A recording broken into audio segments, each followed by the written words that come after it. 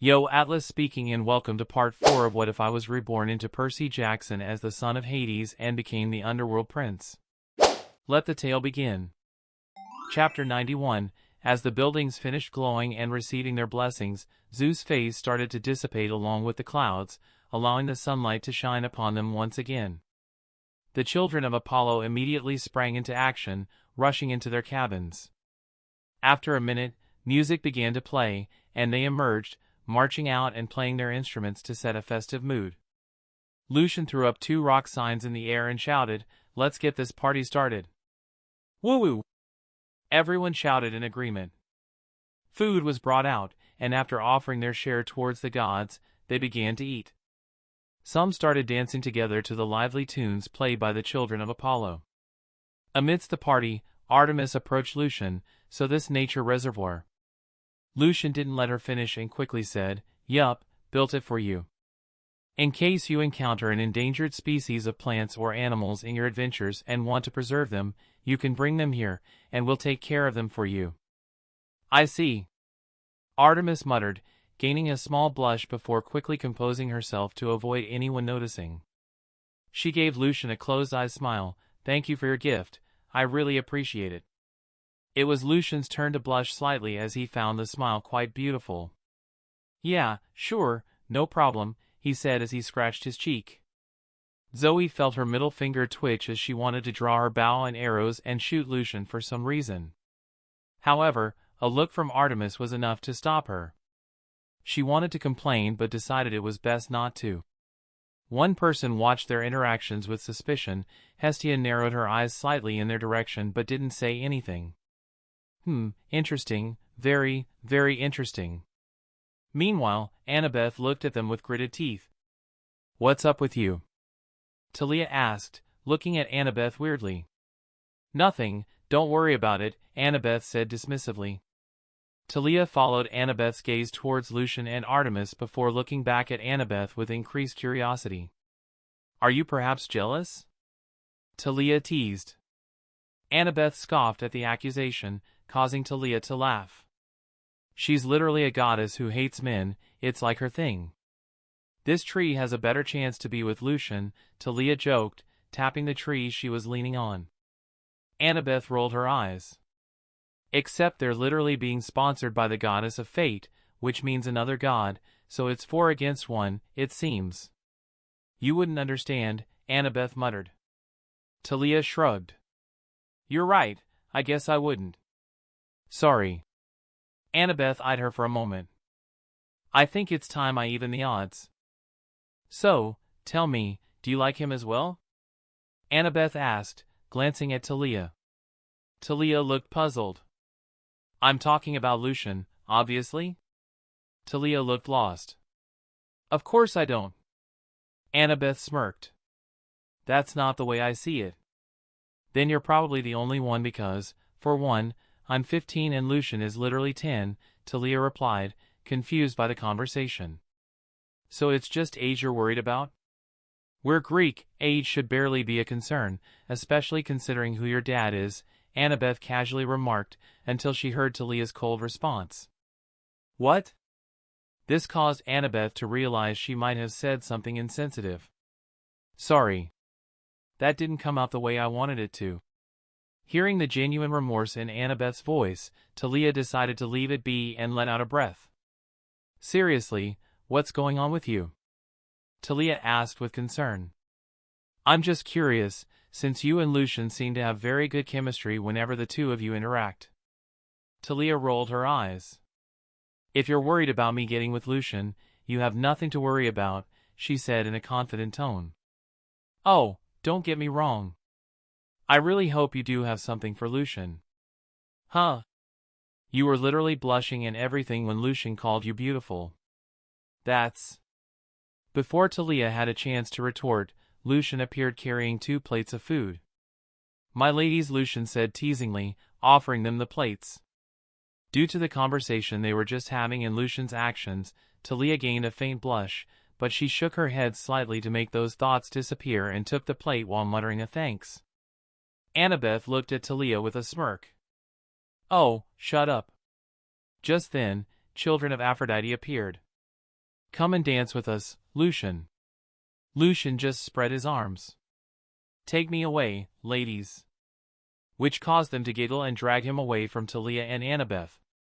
Talia looked towards Annabeth's direction to see her reaction and saw her giggling at Lucian being dragged away as they laughed.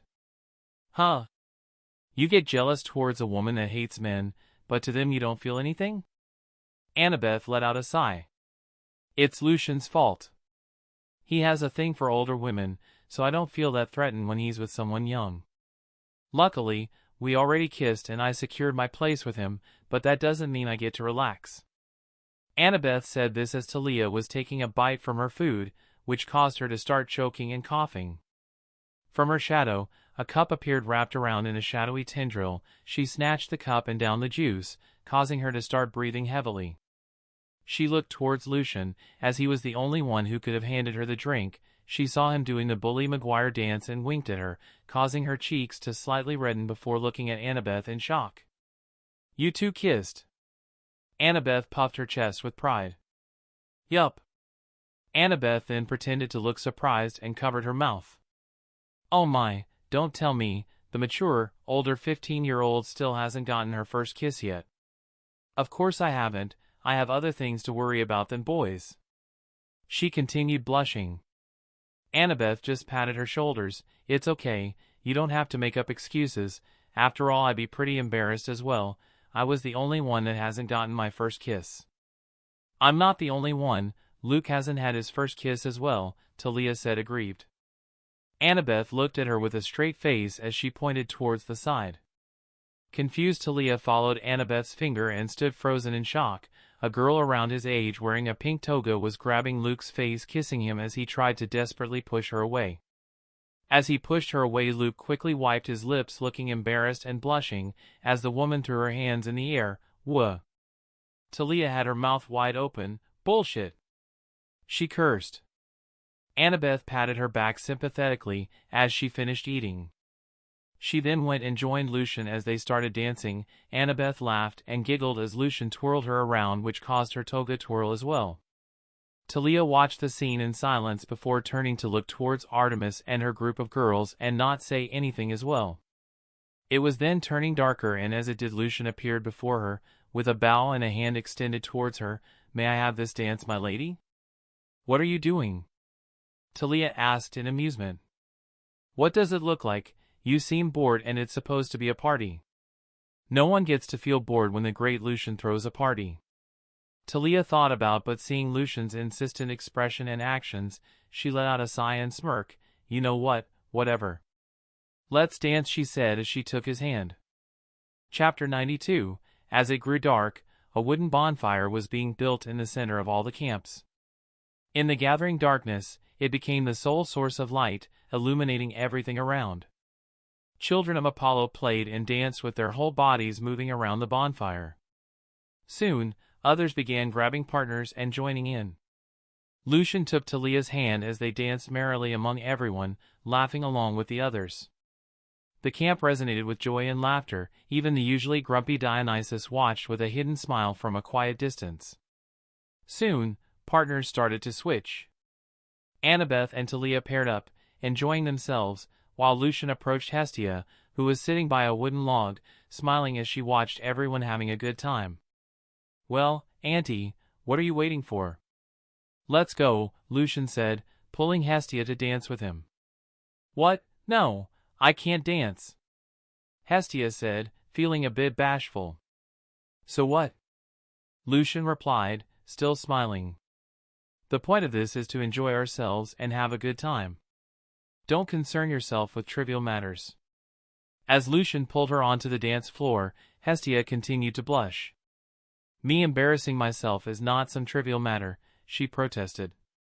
My cute little auntie, no worries about that, just relax, Lucian teased. Don't call me cute, she pouted. Oh, I know, Lucian said, snapping his fingers. Just imagine the bonfire as the hearth and that you're performing a sacred dance ritual to it. Hestia let out a sigh and put her hands on her hips. Fine, you win. Just know I'm only doing this because you asked. Lucian smiled in response to that. Lucian watched as Hestia started to dance like she was performing a sacred dance, moving in her bare feet around the fire. Some of the campers even watched in wonder. The fire swayed as if following her movements. "Go Auntie, go go, go Auntie," Lucian sang out, causing Hestia to grow redder and more embarrassed. After completing a turn around the bonfire, Hestia approached Lucian and grabbed both of his cheeks before gently stretching and moving them with a big pout. "What did I say about embarrassing me, huh? You called me your auntie, so at least show some respect," she scolded. Lucian chuckled, his hands slightly over his mouth. Sorry. You just looked amazing. I had to support my auntie." Hestia put a hand over her forehead and sighed. "Why did I have to be the one stuck with a cheeky nephew?" Lucian smiled as he hugged her and rubbed his cheeks against hers. "I love you too, Auntie," he teased. Hestia rolled her eyes in an exasperated manner before patting his head. Yeah, which resulted in them giggling and chuckling together. As the night grew later, the moon shone brightly above them, accompanied by shimmering stars and the sound of the roaring fire. Lucian spotted Talia staring into the night sky from atop the newly built observatory, with a pensive expression as the atmosphere around the camp started to cool down. Lucian silently sank into his shadow and reappeared behind Talia, who was leaning on the edge with her arms crossed slightly. "Boo!" Lucian exclaimed, tapping her waist. Reacting to Lucian's sudden appearance, Talia threw a sharp elbow behind her in surprise, then turned to see Lucian crouched down with both arms over his head. "My God, Lucian, don't scare me like that," Talia warned with a tired sigh before resuming her position leaning on the edge. Lucian gave her an awkward smile as he apologized, rubbing the back of his head. "Sorry about that. You just looked lost in your own little world." Talia only shook her head. Lucian moved towards the edge and sat down, turning his back towards the moon and stars. "So tell me, what's been on your mind? You've seemed a bit distracted lately." "Nothing, don't worry about it," she said dismissively. Lucian rolled his eyes. "Of course I'm going to worry about it. Whatever is happening looks like it's affecting you a lot. Just mind your business." "It doesn't concern you," Talia said impassively. Lucian made a sharp inhaling noise. "Yikes, unfortunately for you, I'm very nosy. And unfortunately for you, I just happen to slightly care about you, so it kind of does." Talia studied Lucian's face and saw him staring at her with a smile, but she also noticed genuine concern in his eyes. "Why do you even care so much?" she asked in a defeated tone. Lucian looked at her as if she were being an idiot and didn't answer her question. "I'm just going to pretend you never asked me such a stupid question." Talia's cheeks gained a bit of color. "It's not a stupid question, it was a genuine one." Lucian rolled his eyes. "Well, Sparky." "Don't call me that," she interrupted. "As I was saying, you're someone I can call a good friend, someone I'm really close with. So, although this is embarrassing to admit, I care about you. Seeing you like this naturally makes me concerned," Lucian said, his cheeks flushing slightly, noticeable against his pale skin, before looking away. Talia turned her face to hide her own embarrassment. After a moment, she calmed herself down and turned back to look at Lucian, who returned her gaze. They stared into each other's eyes. "I just recently turned 15 years old," she began, opening up about all her worries and insecurities to Lucian. "Which means in a few months, I'm going to be 16, which means that the prophecy could come into play. Ever since I heard of the prophecy, I've dreaded my birthday each year, but I've never been more scared than I am now." As she spoke, Talia glanced towards Lucian, expecting to see a teasing expression or one that usually made her feel like an idiot. Instead, he simply looked at her and listened. He waited for her to continue, nodding in understanding, and for the first time in a while, she felt heard, causing her to continue. "I honestly hate that stupid prophecy. I sometimes wish I never heard it and could just remain ignorant. I know the prophecy didn't say it was me, and I'm just assuming things, but there's a chance that it's me and I really don't want it." Talia's eyes filled with guilt, and she looked down, embarrassed. I know this might make me sound like a bad friend after everything you just said, but I truly wish the prophecy is about you and not me. And I hate myself for thinking that. I'm the older one, I'm supposed to be the mature one, taking on responsibility. I'm even the daughter of the God King, for fuck's sake, she couldn't help but curse. You're braver, much more cunning, heck, even stronger than I am. I know if there is a war coming, you would have a much better chance than I do at surviving. I've even been thinking of ways to avoid turning 16 altogether. And the best idea I've had is to join the hunt. The more I think about it, the more it sounds like the right idea.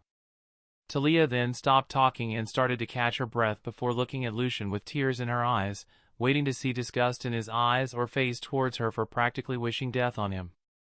Lucian just gave her a sympathetic smile. You, my friend, are being too hard on yourself. First of all, if there is a war coming, I think we both know damn well I would be on the front lines. So even if you were the child of the prophecy, you wouldn't be fighting alone, you would have me and everyone else supporting you. Lucian then looked a bit embarrassed to admit what he was going to say but continued, and this is just my selfishness talking, but I honestly don't want you to go with the hunt, I don't want you to join them. If you want a solution, you already have one, eat the golden apple, which would make you immortal and stop your aging. Talia was supposed to hear that. That's right. The golden apple.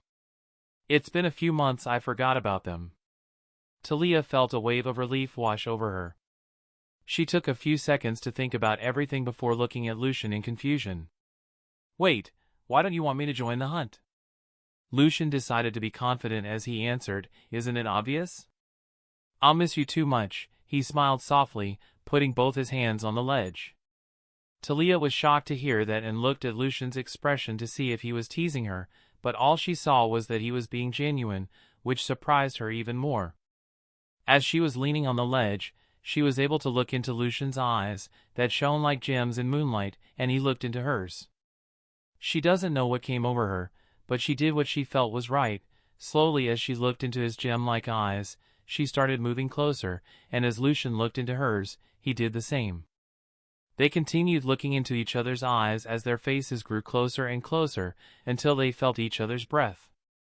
Talia slowly closed her eyes while Lucian did the same, and before they knew it, their lips touched, sinking deeper into each other.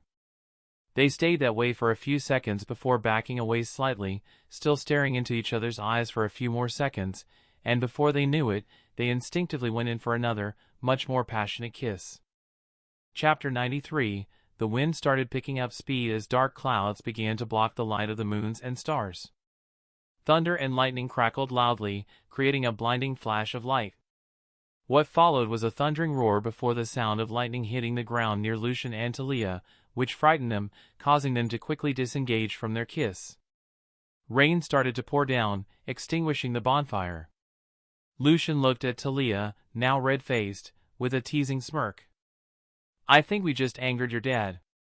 You think? She said, embarrassed by her actions. She crouched down and covered her face, too embarrassed to even look at Lucian. Lucian heard screaming and shouting below them. He saw everyone rushing inside their cabins, trying their best not to get wet. He turned back towards Talia and offered his hand. Come on, let's go. Although I'm enjoying the view, I doubt it's something you're willingly showing me. Talia looked up confused before looking down and let out a yell as she covered her chest with her hands. Her toga was sticking to her skin, outlining her figure, making her parts more prominent. As she covered her chest with blushing cheeks, she took Lucian's hand as he helped her up. Lucian sighed, it's a shame we had to cut our kissing short. I was really starting to enjoy it too. As they both jumped down from the observatory, lightning resounded throughout the camp, seemingly angered by Lucian's statement. Please shut up, Talia pleaded, feeling her father's anger and also ashamed to admit that she liked it, fearing further anger from her father. Talia rushed towards her cabin, and before she went in, Lucian called out to her, Hey, wait a minute. Turning to look at Lucian, Talia was baffled when he approached her, kissed her once more, and then ran back to his cabin. Every step Lucian took was accompanied by furious lightning as he rushed towards his cabin. Talia's lips slowly curled into a smile before she shook her head and went inside. He, Lucian laughed loudly as he dodged every strike with his danger senses. He rushed inside to find Annabeth waiting for him with an amused look. Guess by that, she said, pointing outside, you must have done something to anger him. Lucian let out a bashful chuckle as he rubbed his cheeks and chin. Talia and I may or may not have kissed, and someone isn't too happy about it. Annabeth looked at Lucian with her mouth agape before bursting into laughter. Wow, you sure do work fast. Why, thank you, Lucian said, puffing up his chest with pride. Underworld, Hades' castle. Wah! That's my boy. Hades cackled evilly while holding his face. What did he do now? Medea asked with a smile, intrigued to know what her little boy was up to. Persephone looked at Hades with curiosity and waited for him to finish his maniacal laughter. Hades lightly chuckled as he explained, he and Zeus' daughter were caught kissing right on top of the building Zeus himself just blessed, on the building that was meant for him. Ha ha ha. Hades put a hand on his chest as he laughed, I'd never felt prouder. Medea's eyebrows twitched upon hearing that. He's only 10 and is already hooking up with girls older than him. I don't know if I should be beyond pissed or proud to know my lessons on how to treat a girl are doing him some good. I'm leaning more towards being pissed. He better not turn out like that bastard. I swear to the very gods, Lucian, I will crawl from the underworld if I have to just to spank you. While Persephone was shocked upon hearing that, are you serious? Wow, that's daring. I can't imagine my father is very happy upon hearing that. Oh, he's really angry at the moment, and it makes me all the much happier. Not to mention, he seems to have a thing with the Athena girl as well, and she didn't seem opposed to them. In fact, I think she was encouraging it, Hades said, spilling drama and adding fuel to Medea's anger. What? Medea bit her nails with anger and worry. I swear I'll kill that boy if he does something to break their hearts and cause them pain. Hades waved Medea off. Oh, relax. Lucian seems to know what he's doing. I swear, Hades, if Lucian turns into a womanizer, I'm blaming your entire messed up lineage. Mount Olympus *. Zeus had his lightning bolt in hand as his expression contorted in anger. There's no way I will permit their relationship. If it weren't for those damn fates, I would have killed that boy 1,000 times over by now. Zeus, in his anger, threw the bolt, causing lightning to strike in the mortal world once again. No child of mine is ever to be permitted to be in a relationship with one of his, Zeus continued, throwing a tantrum that lasted the entire night. Camp Half-Blood, Zeus' cabin. Talia was laying in bed staring aimlessly to the ceiling while occasionally touching her lips, which caused her to blush remembering how she initiated the kiss with Lucian. Talia grabbed her pillow and put it over her face before pushing it down, letting out a loud muffled scream. She grabbed her pillow into a hug as she started rolling around the bed. What have I done? What I have done? What have I done? Talia kept on repeating in her own head over and over again. I hate that I don't regret doing it. If I could I would so do it again. Gah! What am I thinking? Talia kept rolling on the bed embarrassed by her own thoughts that kept on plaguing her mind. Who knew kissing someone would feel so good? It was surprisingly sweet, Talia mumbled aloud, reaching for her lips once more. The sound of lightning was heard once more, causing Talia to flinch. She felt it was a warning directed towards her. All right, I'm already going to sleep, geez. Unexpectedly, sleep came much easier to Talia than she expected, but she unfortunately found out why very quickly. As she opened her eyes, she grew confused and looked around. She saw that the floor was made entirely out of clouds, while the entire surrounding was sky blue. As her confusion kept growing, a figure of cloud formed in front of her, a figure she had seen earlier up in the clouds. Father! She called out in confusion. I will not permit it! Zeus yelled out as soon as he appeared. What? Talia asked, confused by his statement. You are forbidden from forming any relationship with that boy of Hades, Zeus once again stated. Hearing this, Talia grew angered. Are you serious right now? She yelled, which surprised Zeus. You didn't show up at any point in my life, not when I was surviving out there in the wild being chased by monsters, not when it was my birthday. I didn't get a single happy birthday wish from you. And you especially didn't show up when my brother, your son, died.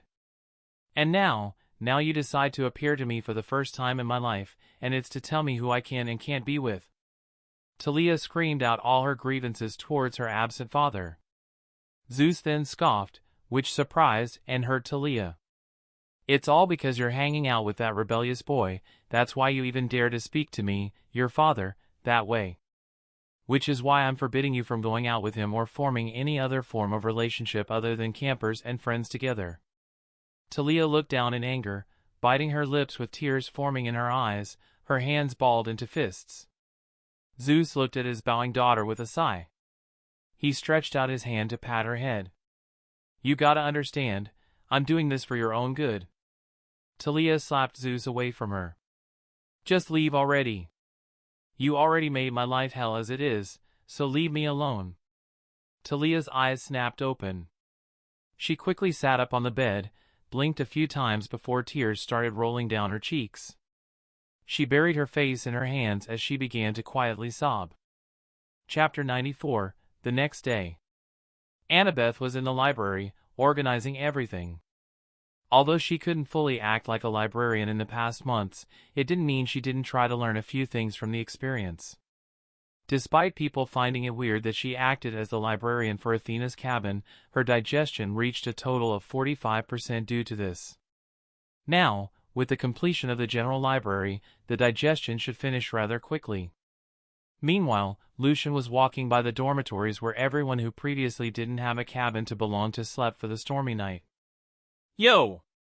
Guys, how did you enjoy the dorms?" Lucian asked with a smile and his hands in his pockets. People started dabbing Lucian up as they saw him. "Dude, the place is sick," a kid with black hair and eyes said with a smile. A girl who looked a little older than him with pale skin, brown hair, and dark eyes smiled towards Lucian. "Yeah, Lucian, thanks. The place is awesome, and the rooms are much bigger than they appeared. I think I detected a bit of magic from it." Lucian grinned at her. "So you noticed, yeah, a little bit of enchantments here and there, you know, the usual." The girl rolled her eyes. "Only you would call that a little bit of enchantment. What about everyone else? Did they enjoy it?" The boy smiled and scoffed slightly while pointing back with his thumb. "Enjoy it? Some are still oversleeping." Lucian continued acquiring their thoughts for a bit before he walked around the camp checking the new buildings. As Lucian arrived near the communication hub, Luke walked up to him, and they did a small handshake between the two of them. "Are you sure this thing is safe?" Luke asked. Lucian scoffed. "Look who you're talking to. Of course, that thing is safe. I made it. It's enchanted to not attract monsters when it's used, so people will be able to call and send messages back home rather quickly." Luke smiled. "You're something else, you know that?" Lucian shrugged his shoulders. "Of course, I know. It's the way I was born."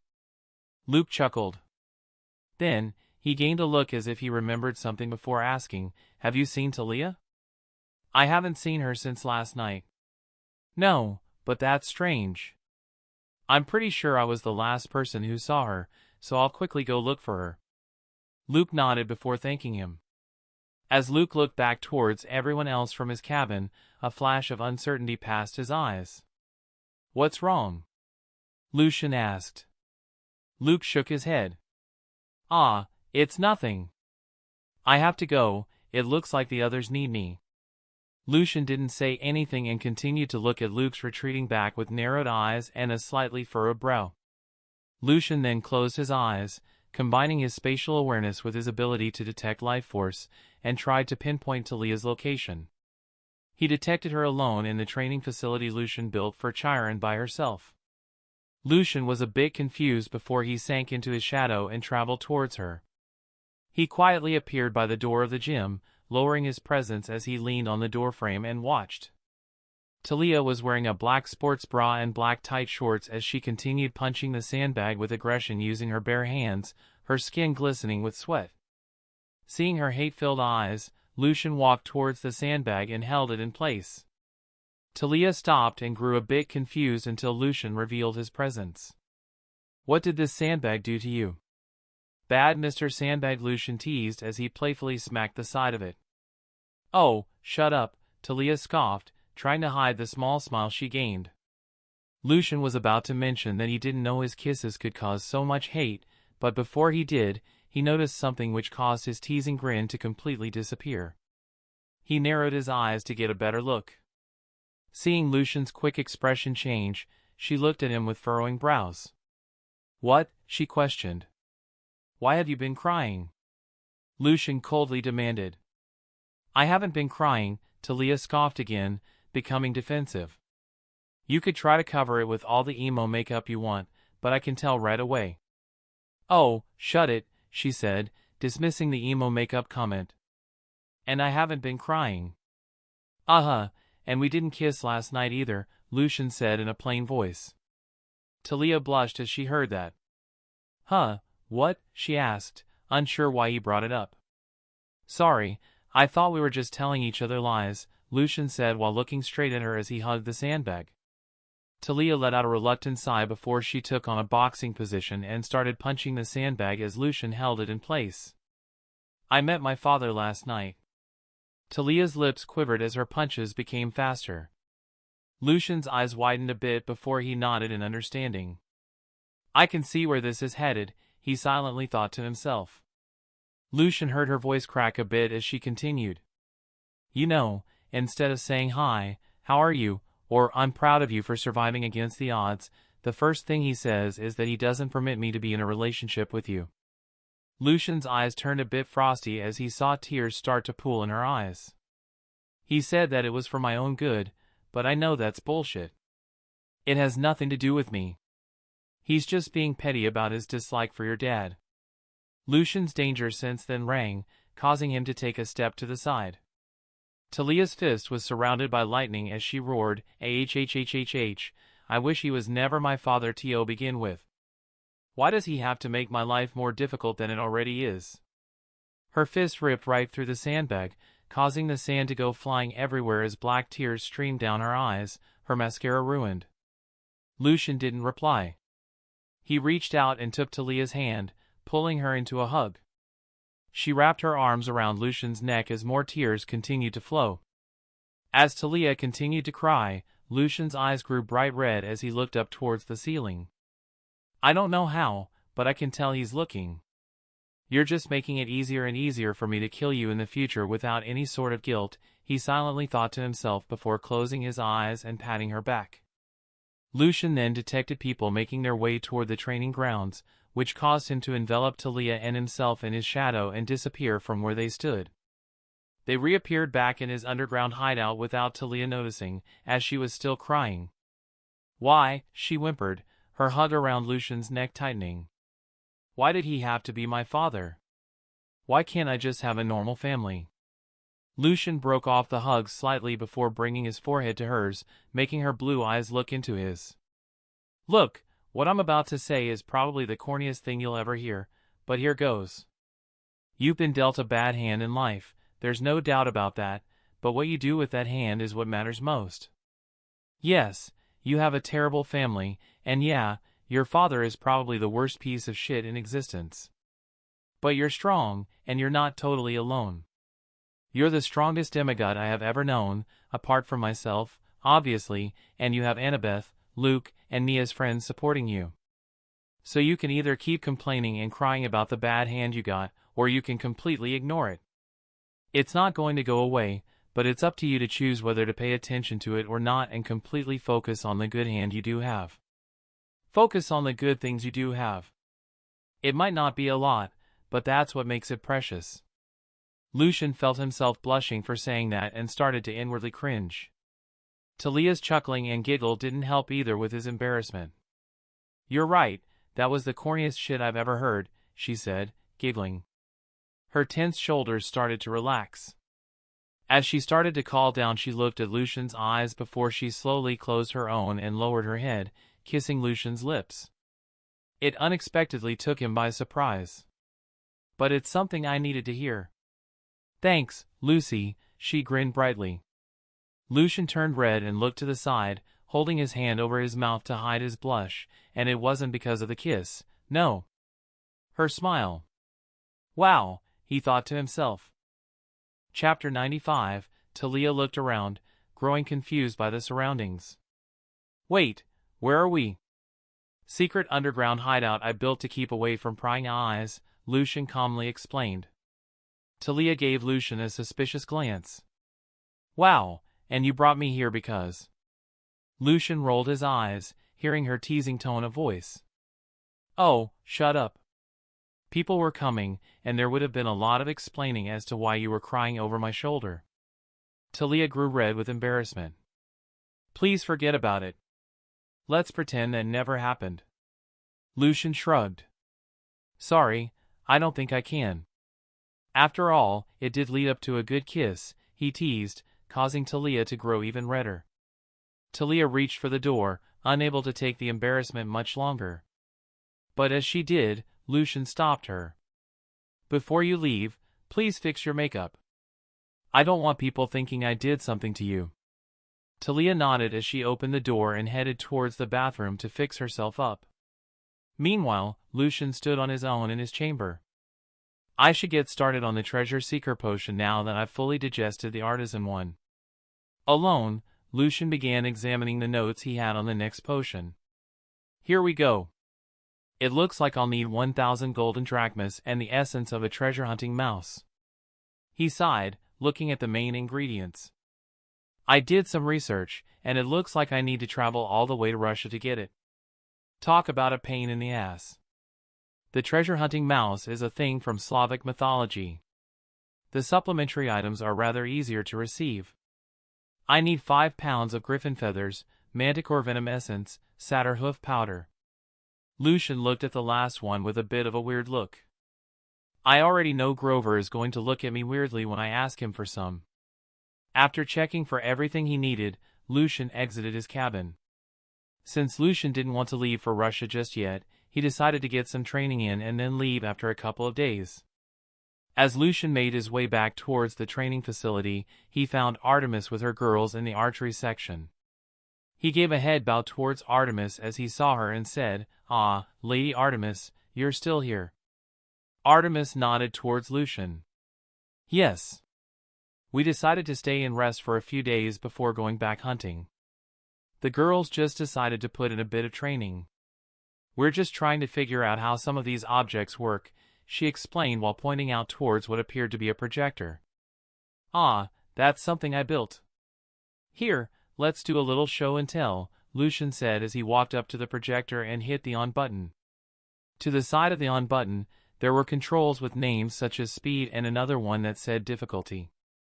It's enchanted and filled with some of the powers of the mist, which would be able to create illusions of monsters that act like targets.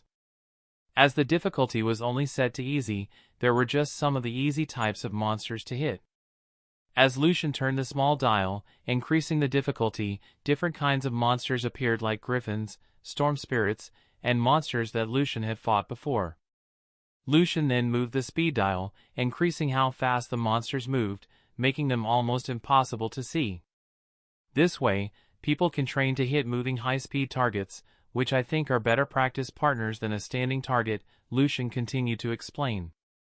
Artemis listened with a hand on her chin. This is actually pretty impressive, she genuinely praised. Lucian turned his hand to the side, causing his ring to change shape and turn into a black and purple bow. He conjured black fire from his hands, which quickly morphed into an arrow. Drawing back using the bow, he took aim towards one of the fast-flying griffins. Lucian then did something that surprised the others. He closed his eyes and continued following the illusion of the griffin. He moved his bow ahead a bit before releasing the arrow, which sailed through the air. As it hit the griffin, it exploded into a purple mist. In the middle of the mist, a +3 appeared before it vanished. The mist flew its way back towards the projector and got sucked back in before forming another monster. Zoe, who was close to Artemis, let out a scoff.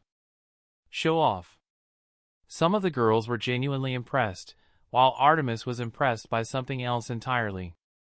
Your hands. she muttered. Zoe looked at Artemis in confusion.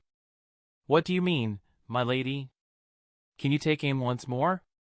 Artemis asked Lucian, showing Zoe what she meant instead of telling her. Lucian shrugged and did as he was told. He conjured a fire arrow, took aim, and stayed in that position. As Zoe examined his hands, she realized what Artemis was talking about. They aren't moving, like at all. They're perfectly still. Artemis nodded in confirmation. Yes, which is something really rare and a quality only some of the world's best archers possess. She turned to Lucian. How did you do it? How did you train your hands to remain so steady? It's due to my crafting, Lucian explained.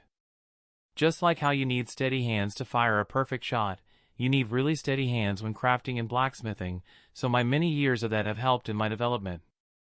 Artemis nodded in understanding, and seeing this, Zoe looked at Lucian with narrowed eyes. I want to challenge you. Let's face off against each other and see who can obtain the best score. Lucian smirked. Are you sure you want to do that? If you lose, then you would be shaming Lady Artemis, as you're basically her right-hand woman. Zoe scoffed. I'm not planning on losing, so I have nothing to worry about. Lucian smiled as he retorted, that's the thing about losing. No one ever plans their loss. They're called losers simply because they're not the winners. Zoe narrowed her eyes towards Lucian aggressively. I will enjoy thoroughly beating you. Lucian pulled the bottom of his eye and stuck out his tongue. To do that, you need to actually be better than me, which unfortunately you're not. Zoe gritted her teeth and continued to glare at Lucian. Do you want to use the practice bows and arrows or go with our original weapons? I don't want you to later complain that I had an advantage, Lucian slyly grinned. Our own weapons. Only a bad archer would blame their equipment, Zoe replied confidently. Lucian then nodded his head and turned towards Artemis. Lady Artemis, I hope you can be the judge of our competition. Zoe once again scoffed. That is something beneath her lady to do. Before Zoe could continue, Artemis interrupted by raising a hand, stopping her. I don't mind. It's just a small competition between the two of you. Artemis then turned towards Lucian and smiled. I actually want to see how much you have improved since we last met and taught you. Lucian performed a gentlemanly bow. I shan't disappoint, my lady. Zoe looked at Lucian in disgust, while Artemis smiled and shook her head at his antics. So, who will go first?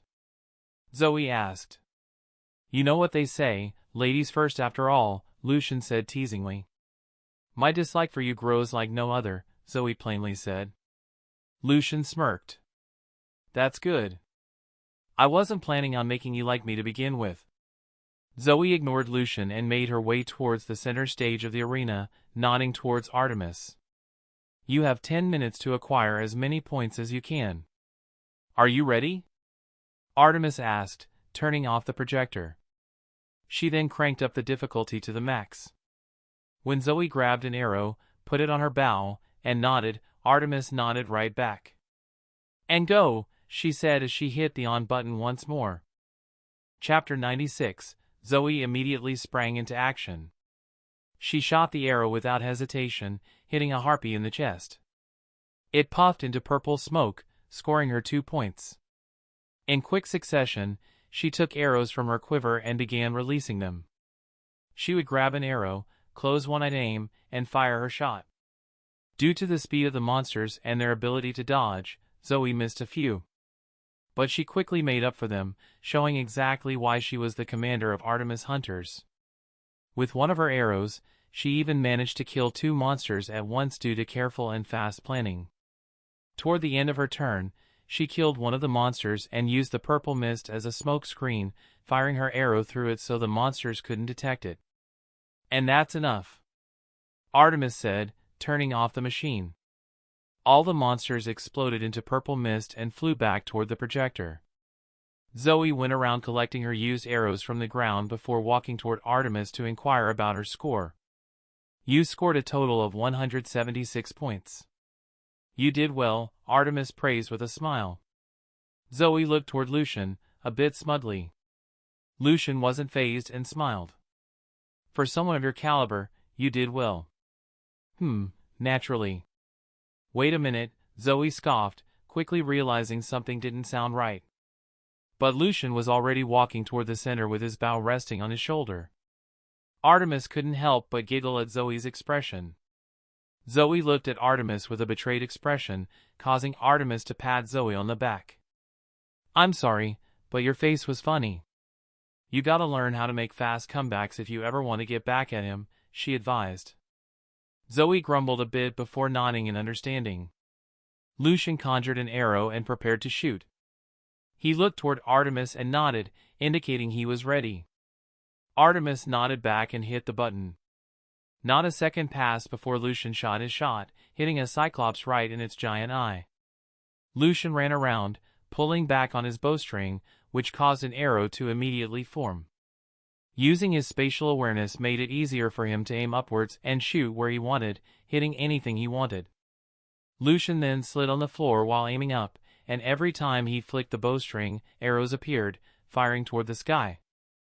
A group of hellhounds appeared, causing Lucian to jump into the sky. Lucian face down, aimed his bow at the hellhounds, conjured 3 arrows at once, and fired them, before firing some more.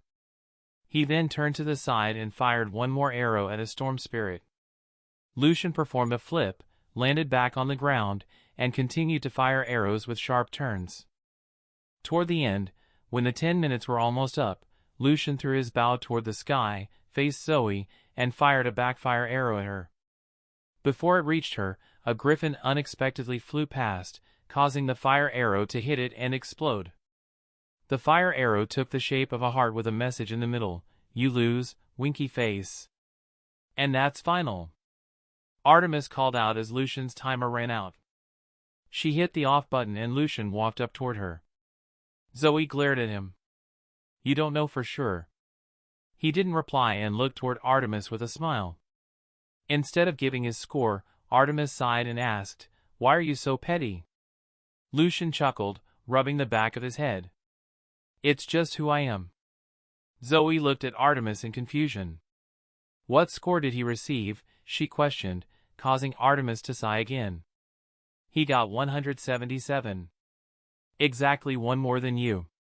His score could have been higher, but he chose to just one-up you, Artemis explained. Zoe's eyebrows twitched.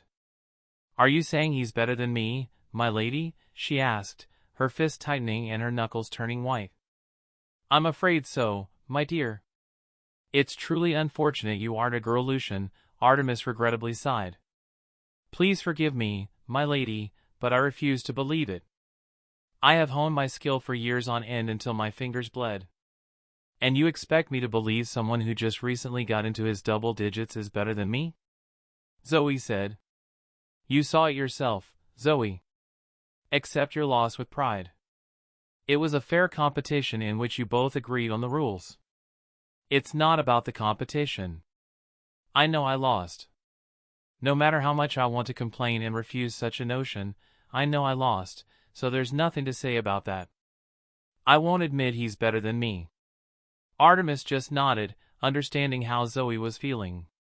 Lucian shrugged his shoulders, not really caring either way. The results speak for themselves, lady, he said as he walked away, waving. After finishing his training with his bow, Lucian went on to train his mastery with other weapons, whether with his sword, spear, chain sickle, or bow staff, until late into the night. As he walked back towards his cabin, Lucian noticed that the lights in the library were still on and decided to check it out. When he entered, he saw Annabeth sorting books and putting them back where they belonged while standing on a tall ladder. When she noticed Lucian, she smiled and slid down. What are you doing here? She asked. Saw the lights were on and wanted to see if you needed help. Annabeth shook her head. No thanks. I've got everything covered, plus it's good for the you-know-what. Lucian nodded before sitting down by one of the reading tables, waiting for her to finish as she stored more books. So, anything planned? Annabeth asked, wanting to start a conversation. Yeah, in a few days I have to travel to Europe, Lucian said, leaning back in the chair. Annabeth was a bit surprised to hear that. How long will you be gone? I don't know. It depends on how long it takes me to find what I need. And that is? Essence of a treasure-hunting mouse. Shouldn't it be rather easy? Annabeth wondered. Lucian shook his head. They're hard to find and extremely rare. Wait, Annabeth said as she stopped what she was doing and turned towards Lucian. Were you seriously planning on searching all of Russia? Yeah. Shouldn't I? I mean, I would also use my shadow soldiers to help.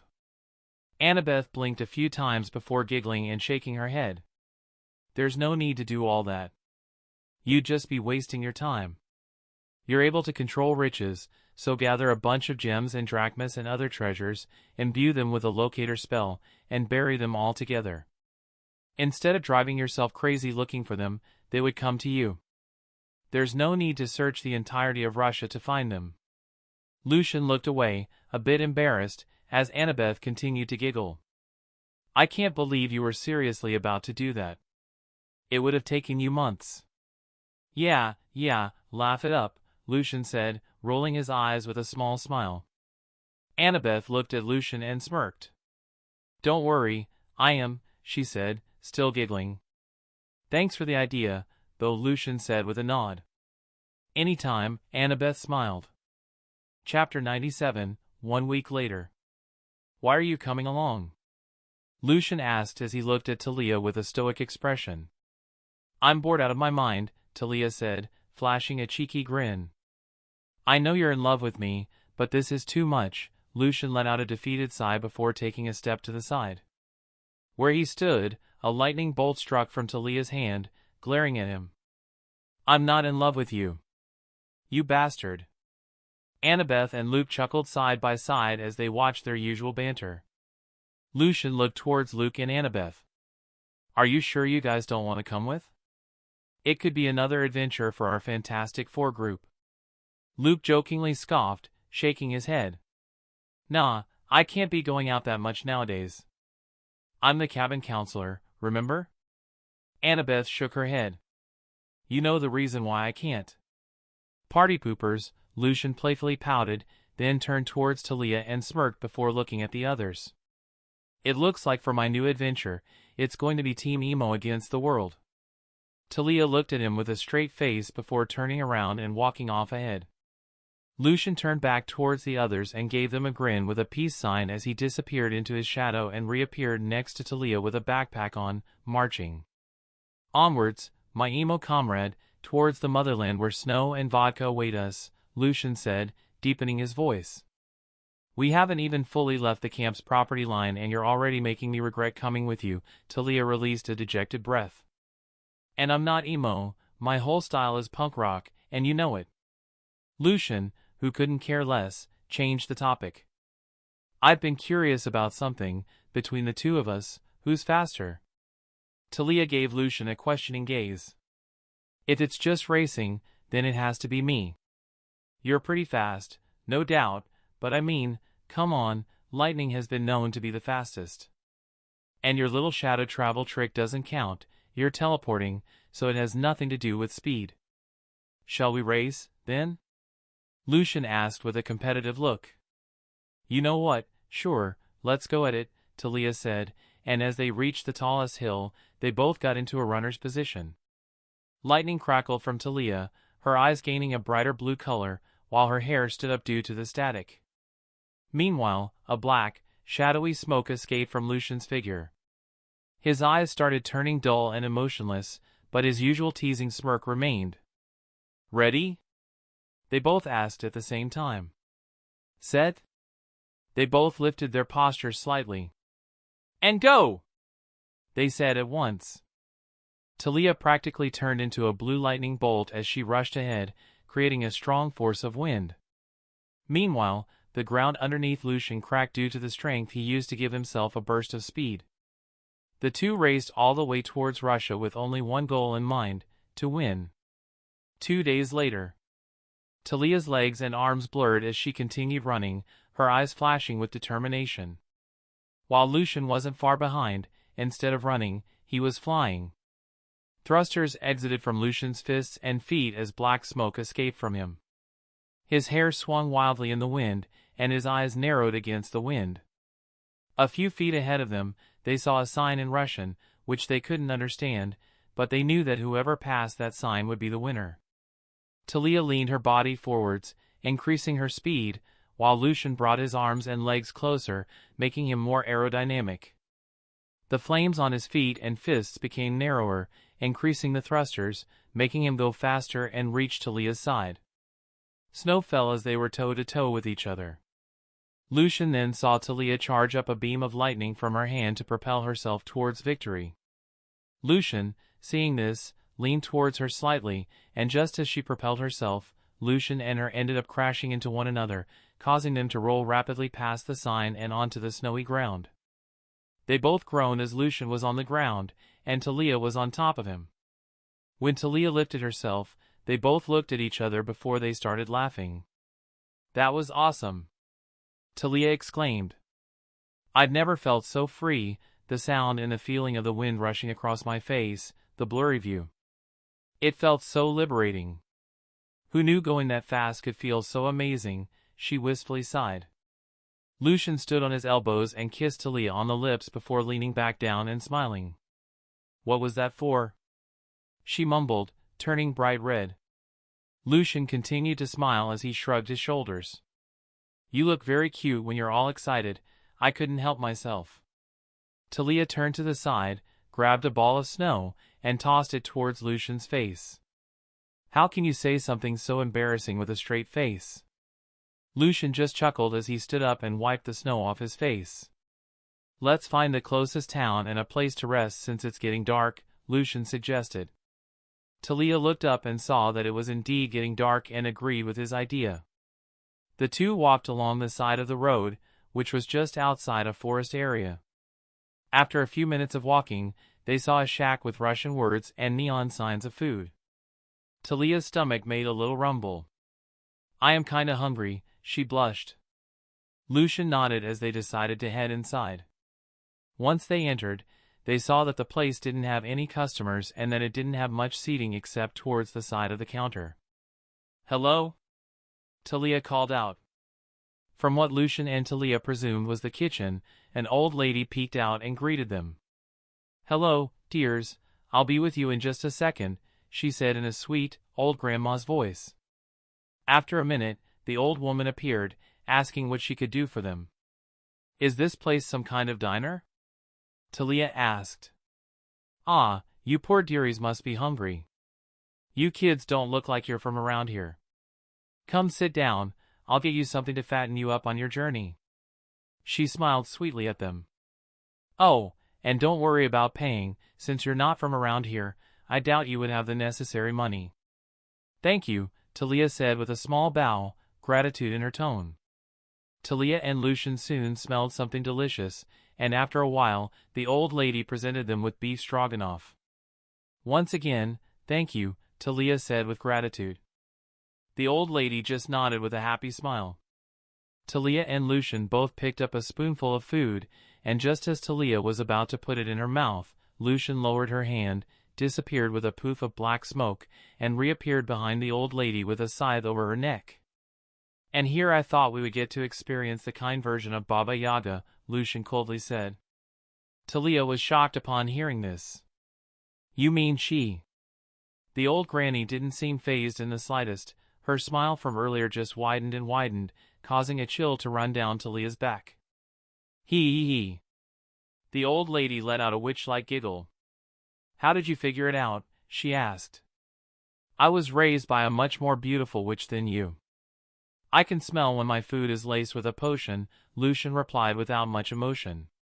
"Not to mention your lackluster illusion." The witch continued to smile as she dropped her illusion. Talia was a bit shocked by her appearance and felt a shiver run down her spine. Baba Yaga looked like a stereotypical witch, green skin, a long pointed nose with a large mole on it, and a singular silver tooth hanging from her mouth.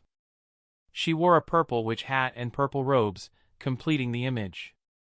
Chapter 98, Lucian's danger sense rang in his head, but as he was about to deal the finishing blow, a protective barrier of magical power surrounded her. A green aura of her magic then quickly expelled, pushing Lucian back with great force. As Lucian was sent flying back, he did a flip, landing on the wall before he pushed himself towards Baba Yaga, swinging his scythe. Baba Yaga's hands gained a bright green hue as she conjured another shield with her power. She directed Lucian's attack, moving him away from her and back towards Talia. Seeing this, Talia's shock subsided as she withdrew her spear and shield. Looking at the shield, Baba Yaga felt a shiver run down her spine but quickly composed herself. The shack then started to shake as Baba Yaga let out a witch-like laugh. Hee, the more you struggle, the tastier you'll be.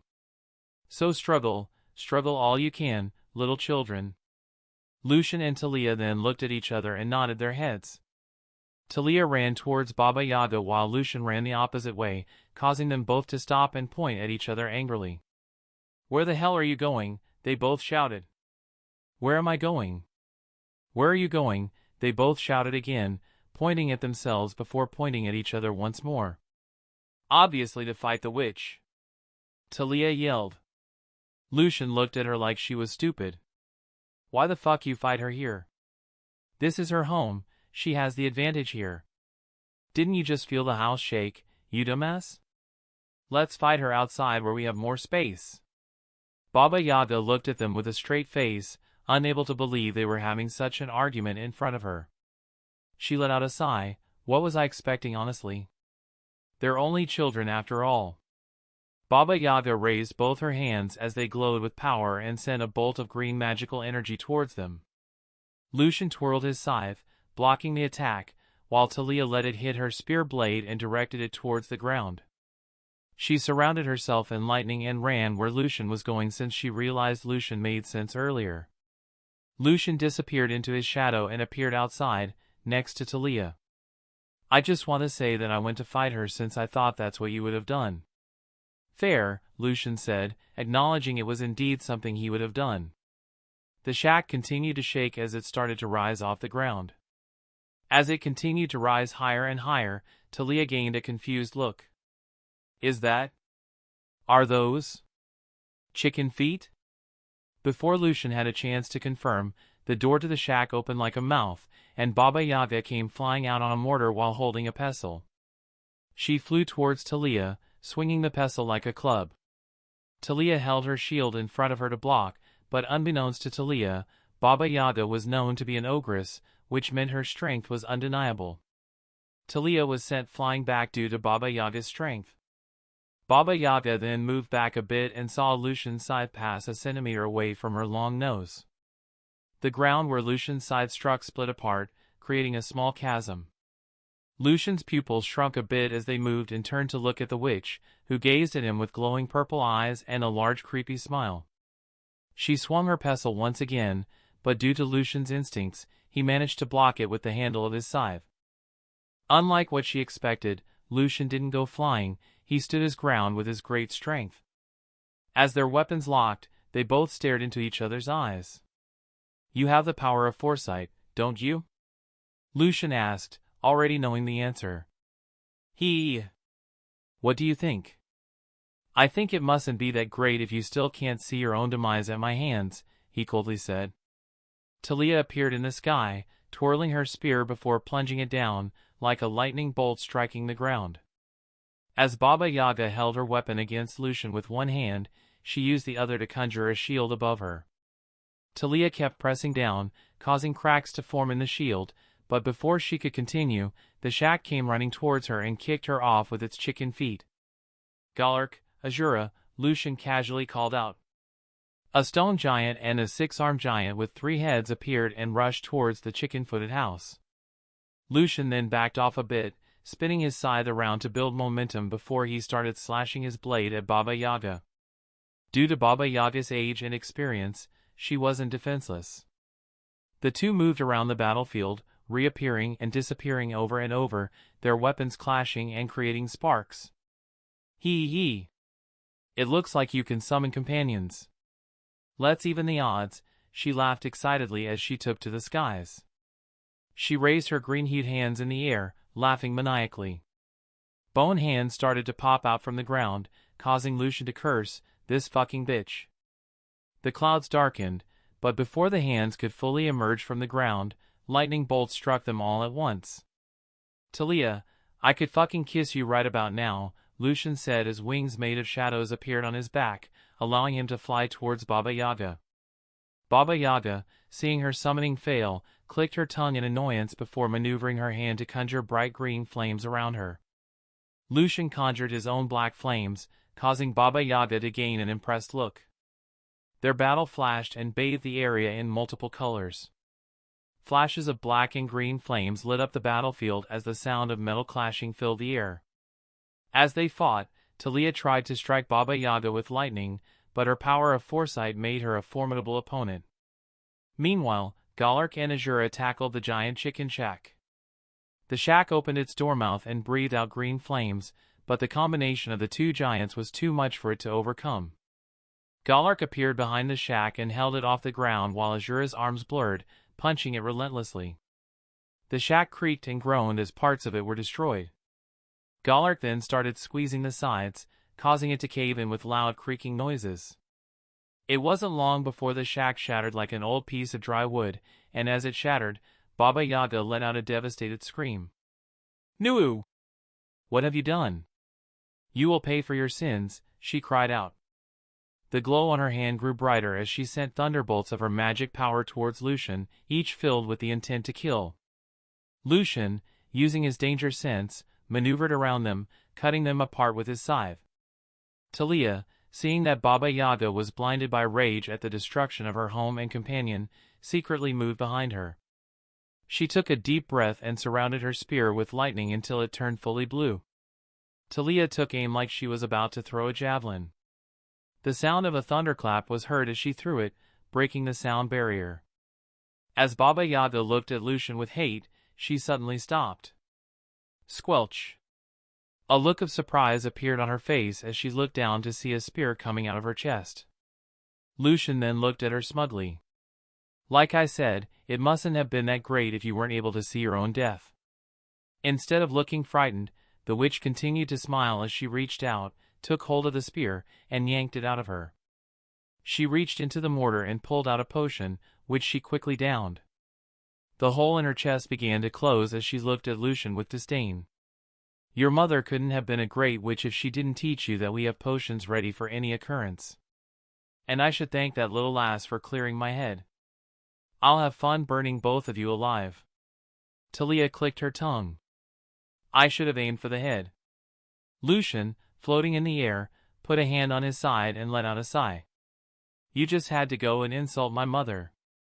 His eyes grew colder as he turned his scythe back into a ring. Baba Yaga looked at him in confusion, wondering why he would withdraw his weapon. Lucian reached over to his bat-like wings and pulled out his grimoire. He puffed his chest, fixing his posture as a dark red hue surrounded his hands and his eyes glowed red. He looked down at Baba Yaga with displeasure, and in a cold voice said, "I'll show you the power of the blood that courses through me. You will learn of the power passed down to me by my mother. And you will pay for your sins of even questioning it." Chapter 99, Lucian thrust his arms forward, sending a bolt of his magic power, while Baba Yaga did the same. Sparks from their clash flew everywhere as they circled each other. Baba Yaga's eyes flashed purple, causing sweat to run down the side of her face. "What a monster," she couldn't help but mumble, her face gaining an excited look. "Talia," Lucian called out calmly, using only one hand in their power struggle while Baba Yaga used two. "What?" Talia asked as she bent down to pick up her spear. "Don't interfere," was all Lucian said as he flew higher, breaking their struggle, seeing it as pointless and a waste of magic. Lucian's dark red glowing hands rotated in a circle, causing multiple magic circles to appear, all pointing directly at Baba Yaga. He, she giggled as she raised her hands in a clenched form. From those magic circles, multiple weapons appeared as he combined his two types of magic, tracing magic and curses. Now each weapon was imbued with curses. Even a scratch would afflict the target with an unknown curse. "I call this magic, cursed weaponry," Lucian smirked as he sent all the weapons flying toward Baba Yaga. Whether they were axes, spears, swords, or polearms, each was golden in color. Baba Yaga summoned her green flames, causing some of the weapons to melt upon contact. But some didn't. She flew around, dodging everything, her eyes glowing purple. Hee. This is the most fun I've had in ages, she yelled excitedly, upside down while holding her mortar and dodging the weapons. Lucian floated in the air, moving his hands rapidly, causing the weapons that missed her to change direction and fly back toward her. Baba Yaga rapidly rotated her hands in circles, forming a green ball of magical energy between them. She then spread her arms, causing the ball to erupt in an explosion that hit every weapon coming her way. The weapons then changed into little butterflies, which started to fly away gingerly. Hee, tell me, boy, what is your name? Lucian scoffed. I know better than to give my name to a witch so casually, he said as he prepared to throw hexes and curses her way. His grimoire started flipping through its pages. Some pages stopped for a bit, gained a dark red hue, then continued flipping. Hee, that's probably smart. How about this, just give me your first name. Even you must know I can't do anything with just that. As a witch, Baba Yaga was familiar with her own fair share of hexes and curses, so seeing what Lucian was doing, she started doing the same. Instead of magic circles, balls of magical energy formed around her. With Lucian's magic circle glowing in the dark, it illuminated his figure as he looked down at Baba Yaga with his glowing red eyes. He pointed his finger at her and said, "Very well, witch. Remember this name, and remember it well, as it will be the last name you'll ever hear. My name is Lucian, son of Medea, the witch of betrayal, and son of Hades, god of the underworld." Interesting. What an interesting lineage you possess, young Baba Yaga laughed in joy, her eyes glowing purple, but was interrupted by something unexpected. Squelch. When Baba Yaga looked down, she was shocked to see a hand coming out of her chest holding her still beating heart. As Baba Yaga opened her mouth, green blood spewed out, staining her purple robes. But how? Cough cough. I had my foresight activated at all times, Baba Yaga managed to say. When she looked up toward Lucian, she saw him smirking as he slowly turned into purple mist. Lucian, who was behind her, kicked her back, causing Baba Yaga to fly off her mortar and land on the ground with a big thud. Staining the grass with her blood, her chest heaved as she tried to move, while Lucian slowly floated down toward her. What I was seeing, cough cough, they weren't my abilities, were they? Baba Yaga asked in a low voice as her breathing became shallow. No, Lucian coldly admitted. I made you believe that what you were seeing was your foresight. First, I implanted in you what I was going to do next and executed it exactly. When you grew confident, I knew it was my moment to strike. Truly a frightening child. I take it back, I take it all back. Your mother must have taught you well. Admitting it isn't going to save you from what I'm about to do next. Lucian reached out and plucked out her eyes. Baba Yaga screamed in agony. As Lucian pulled her eyeballs out, the optic nerves came with them. He had to stretch them slightly until they snapped, causing Baba Yaga further agony. You monster, you demon child, curse you, what did I do to deserve this? Baba Yaga cried out as she slowly started to turn to dust. Lucian quickly pulled out 2 containers and 1 small leather bag, all enchanted with preservation spells. He placed the eyeballs and the beating heart in the containers, while he used his magic to will the dust into the bag. Talia, standing to the side, held her stomach as she vomited. What is wrong with you? That's disgusting. Stop being such a big baby. Eyes that could see into the future are a lot more valuable than you can possibly imagine. Still doesn't make it any less disturbing. Talia said, wiping her mouth. Hold that thought. Arise, Lucian said in a deep voice. 2 figures emerged. One was Baba Yaga. When she appeared, both Lucian and Talia stared, their eyes wide and mouths agape.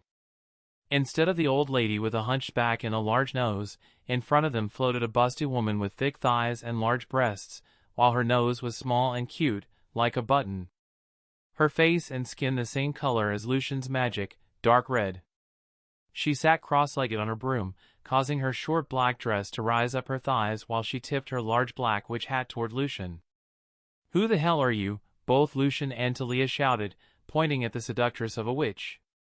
The busted section which let out a cute giggle as she covered her mouth. "Why, of course, I'm Baba Yaga, silly master." "The hell you are!" both Lucian and Talia said at the same time, causing Baba Yaga to let out small giggles. She put her hand on her chin in a pondering manner. "I still can't tell how you managed to trick my foresight. It should have been impossible with just a missed illusion."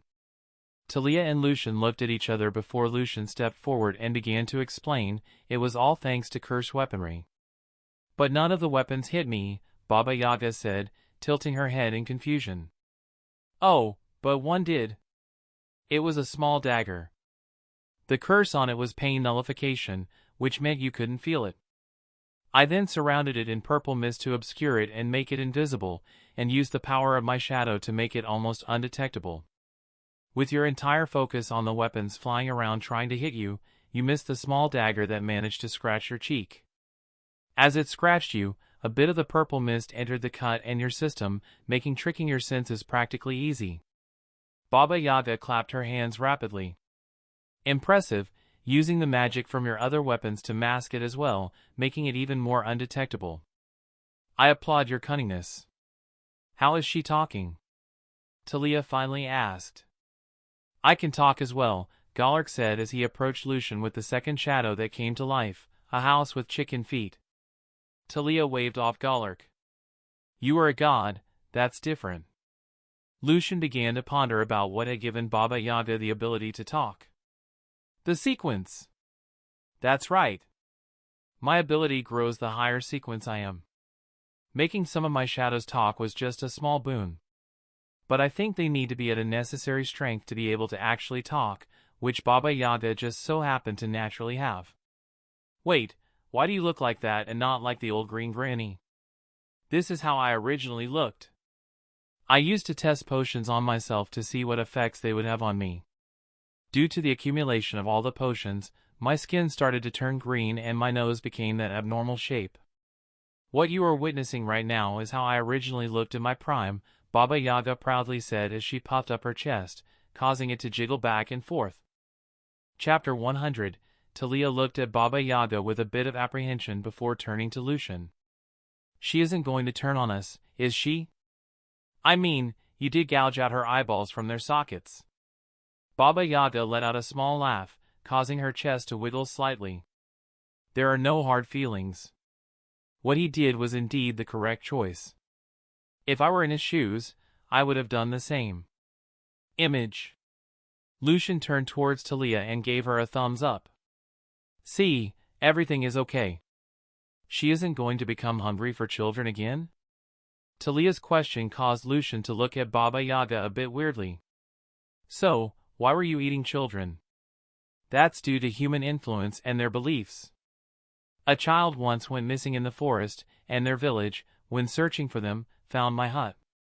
When I came out to inquire what was going on and try to help, they saw my grotesque appearance and immediately assumed I ate them. Since then, the word spread rather quickly that I ate children.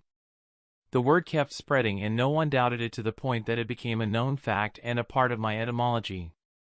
It became a part of me. I became someone who ate children for pleasure." "I see." Lucian nodded. Talia turned towards Lucian. "You believe her? What if she's lying?" Lucian shot down Talia's suspicion. "No, what she says sounds about right. For 2 reasons," he said, holding up 2 fingers. "First, my shadows are physically incapable of lying to me, so she can't be lying. Another possibility is that she's just stating what she believes to be true. Second, Hecate has confirmed to me that such a thing can happen." "Your magic teacher?" Talia asked, to which Lucian nodded. "She has told me to be careful of the titles I get on my journey, that human faith and beliefs are powerful things." Which seems to have occurred to Baba Yaga. "Fine, I'll drop my suspicion, but I'll still keep my eye on her if I were you," Talia said as she narrowed her eyes towards Baba Yaga. Just then, Azura appeared, carrying 2 stacks of books in 2 hands and a mortar full of bottled potions in another. Lucian looked at the stack of books and then at Azura in confusion. Where did you even get those books from? With his free hand, Azura pointed towards the shadow hut with chicken feet. Ah, these belong to you?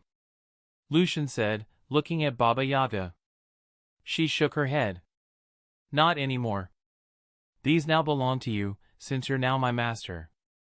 So all that is mine is now all yours, she said seductively, lifting up his chin with one of her fingers.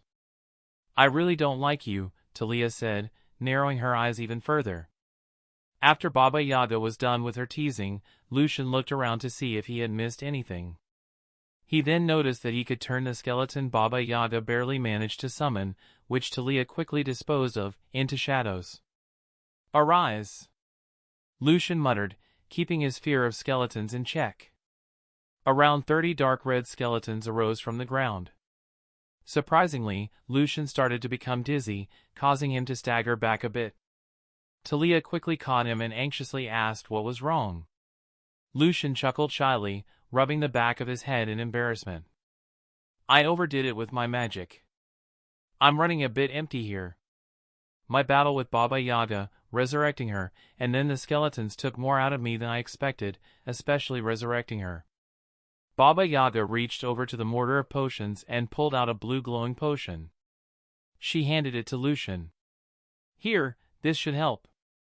As he downed it, he almost spat it out but ultimately drank the whole thing. Oh my god, what is wrong with you witches and nasty-tasting potions, he whined, sticking his tongue out in disgust and holding his throat. Would it kill you to add some flavor? He continued to complain. After his magic recuperated, Lucian extended his hand, which gained a dark red hue. All of his skeleton shadows then turned into shadowy wisps that flew into his open palm. The wisps started to run in circles around his hand before they blended into one another. Lucian's other hand gained a similar hue and started moving in a circle on top of the black ball that was forming. He then clasped the top hand with the bottom one, enclosing the black ball in the middle, and softly closed his eyes. His hands moved and wiggled slightly as he maintained a look of deep concentration.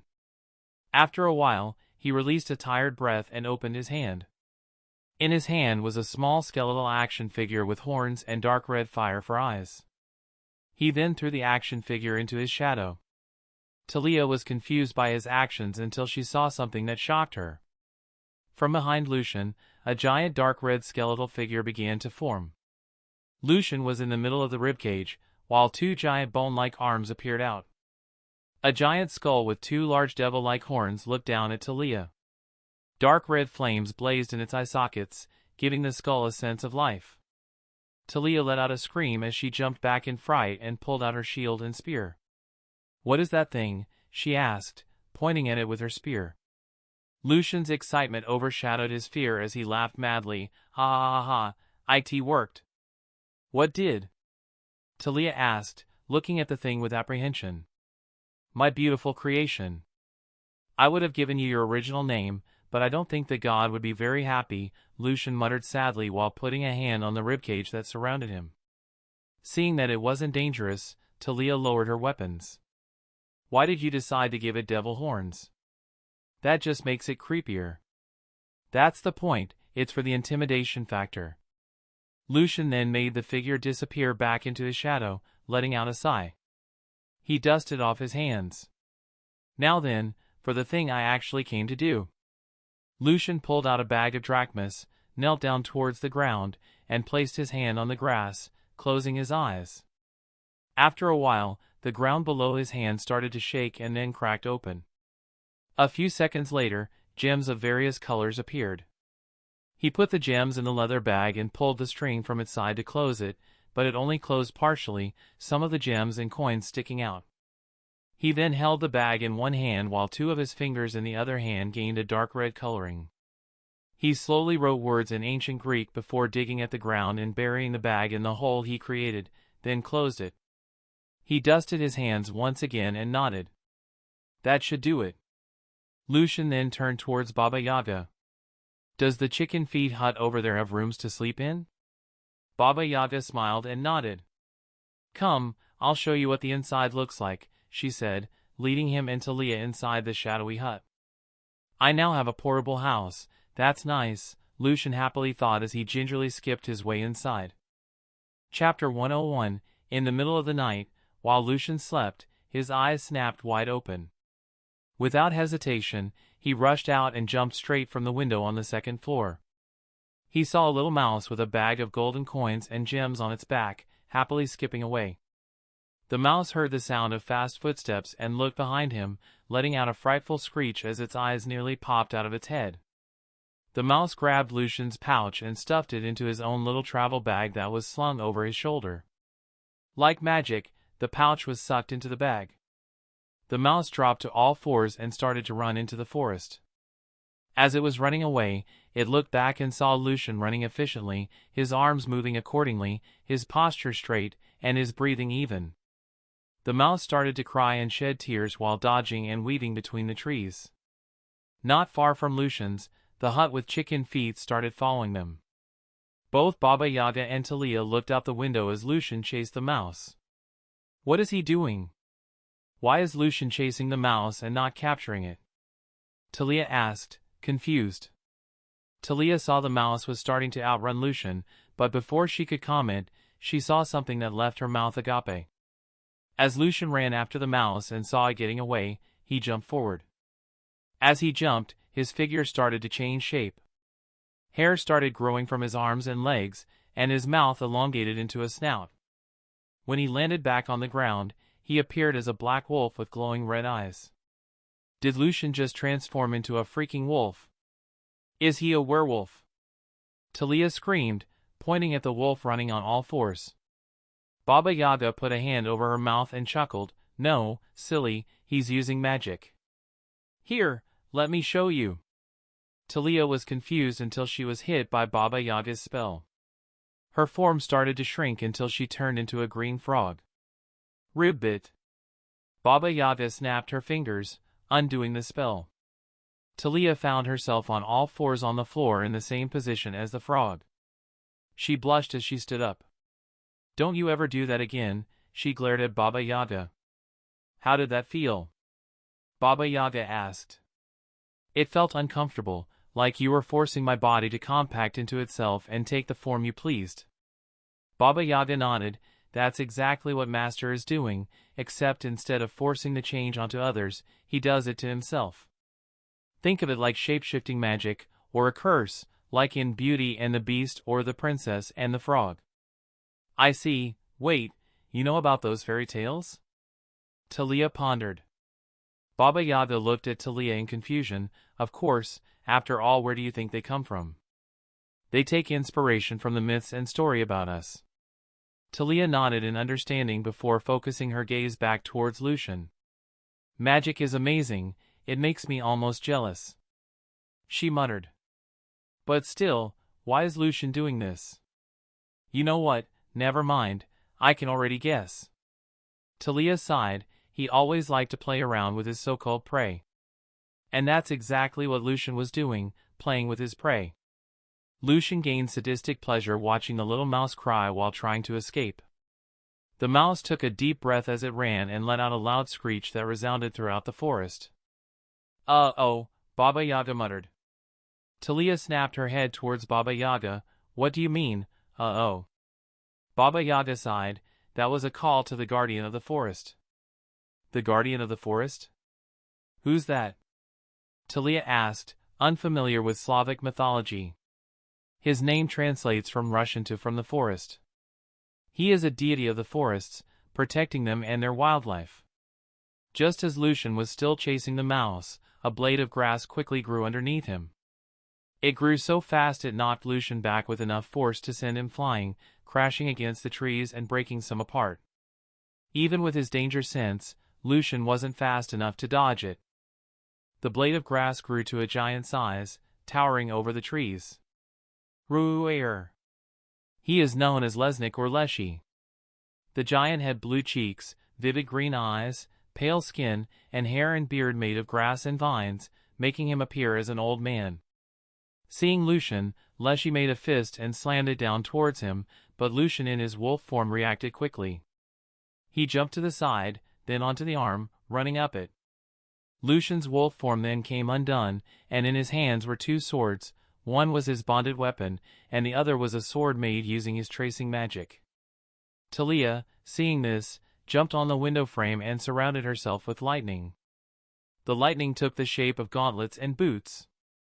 She then launched herself towards the giant, leaving a trail of lightning behind her. Meanwhile, Lucian ran both swords along the giant's arms, cutting them open and causing blood to spill out. However, instead of the usual red or golden color, the blood was a bright blue. The giant swung his hand over, trying to flatten Lucian like a mosquito. Unfortunately, Talia was in the way and got hit as well. Lucian performed a backflip to get off the giant. When the giant lifted his hand to see if he got Lucian, all he saw was Talia squatting with her shield to the side, unharmed. In a blur, she took off running with a spear in hand. She mimicked Lucian's earlier move, thrusting her spear into the giant's arm and cutting it as she ran up. Her speed was so great that the giant let out a loud cry of pain. Talia then appeared by its shoulder, stuck her spear in its blue cheeks, and jumped down, holding onto the spear and letting gravity do its work. Bright blue blood escaped from the giant's cheeks, enraging it. The ground around them began to shake and tremble before splitting apart. Sharp roots sprung forth, each going for the kill. Era from the skies, Baba Yaga appeared, sending bolts of her magic power towards the roots, causing them to explode into harmless splinters. Meanwhile, Lucian, back on the ground, smirked, "Arise, Ain's old gown." From Lucian's shadow, a skeletal giant figure rose up and uppercut the giant, causing it to stagger back. The giant roared in anger and punched Ain's across the face, causing its jaw to come unhinged. The two giants began trading punches, the sound of their blows resounding throughout the entire forest. Trees were uprooted from the damage they caused. Baba Yaga flew around on her broom, providing support by destroying all the roots and thorns sent their way. Talia rushed for the giant's heels and ran her spear right through them, causing the giant to become unbalanced. She quickly spun and plunged her spear into the other heel. "Just leave this forest, you parasites!" Leshy shouted in pain and anger. "Nah, I'd win," Lucian said, a bit surprised that the giant talked. "What does that even mean?" Leshy began to shout, but Ain swung his fist once more across its face. As previously stated, Talia was only afraid of heights when she was aware of them, but during fights, her fears became inconsequential. Talia jumped into the air and started spinning in place. Lucian saw her and immediately knew what she was planning. Azura, Gullark, Ains, and Chicken Feet. "Hold him down," Lucian commanded. They did just that. Azura and Gullark both appeared from his shadow, tackling Leshy to the ground and causing it to roar in annoyance. "Let go of me, you undead parasites!" Leshy struggled as they pinned him down, occasionally punching them off before they secured their hold. Ains, the giant skeleton, grabbed hold of Leshy's legs, while Chicken Feet came running and jumped, sitting down on the other leg. Talia, still in the air and spinning like a blue saw, couldn't stay airborne much longer and came dropping down. Lucian and Baba Yaga watched as Talia descended from the sky, her spear acting like a saw blade as it cut into the giant's head. The giant screamed in agony, its head splitting open like a watermelon against the relentless force of Talia's spear. With one swift and powerful drop, Talia finished the job. Lucian and Baba Yaga quickly moved to secure all of the giant's parts, from its unique blue blood to its heart, before the entire body began to turn into dust. "Arise," Lucian commanded, causing a guardian to appear in the giant's place, kneeling down before him. Meanwhile, Talia stumbled off to the side, her balance compromised. "Too dizzy, can't walk straight." "Lucian, help," she called out before colliding face first with a tree. The others winced as she fell to the ground, clutching her forehead and rolling around in pain. "Ow!" Talia cried out, her voice filled with frustration. "I blame this all on you, Lucian. If you hadn't been playing with your prey, we wouldn't have needed to fight a giant." "Sorry," Lucian responded sheepishly, rubbing the back of his head. Lucian then sank into his shadow, reappearing a minute later with a mouse and a treasure chest. The mouse, locked in a cage, looked defeated, its tiny hands gripping the iron bars like a prisoner. Lucian, however, smirked as he eyed the chest. Just what I wanted. There's a reason why I hadn't caught it when it first appeared. I wanted to chase it into its home to see if it had any treasure, and luckily for us, it did, Lucian explained. Turning towards Baba Yaga, Lucian said, Beatrice, help me take Talia inside Chicken Feet so we can go home. Beatrice. Baba Yaga muttered. Yeah, your new name. I'm not going to keep calling you Baba Yaga. It's a mouthful. Now then, comrades, although we couldn't taste the divine liquor that is vodka, I'd say we explored a good bit of the motherlands. So, although it pains me, we must cut the journey short, Lucian declared in a thick Russian accent as he walked towards Chicken Feet. Talia, still holding her head and glaring at Lucian, slowly got up and followed him inside. Chapter 102, Talia and Lucian were seated in a diner, each with a burger in hand, wolfing it down. Man, I forgot I was hungry, Talia said with food in her mouth. Lucian nodded his head. I even forgot that the whole reason we agreed to stop at Baba Yaga's shack was to eat something. Who would have thought our first date would be in a diner? Lucian casually said as he went for the fries. Talia ended up choking a bit on her food as she heard that and banged her chest before reaching over and taking a long sip of her drink. After catching her breath, she glared at Lucian. Why would you say that? I almost died. Lucian snorted. Just imagine, the daughter of the ruler of Olympus, cause of death, choking on food. After they finished, Lucian looked towards Talia and asked if she was ready. Once she nodded, Lucian pulled her close and they both sank into his shadow, reappearing in front of the camp property line. Seeing the camp, Talia let out a sigh. At least the journey was fun. Lucian nodded before he started to walk away. Well, I have something to do. I'll talk to you later. Oh Grover, Lucian called out as he walked through the forest with a plate of veggie enchilada in one hand and a cheese grater in the other. When Lucian found Grover, he was sitting in between a group of forest nymphs, his head resting on one of their laps while they giggled around him as he talked. His nose then wiggled as his head snapped towards where the delicious smell was coming from. He raised a hand as he saw Lucian. Yo! Lucian! Lucian handed him the plate and high-fived him. Yo man, I didn't mean to interrupt what this is, he motioned towards everything around Grover. Nah, it's all cool, so why the visit? I came to bribe you. Grover sat up and looked at Lucian with confusion before looking at the cheese grater. And what's that for? To get some of your hoof dust. Huh? Umhm, Lucian responded, tilting his head. Grover was seen eating his enchiladas with an ashamed look while Lucian closed up a little bag he had in his hands. And to think I sold my body for some food, what have I become? Grover lamented while stuffing his mouth with food. Lucian rolled his eyes. It's not that serious, dude. Maybe for you it's not. You're not the one that had to sell his body. I understand more than I would like to. Thanks for your hoof dust, though, Lucian said with a sigh as he started walking away. What? Wait, what do you mean by that? Grover asked, but Lucian didn't answer and waved while walking ahead. Lucian? Lucian was in his secret chamber in front of his cauldron with his brand new assistant by his side. The 1,000 golden drachmas, please, Beatrice, Lucian said, ready to begin stirring. Beatrice grabbed a bag that was filled to the brim with coins and emptied it all out in the cauldron. Lucian stirred and stirred until all the coins melted into liquid gold. Did you extract the essence yet? Lucian asked Beatrice.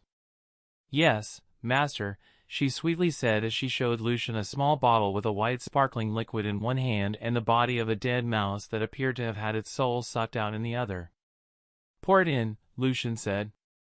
As Beatrice did, Lucian turned towards the dead mouse and stuck out his hand. Wakey wakey. A small shadow soldier appeared of the mouse with a cowboy hat, cowboy boots, and a small pouch to the side. Your name now shall be Jefferson, Lucian said with a serious tone. Jefferson made a military salute before sinking into Lucian's shadow. while Lucian turned back and continued stirring with the now added liquid. Seeing that the liquid was bubbling, Lucian then demanded 5 pounds of griffin feathers. Beatrice grabbed a pillowcase from her side and emptied all the feathers inside. After it was done, Lucian called for the next 2 ingredients. Now for the manticore venom essence. Beatrice brought out a green vial and poured it in. And finally, the hoof powder, Lucian said. Beatrice took out the small bag, opened it, and emptied the brown powder into the cauldron, giving the liquid a beautiful golden shine. After they poured the potion into a glass flask, Lucian studied it for a bit. The liquid inside was golden with silver marks around it. Lucian downed it in one gulp and stuck his tongue out. Whoa, it tastes like I just bit into a coin. Not a pleasant taste. Lucian then started grunting in pain, holding his body, which unfortunately lasted for about 30 minutes. He was on the floor gasping for air when the pain vanished. When it was over, he sat cross-legged on the floor and began to study himself. Let's see what has improved first, he muttered as he closed his eyes. My spatial awareness, my danger sense, and my endurance have all become stronger, and what's this, so has my intuition. Neat. Now for what I'm able to do as a treasure seeker. Oh wow, this is amazing, Lucian muttered. My first ability as a treasure seeker is clairvoyance. The ability to gain information about an object, person, or location from a distance. This allows the seeker to scout ahead and identify potential threats or treasures without physically being there. Next is psychometry. The power to read the residual energies and memories associated with an object. By touching a treasure or artifact, the seeker can learn about its history, previous owners, and any hidden dangers it might carry. Next is something called pathfinding. An innate sense that guides the treasure seeker along the safest and most efficient routes to their goal. This ability helps them avoid traps, pitfalls, and dangerous creatures that guard the treasure. I think I just began Magneto. Magnetic manipulation, the capability to manipulate magnetic fields, aiding in the detection of metallic treasures buried underground or hidden within metallic structures. And last but not least, although it's a simple ability, it has many uses. Navigation, proficient in reading maps, understanding landmarks, and using compasses or other navigational tools to find their way through unknown territories. After Lucian finished studying his powers, he nodded in satisfaction. Honestly, he was more than satisfied. As he was getting up, Lucian began to ponder something. Wait, now that I have bigger control over metal, does that mean I'm able to manipulate blood a bit better than before? I'm slowly becoming unstoppable. Chapter 103, 1.5 weeks later. Lucian had 3 metal balls floating on top of his hands, spinning in circles while he leaned his head back against a tree.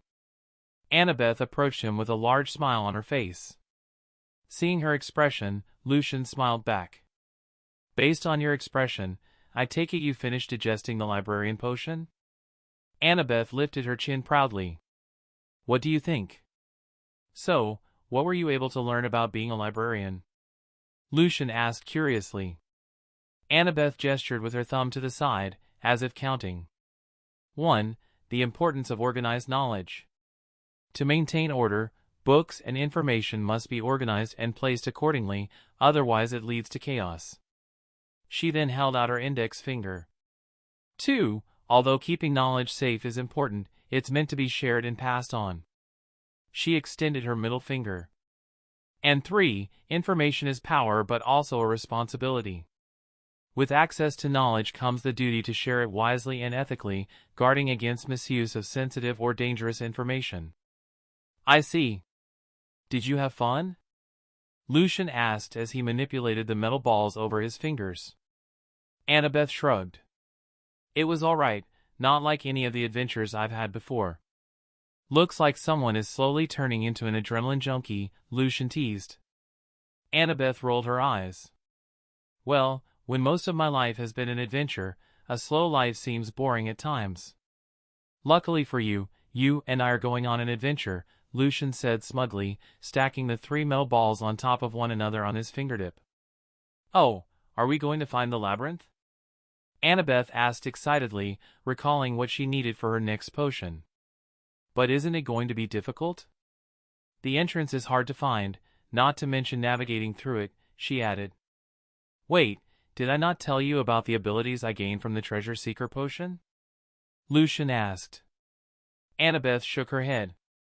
I was too busy with the library, and you were doing who knows what. My bad, I was busy testing my new abilities and getting the other sequences, Lucian explained unapologetically. Wait, you already know what your next ones are? Annabeth asked in surprise. Lucian smiled, not replying. I can't say more, but I will tell you what abilities I received. After he finished, Annabeth looked at him with her mouth agape. What, that's so broken. Why thank you, Lucian smiled. Well, at least that solves most of our problems, but we still need to find the Deathless Blueprint Essence and 5 Celestial Bronze Ingots for the main ingredients, and a Feather of Icarus, Core of an Automaton, Tail Hair of a Sphinx, and Myrmidon's Spoil of War for the supplementary, Annabeth listed. Well? What are you waiting for? Get ready so we can go, Lucian said, shooing her away. Once more, Annabeth rolled her eyes but complied. A few minutes later, she returned wearing a tank top with her hair in a ponytail, tight khaki shorts, brown adventuring boots, and her daggers and her purple pouch by her side. Lucian snorted as he saw her. All right, Ms. Adventure, let's go, he said, standing up and leading the way. So, what does it look like when you use your Pathfinder abilities? Annabeth asked curiously. I just sense it, like I know which steps to take to reach where I want to go, Lucian explained. If I step off the path, it corrects itself and guides me back, he added as he walked back to where he had been previously. So, like intuition? Kinda yeah, it's all just a feeling. Alright, we're here, Lucian said before he started walking towards the mounted rocks. Wait, what? Annabeth asked, confused by Lucian's statement. I mean, the entrance to the labyrinth is just there, Lucian said, pointing in between the rocks of Zeus's fist. Annabeth looked at Lucian with a straight expression and started to slowly blink. You're serious? Yeah, I mean I did say that the entrance was closer than you would think.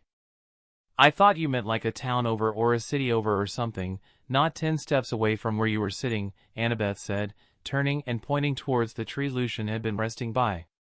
Lucian just grinned before asking, well, are you coming or not, and jumping into a hole between the rocks. Of course, I'm coming, she muttered before climbing up and jumping down the crevice. Catch me, Lucian! Annabeth yelled, her voice echoing through the dungeon. Lucian, already on the ground, extended his arms as she fell into them.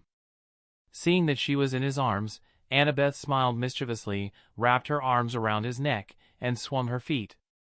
My hero, she said, batting her eyelashes and kissing him on the cheek. Lucian chuckled as he put her down. Once on the ground, Annabeth reached into her pouch and pulled out a flashlight, seeing as it was really dark and difficult to see.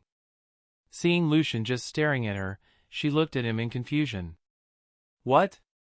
Lucian reached into his shadow and pulled out 2 lime green bottles that were glowing in the dark. Here, drink this, he said, handing her one and drinking one of his own. Annabeth was confused but still did as Lucian instructed.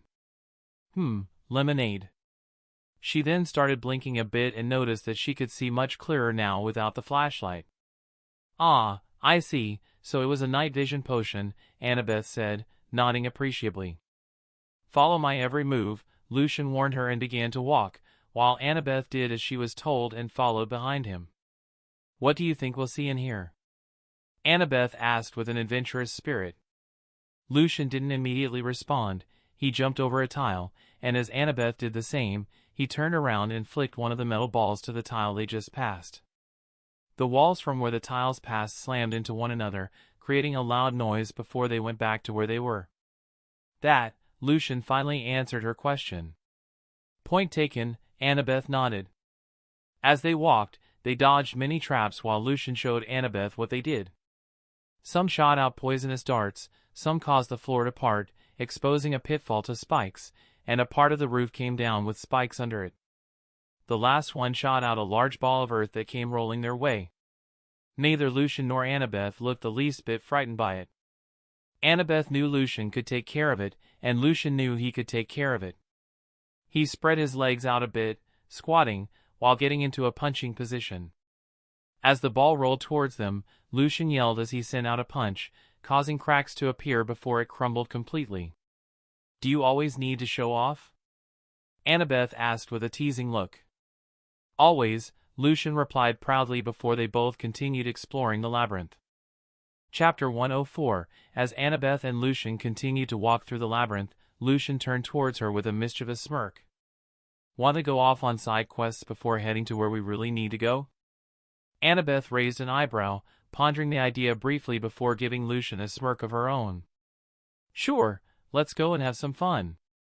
"That's the spirit." Lucian cheered, marching and leading the way. Annabeth playfully rolled her eyes at Lucian's antics and followed after him. "Before we continue, just a warning, don't believe everything you see. This labyrinth is tricky, it has self-awareness and is very malicious," Lucian cautioned. Annabeth nodded, her expression growing serious. They continued making twists and turns until a fog started to appear, slowly covering the ground. They ventured further into the fog until they reached its source, a door that was ajar, with fog slowly escaping from the open space. "Well, isn't this a warm welcome?" Lucian said sarcastically. "Ladies first," Lucian said, turning towards Annabeth. Annabeth looked at Lucian as if he were crazy. "You want me to go into this suspicious-looking room first? Do you want me to die or something?" Lucian rolled his eyes. "Stop exaggerating, you drama queen. Look, I'll even go first, deal?"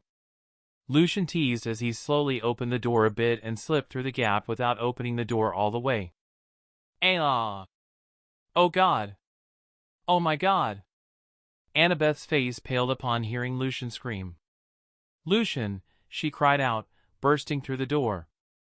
She looked around the foggy room and saw Lucian leaning back against the wall, covering his mouth to stop himself from laughing. When he saw Annabeth looking at him unamused, Lucian started holding his stomach as he laughed. Annabeth slowly pulled out her daggers and walked towards Lucian, causing his laughter to die down. "Whoa, whoa, whoa, what are you doing?" Lucian said with an awkward smile. "Giving you something to laugh about." "It's just a prank, bro," Lucian said, motioning for her to calm down. "When I get you, I'll say it's a prank as well, and it'll all be fine," she said coldly. As she approached, Lucian spun around and hugged her from behind. "Let's just put the knives down for a bit." Lucian saw Annabeth side-eyeing him with a straight face. He gave her a kiss on the cheek. "There, better, right?" Annabeth blushed a bit but still looked a little pissed, so Lucian kissed her other cheek. "How about now?" He kissed her other cheek again and asked, "And now?" Lucian repeated the action until Annabeth was bright red, which caused him to chuckle and let go. As he let go, he walked towards the singular object in the room, the source of all the fog, a treasure chest. Annabeth, who was behind him, fanned her hot face as she was still a bit red. Lucian didn't detect any life force from the chest, so he got on one knee and went to open it. Annabeth, who had managed to calm herself, asked, "You sure it's safe?" "Yeah, I checked," Lucian said as he reached his hand over. His danger sense warned him of the danger, causing him to quickly pull his hand away.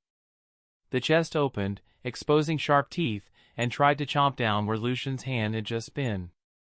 Son-of-a, Lucian stood up and kicked the chest in anger, causing it to go flying back and crash against the wall. "You fucker, how dare you almost bite me!" The chest jumped up a bit and started to shake its body, trying to orient itself. "I thought you said you checked?" Annabeth asked. "I did. It must be the fog it's releasing. It acts as a suppressant towards detection," Lucian said as he saw the chest stick out a large red tongue and start to drool. The chest then started to bounce rapidly, making its way towards Lucian. Although it didn't have eyes, Lucian could feel it looking at him with hunger. As it lunged at Lucian, its mouth fully opened. Lucian's shadow blinked behind it and grabbed it by its body. It let out growls and tried to escape Lucian's grip, chomping its jaws open and shut. Lucian turned it towards Annabeth and looked at her with puppy dog eyes and pouty lips. Annabeth, Lucian called out in a whining tone, "Can we keep it?" "What?"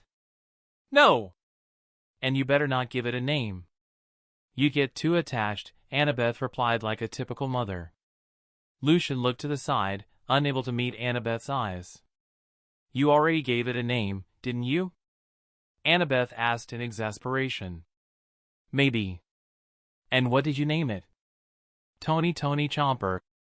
"Tony Tony Chomper?" "Tony Tony Chomper," Lucian nodded in confirmation.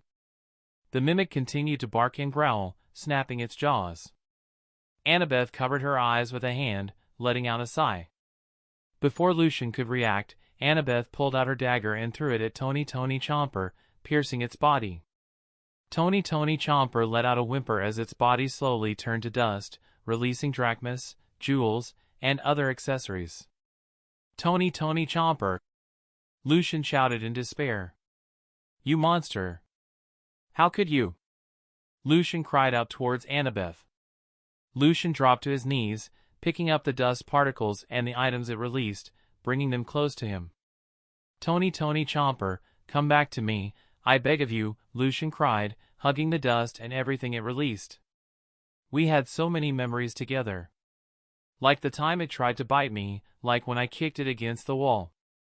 When I named it, and when, Sniff, and when I adopted him as my son." Annabeth had a hard time deciding whether to feel bad, laugh, or cry at what she was witnessing. "Woof!" Lucian cried harder. "It's like I can still hear his sweet, sweet voice."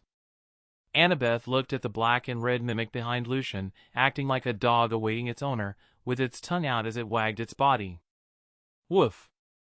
Lucian's head snapped towards the noise, and he stared in disbelief, reaching out his trembling hands towards the mimic. "Tony Tony Chomper, boy, is that really you?" Lucian asked with tears streaming down his face. "Woof!" The mimic bounced towards Lucian and jumped into his open arms. "It really is you." Lucian started kissing the top of the chest. "I'm sorry, boy. I'm sorry for letting that monster get to you.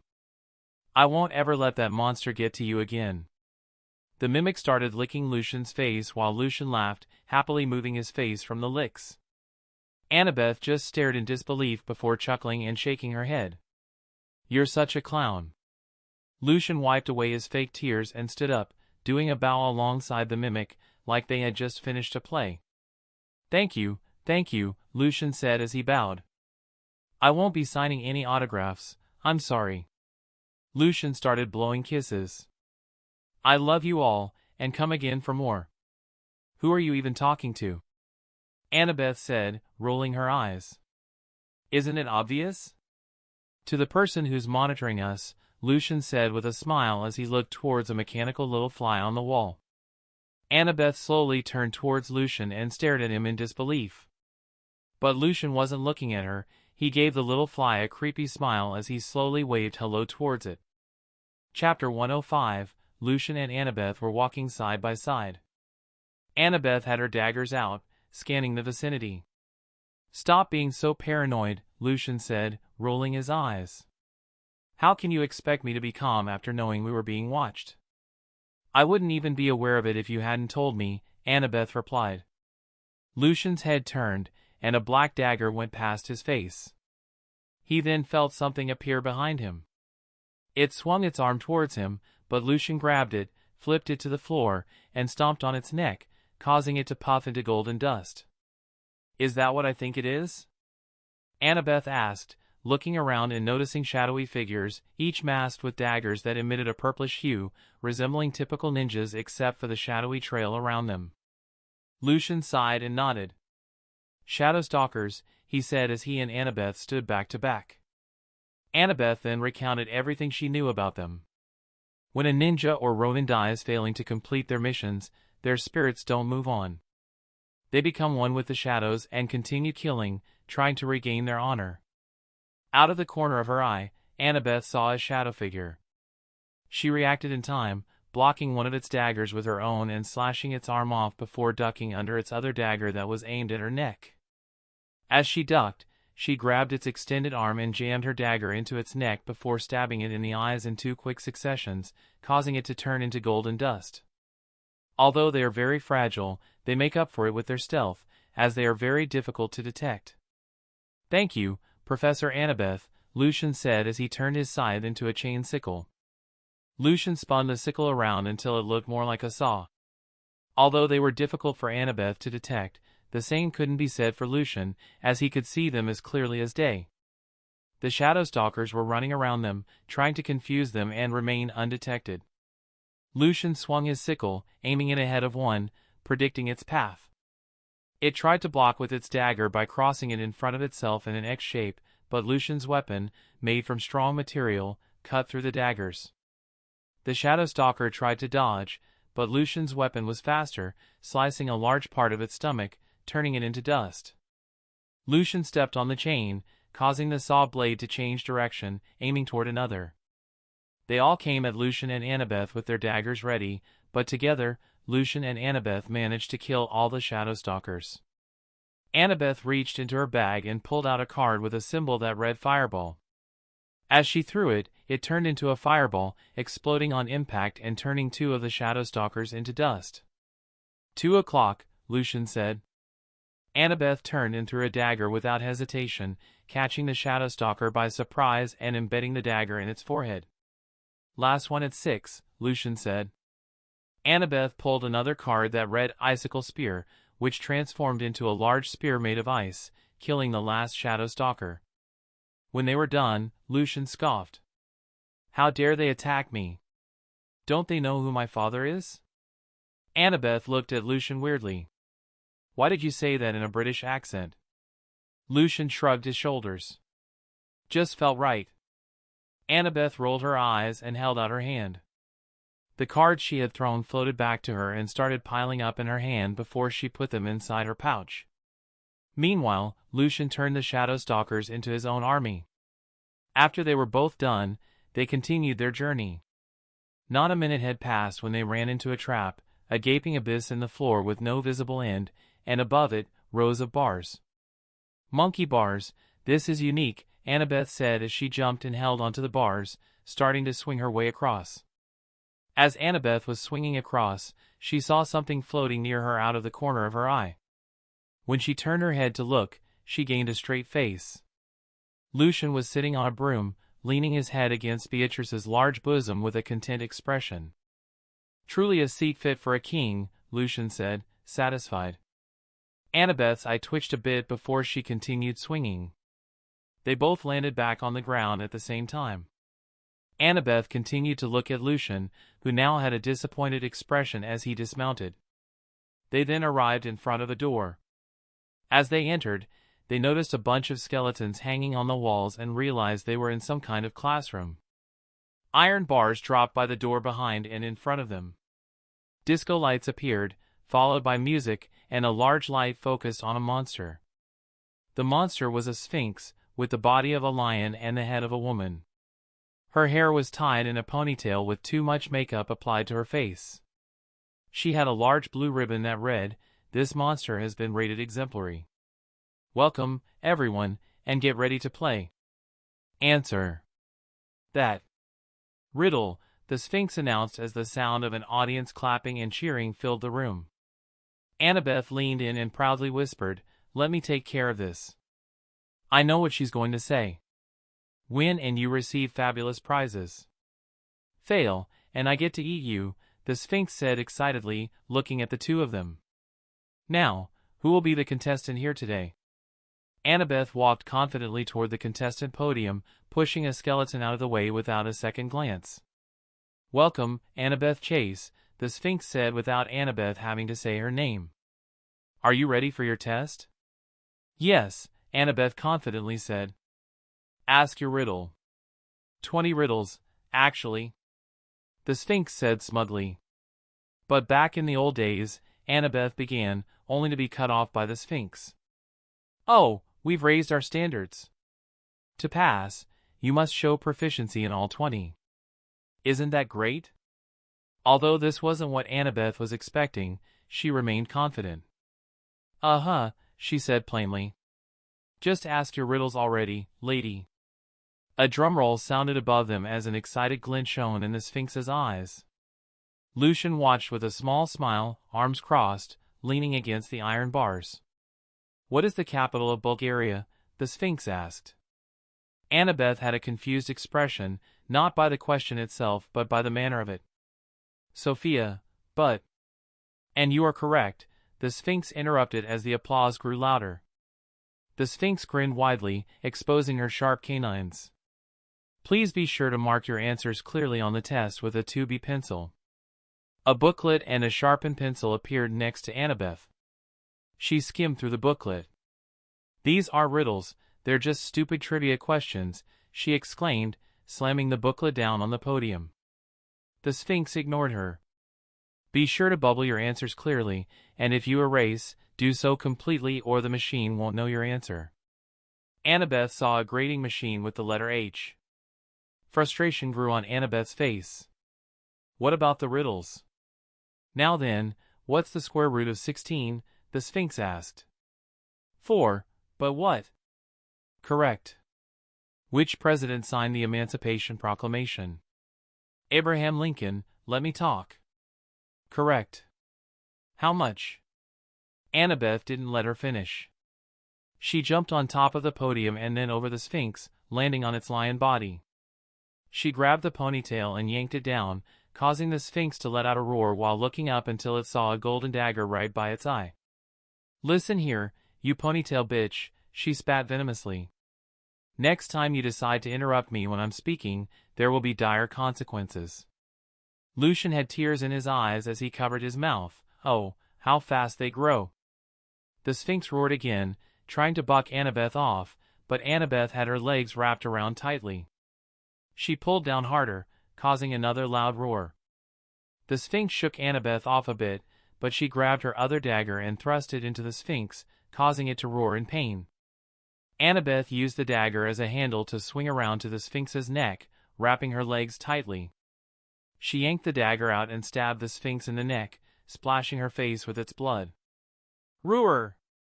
It roared in pain, thrashing about and crashing against the answer machine and podium.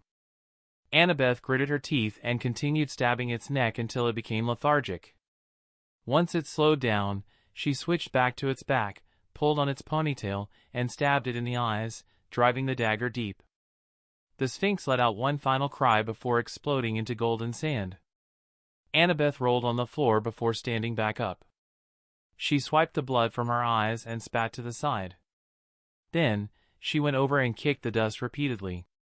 "Here! That's what I think about you and your stupid trivia," she yelled, continuing to kick the sand until she was puffing for air. Lucian let out a whistle and slowly clapped. "Annabeth Chase, I am impressed." The iron bars then lifted, revealing that the passage was now open. Annabeth stomped forward. "Just shut up and let's go already. That stupid Sphinx put me in a bad mood." Lucian chuckled in amusement, picking up her spoils of war and following her out. Chapter 106. Lucian walked behind Annabeth, his hands behind his head, amused as she stomped along in anger. Due to her frustration, she didn't notice an archway leading to a patch of greenery, but Lucian did. He froze on the spot and did a double take, making sure he was seeing it correctly. A few feet away stood Pan, the Greek god of the wilderness.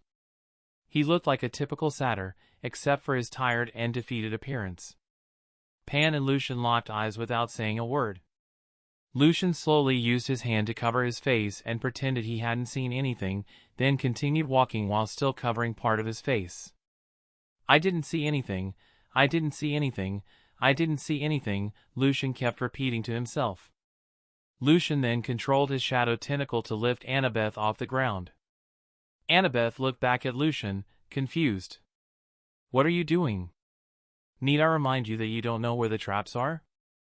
I can't have you walking around in front," he said as he walked towards her.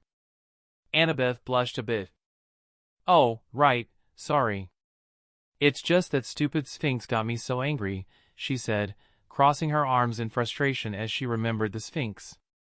Asking such simple trivia. Who does she think I am? If you're going to be named the master of riddles, then have some prepared that could challenge my intellect. She grumbled, and Lucian just chuckled as she looked like a little kid throwing a tantrum with the way the tentacle was holding her up. Lucian walked up to her and pinned a blue ribbon to her. Annabeth looked down in confusion as Lucian started to walk forward with her being carried by the shadow tentacle. So when are you going to put me down? Annabeth asked, a bit embarrassed to be treated like that. Lucian put on a pondering expression. How about when you answer some of my riddles, he said with a smirk. Annabeth smiled. All right, hit me with your best. Lucian nodded. What's the capital of Germany? Berlin. Annabeth reached down, took off a shoe, and flung it towards Lucian. That's just more trivia. Lucian cackled maniacally as he caught it before throwing it back to her. I speak without a mouth and hear without ears. I have no body, but I come alive with wind. What am I? Annabeth caught her shoe and put it back on before swinging her feet and thinking about the answer. She then smirked as she cupped her hands around her mouth and yelled out the answer. An echo! A few seconds later, they heard the echo come back to her, causing her to smirk. Ding ding ding, 10 points for Ravenclaw, Lucian said. Annabeth puffed out her chest with pride. All right, then here's another. What can run but never walk, has a mouth but never talks, has a head but never weeps, has a bed but never sleeps? Come on, Annabeth said with a playful scoff. If you're going to give me riddles, at least make them challenging. Oh yeah, Miss Smartypants, what's the answer? It's obviously a river, she said arrogantly. Before Lucian had a chance to retort or say that the answer was correct, they arrived at a door with the Greek symbol eta or H, which was the symbol of Hephaestus. Look at what we have here, Lucian said as he put Annabeth down next to him. Behind the door, they heard the sound of metal clanging against metal. Annabeth and Lucian looked at each other before Lucian went and knocked on the door. Housekeeping. They heard grumbling before a man's voice shouted, No one's home. I come in anyways? What? I said no one's home. Go away. I come in anyways, Lucian smirked as he pushed open the door. Annabeth and Lucian were then blasted with a wave of heat that caused them to begin sweating. Sorry, sir, I just really wanted to meet you, Lucian said respectfully. Hephaestus, who was by his forge, looked towards the entrance in annoyance. Didn't I say to go? Oh, it's you. Come on in. Annabeth looked nervous, meeting one of the 12 Olympians for the first time. Sir. Lord Hephaestus, you aren't mad that we just barged in? Of course I am, Hephaestus gruffed, but I like the kid, so I'm willing to forgive him. Lucian turned towards Annabeth and gave her a cocky smirk with a peace sign. My good looks must be irresistible if even the gods are affected, he said arrogantly. Hephaestus stopped swinging his hammer and looked at Lucian in disgust before ignoring him and returning to his work. So what do you want, kid? Hephaestus asked. Just wanted to meet you and perhaps make friends with a god, Lucian said with a grin. Hephaestus boisterously laughed, the sound resounding throughout the warm forge. Friends with the gods, he says. You are just as impudent as I heard. Lucian didn't look the least bit offended and shrugged his shoulders. Never hurts to try. Hephaestus scoffed before taking a good look at Lucian. He then looked at him in confusion. Hey kid, you sure you aren't one of my own? If you could control the dead in darkness, then maybe, Lucian shrugged. Annabeth looked between the two of them and then asked, Why would you ask him that? Hephaestus looked at Annabeth before focusing back on his work. His talent in the way of the blacksmith is just like, if not higher than, all of my children. Annabeth looked at Lucian, remembering one of the potions that gave him such talents. If you two are done with your little visit, you can head the same way you came from, Hephaestus said, not paying them any more attention. Yeah, we got it. We've overstayed our welcome, Lucian said, waving him off and walked out, with Annabeth soon following. I'll come bother you at a different time, Lucian said with a hidden smirk. Don't, Hephaestus replied instantly. Just as Lucian exited and the door was closing behind him, Hephaestus called out to him, "Oh, and kid, thanks for taking care of my children and giving them a chance to participate in the constructions project you did." With that, the door finally closed behind them. "Did a god just thank you?" Annabeth asked in surprise. Lucian brushed his shoulders off arrogantly. "I've always been known to accomplish the impossible." Annabeth rolled her eyes. "All right, Mr. Impossible, take us to our goal." "I think we have explored enough. We can continue exploring another time," she suggested. Lucian nodded. "Very well then, follow me." Chapter 107. "Well, that sure was an interesting encounter," Lucian said with his hands in his pockets. "But I wonder what he's doing down here?" Annabeth asked curiously. "This is probably the only place he can be away from people," Lucian shrugged his shoulders. Annabeth nodded in understanding, then put a finger by her lip and tilted her head in confusion. "But I thought he was supposed to be ugly and look hideous." "He doesn't look ugly, in my opinion." Lucian nodded. "That's because you're using mortal standards. By mortal standards, of course, he isn't ugly. If he were, I doubt he would have had as many children as he does. But the same can't be said for the standards of the gods, especially the standard of the Queen of the Gods. To her, he appeared grotesque enough to fling him off Mount Olympus." "I see," she muttered. "I feel a bit bad for him." "Well, don't, since I don't think he would appreciate it very much. Plus, he already had his revenge." "Right," Annabeth nodded, remembering the tale. "The throne he created for her." Lucian nodded in confirmation. As he was nodding, he heard the sound of something charging towards him. When he looked to see what it was, he saw an automaton bull charging towards him with its head down, pointing its horn at him. Steam puffed out from its nose as it charged. Annabeth withdrew her daggers, which were like short swords in her hands, and got into a fighting position. Lucian simply looked at her and shook his head. "There is no need." While still looking at her, Lucian took a hand out of his pocket and held it towards the bull before motioning it downwards. The bull's head dropped towards the ground, causing it to trip on its own feet and slide on the ground towards Lucian's feet. Lucian simply put his foot on its nose. "Moo!" it yelled out, trying to stand up but couldn't, as it felt something pressing down on it. It tried to open its mouth and breathe fire, but that same pressure was keeping its mouth shut. Lucian then began walking up its face before moving towards its back. He crouched down and put a hand on the center of its body. Annabeth heard the sound of something creaking and rupturing before the top of the bull ripped open and out came a metal ball, which glowed slightly as Lucian caught it in his hands.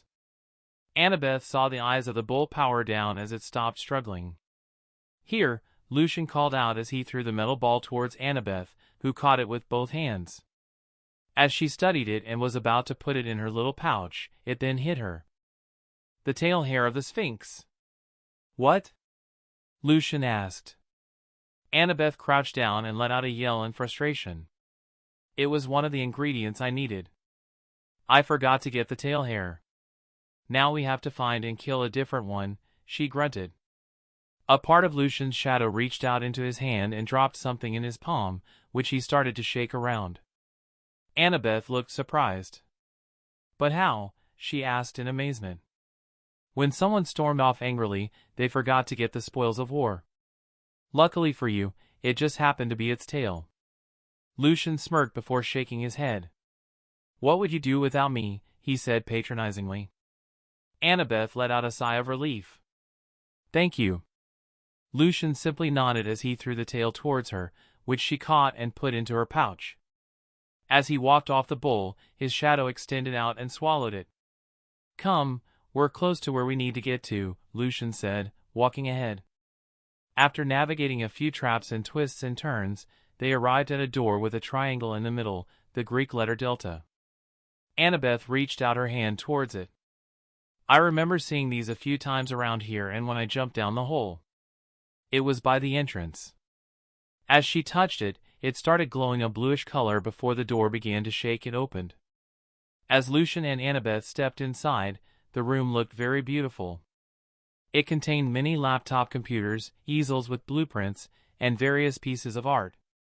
There was a man in his 50s sitting behind an office desk with a laptop in front of him, dressed in casual clothing. He had short gray hair and a short gray beard, with a purple mark around his neck. "I see, so the two of you have found my workshop," he said, leaning back in his chair. "Who are you?" Annabeth asked in confusion. "That's the guy that was watching us earlier and the one that built this place," Lucian informed her. "What? I know this place belongs to Daedalus. I recognized his symbols anywhere, but that shouldn't be possible. He should be long dead." "Oh, his body is long dead, all right. What we are looking at isn't his real body." A weary expression came over Daedalus. "So you can already tell. I'm the son of Hades. I can detect the life force of beings, something you do not possess." "Wait, so you're saying this is some sort of artificial body he created?" Annabeth asked in amazement. Lucian nodded and raised his hands slightly, causing Daedalus's hands to go up, earning a look of surprise from him. "What? How are you doing this?" "It shouldn't be possible," Daedalus said, looking at his raised hands. Remembering what she had just witnessed a few moments ago, Annabeth muttered, "So he's an automaton." Lucian released him and nodded. "Correct." Daedalus grumbled at having his secret revealed so quickly. "So what do you kids want? Are you two lost or something?" "Something," Lucian and Annabeth said at the same time. "We are in need of one of your blueprints," Lucian said as he started walking around, studying everything. He noticed 4 wings hanging around, all looking modified and perfected. Then he noticed a different one, white with a few feathers melted off. "For what?" Daedalus asked, looking at them suspiciously. "It's for a potion we are creating, one of the main ingredients," Annabeth explained. Lucian reached out his hand and touched it. As soon as his finger grazed one of the feathers, it was like he was suddenly transported somewhere else. He was floating in the sky, flying, going around in circles, having the time of his life. He could hear a figure to his side telling him to calm down, but he didn't listen. He liked the sense of freedom too much. He liked feeling the sun shining on his skin, he liked feeling its warmth, and he wanted more. So he flew higher, the shouting voice growing more distant. "Icarus, stop! You're flying too close to the sun. Your wings, Icarus, they're melting." When Icarus looked over, he saw the wings around his arms start dripping. The wax it was made of started to melt, causing his flying to become uncontrollable. He had flown too close to the sun. He couldn't control his wings anymore and was plunging to the rocky ocean below. As he was falling, his arms were flailing, trying to grab hold of something. But all he saw was his father coming towards him, trying to grab him, but he wasn't going to make it. He looked down, the rocks growing closer by the second. He closed his eyes and accepted his fate. "Father, forgive me," Icarus muttered as he took his final breath. "Lucian!" Annabeth shouted, pulling him away. Lucian looked confused before shaking his head. "What? What's wrong? Why are you yelling? I've been calling your name for a while now, but you didn't respond." "Your eyes, they were glowing." Daedalus stood from where he was sitting and walked towards Lucian. He grabbed Lucian's shoulders tightly and asked, "What did you just do? What did you see?" "I saw his final moments. He was asking for forgiveness." Chapter 108, Daedalus froze upon hearing what Lucian said. Although he couldn't cry due to being an automaton, his eyes and expression told a different story. With a shaky voice, he asked, "Are you able to see into the past of things you touch?" Lucian didn't give him a yes or no answer. Instead, he just pinched his fingers a bit. Just a bit. Daedalus' grip on Lucian's shoulders lessened as he solemnly walked back to his desk. As he sat down, he put a hand on his forehead and covered his eyes. His shoulders started to shake a bit. Even though his body couldn't produce any tears, his very soul wept upon learning of his son's last words. "That foolish boy, he had nothing to apologize for," he muttered, sadness plaguing his voice. He took a few minutes to compose himself. Meanwhile, Annabeth and Lucian stood around awkwardly, occasionally looking at each other. They heard Daedalus take a deep breath before sharply exhaling. He looked up and nodded toward Lucian. "Thank you for delivering his final words to me. You may never know how much they mean to me." Lucian just had a sympathetic expression. "As someone who has lost someone important, I know how meaningful last words can be." "I see, so you yourself have already experienced the pain of losing someone. May I know who, if you don't mind me asking?" "My mother," Lucian answered. "I see. I'm sorry for your loss." "Likewise," Lucian responded with a nod. Daedalus leaned back a bit on his chair and opened a drawer by his desk. Out of it, he pulled a blue piece of paper with a ribbon tied around it. He then put the paper on top of his desk. "Here's a blueprint for one of the improved wings I have created. I hope it's of some use to you. We also need feathers from Icarus's wings. I was planning on stealing them without your knowledge, but now I thought it was better to ask you." Annabeth and Daedalus both turned toward Lucian, looking at him with straight faces. "Why tell me and not just do what you were planning?" Daedalus asked. "Because we're brothers in grief. I might have a villainous disposition, but I'm not a monster." Daedalus scoffed. "Brothers in grief? That's the first time I've ever heard of such a thing." "Well then, get out more, old man. You're not going to hear much being stuck down here. So can I take a feather?" Daedalus stared into Lucian's smiling expression and sighed. "You're one cheeky brat, I hope you know that." Lucian just continued to smile. "Thanks, it's one of my best qualities. It comes second to being the most handsome." Annabeth facepalmed due to Lucian's narcissism, while Daedalus chuckled before nodding his head. "Very well, if it's only one. No more than that." "Think of these two things as a thank you gift from me to you," Daedalus said with a tiny smile gracing his lips. "Thanks, old man," Lucian said as he took one of the feathers and safely secured it, while Annabeth took the blueprint off his desk. Once they received the things they needed, they said their goodbyes. "Thanks for everything, old man. Maybe my father will give you a lighter punishment for avoiding death for helping me out." "What?" was all Lucian and Annabeth heard before they closed the door behind them and started walking away. "Well, that was easier than I was expecting. I thought we would have to fight him for these things," Annabeth said, looking at the blueprints in her hands. She undid the ribbons and began to examine it. As she started reading, she let out a small yawn. "Let's take a rest and continue tomorrow," Lucian suggested. Annabeth nodded before her eyes widened at the sight of a house with chicken feet. "Did you?" Lucian looked at Annabeth in confusion before he quickly realized. "Oh right, I haven't shown you the shadows I managed to collect while on my trip to Russia. Well, I want you to meet Mr. Chicken Feet." Lucian then summoned his other shadows. "You have already met Baba Yaga, who now goes by Beatrice." Beatrice did a little wave while Annabeth looked at her stunned. "You mean to tell me that wasn't an illusion, and that this is really the infamous Baba Yaga? You thought that was an illusion?" Lucian asked with a raised brow. "Of course I did." "Anyways," Lucian said, changing the subject quickly. "This is a guardian spirit from over there, and his name is now the Lorax," Lucian said, motioning toward a monstrous creature made from vines and roots with a deer skull on its face. This occurred when Lucian summoned him as one of his shadows. "The little mouse is Jefferson." Jefferson tipped his little hat toward Annabeth in a sort of greeting. "And the giant skull is Ainsley Gown. Ains for short." The skull just stared at Annabeth without moving, only the flames in its eyes flickering slightly and swaying. "You're not scared of it?" Annabeth asked, as she was the only one who truly knew of Lucian's fear. Lucian's expression turned a bit awkward. "Ains I can control, so he's good. But those that aren't still give me the heebie-jeebies. I'm using Ains to face them though, and it semi-works." Annabeth then patted Lucian's back.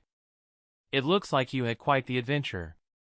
Annabeth then yawned once more. "Sorry, but we've been traveling and fighting all day. I'm exhausted." Lucian nodded as he led her inside the house with chicken feet. Before he went in, he summoned Azura and Galark. "Protect us," was all Lucian said as he headed inside to rest as well. The next morning, Lucian and Annabeth exited Chicken Feet with a refreshed look. As Lucian pulled all of the shadows into their place, Annabeth looked around in confusion. "This wasn't where we were? The dungeon is constantly shifting and moving, so who knows where we might be?" "We might be in China for all we know," Lucian said with a nonchalant shrug. Lucian then closed his eyes and concentrated. The closest exit, he thought. After a moment, he said, "Follow me, the exit is closer than we think." Annabeth nodded and followed along. Lucian turned a corner leading to a dead end, but he just walked toward the wall and passed right through it, surprising Annabeth. She hesitated for a moment before following him through the illusion. "What was that?" she asked as they started climbing up some stairs. "A simple but very effective trap," Lucian explained briefly. "It's made to make people believe it's a dead end so they would turn around and continue getting lost in the labyrinth when the exit was right in front of them." As they exited the labyrinth, they felt the heat of the sun beaming down on them. When they looked around, they realized they were in the middle of a city. "Uh-oh," Lucian said with a weary expression. "What do you mean, uh-oh?" Annabeth asked. "I know where we are. I've been here before, and let's just say I'm not very welcome here," Lucian admitted. "What? Where are we and what did you do?" Lucian sighed. "We're in Phoenix, Arizona, and let's just say its name does justice to the place." Annabeth looked at Lucian in confusion. "So you remember when I went away for a week to get your birthday present, and came back with scratches all over my body?"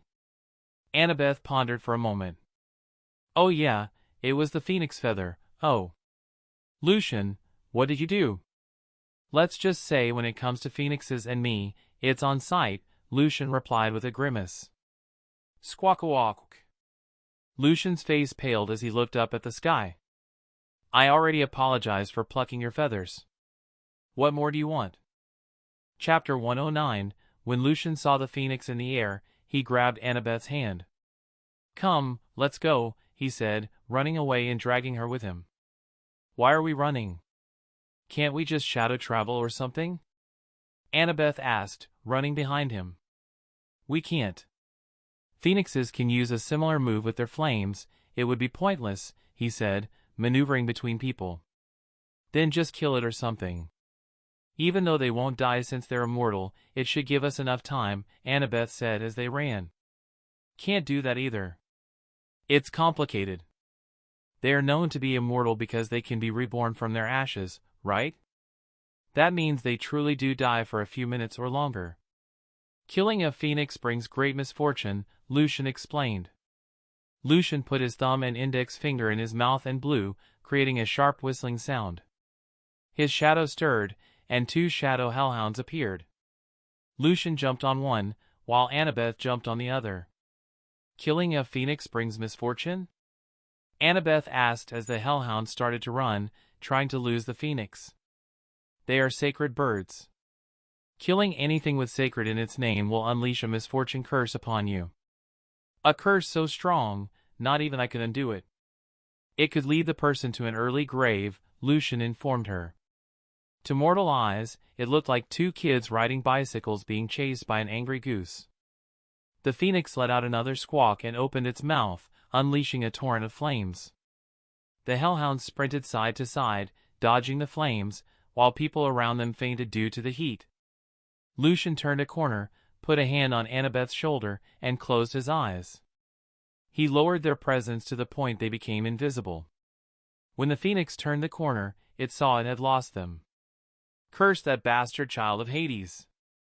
Lucian and Annabeth's eyes widened as they looked at each other. "It talks," she mouthed. "I'm just as surprised as you are," he mouthed back. "Next time I see him, I'll pluck all his little hairs to see how he likes it."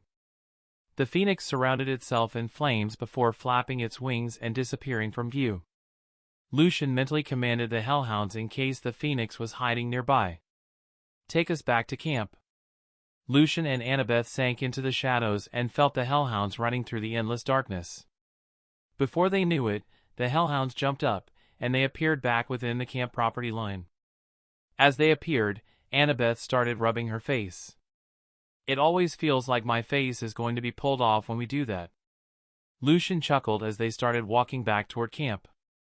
As they walked by the entrance, they saw 2 kids from the Ares cabin standing guard.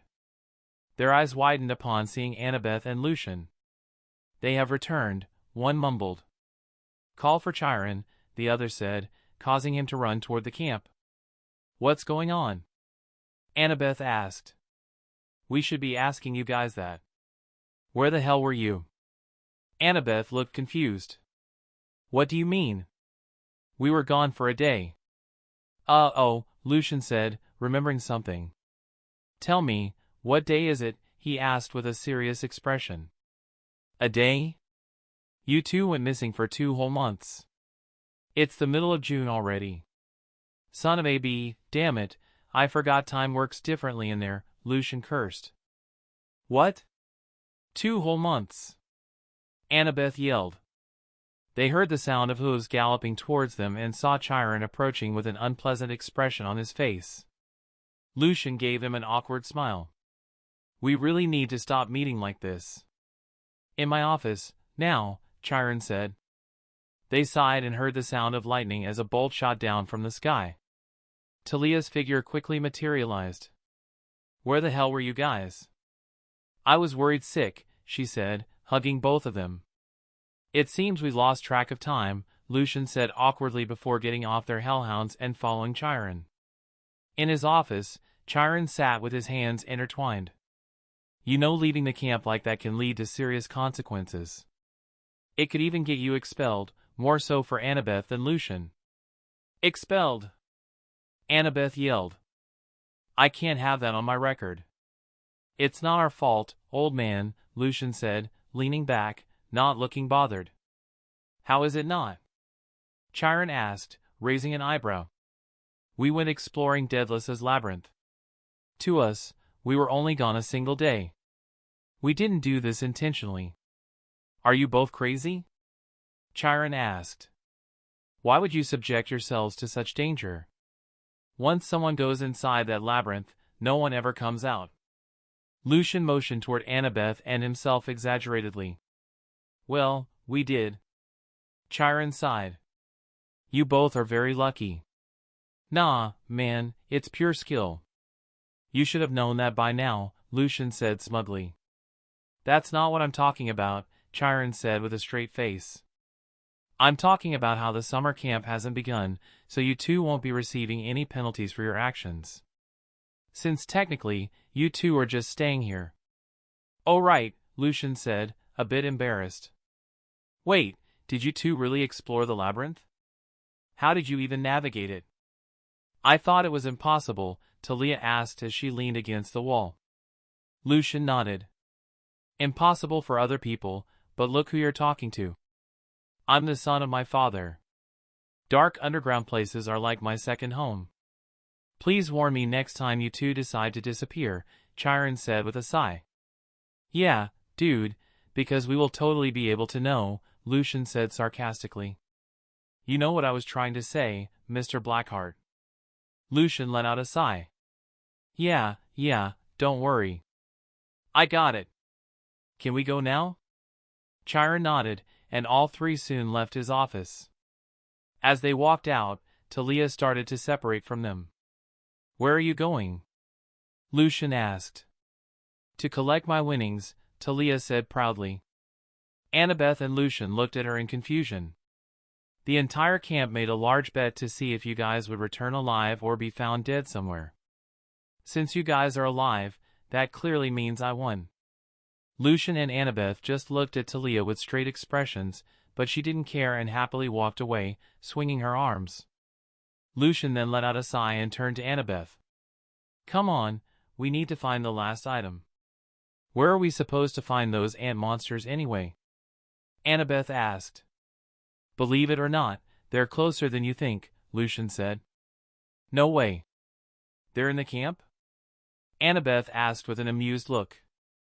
Lucian just gave her a smile that confirmed her words. As they walked toward the forest, Lucian let out a sigh. 2 whole months wasted. Annabeth nodded in agreement, but before she could say anything else, Lucian continued. I had plans and stuff. Now I have to start them later than planned. This really messed up my whole schedule. Plans? What plans? Annabeth asked curiously. I can't really say them out here, but just know it starts with me writing and publishing a book. You serious? Annabeth asked with a raised eyebrow. Lucian nodded. I'm going to need your help too. You want me to be your co-author? Annabeth asked in amusement. Lucian smiled and nodded. Since it would be beneficial to you too. Annabeth nodded, and before they knew it, they were in the middle of the forest behind some trees, looking at the giant ant hill in front of them. Do we just go in guns blazing? Annabeth asked. If that's what you want to do, sure, but we only need one for its spoil of war. Annabeth nodded, reached into her pouch, and pulled out a card that said invisible in ancient Greek writing. As she stuck it to her chest, she started turning invisible while she pulled out her 2 daggers. BRB, she said before she went silent. Chapter 110, Annabeth stealthily walked into the Mermeek's lair. The Mermeeks were large ants made of steel, about the size of a full-grown German shepherd, making them rather large to Annabeth. She watched as they all walked in an organized line, each carrying something shiny in their mandibles. I need to catch one by itself to take it down, she thought, already coming up with a plan. She tossed her dagger into one of the tunnels away from the ants, causing it to make a thump as it hit the floor. The ants marched forward, and one, hearing the noise, turned towards it. Seeing the shiny golden dagger on the ground, the ant broke formation and walked towards it. As it went to pick it up, Annabeth kicked it, causing it to go even deeper into the tunnel. The Mermeek tilted its giant head in confusion before following the kicked weapon. This went on for a few times until the Mermeek started to get annoyed. Once Annabeth saw that they were far enough away from the others, she picked up the dagger, causing it to turn invisible in her hands once more. Annabeth didn't strike for the head, instead, she aimed where the metallic sheen wasn't present. She swung her dagger towards the section that separated the ant's 3 body parts, cutting between the thorax and the abdomen. The ant let out a painful screech before swinging its head, accidentally hitting Annabeth on her side and sending her flying back into a wall. Hearing Annabeth hit the wall, the Mermeek turned towards the sound but didn't see anything there, except for her outline on the dirt. Figuring out its opponent was invisible, it let out a screech and charged towards the outline, snapping its mandibles. But as the metal ant thrust its mandibles, it ended up pushing against the wall, getting stuck as Annabeth had already jumped out of the way. Annabeth slashed the section between the head and thorax, causing blood to splash on her body. She then plunged her dagger into the section, using her other dagger as a hammer to drive it deeper and separate the head from the body. The Mermeek couldn't even let out one final screech before it quickly turned into golden dust, leaving behind a pair of steel mandibles. Annabeth let out a sigh as she dusted off her hands. She then heard the sound of quick footsteps approaching, so she quickly grabbed the mandibles, put them inside her pouch, and ran out without making too much noise or alerting the other Mermeeks. When she returned to Lucian, she undid her invisibility and smiled confidently. I think we now have everything for my potion. Good, Lucian said as they both walked back and headed down towards Lucian's secret place. You ready? Lucian asked her. Annabeth, who was by the cauldron, nodded her head as they both started to name and insert the ingredients they had gotten for her potion. Daedalus blueprint essence and 5 celestial bronze ingots for the main ingredients, they said as they threw everything together, and Annabeth began to stir. A feather of Icarus, a core of an automaton, tail hair of a sphinx, and Mermeek's spoil of war, they said as they put everything in one by one. The potion kept changing colors as they added the ingredients, and when Annabeth finished stirring, it was a blue metallic color.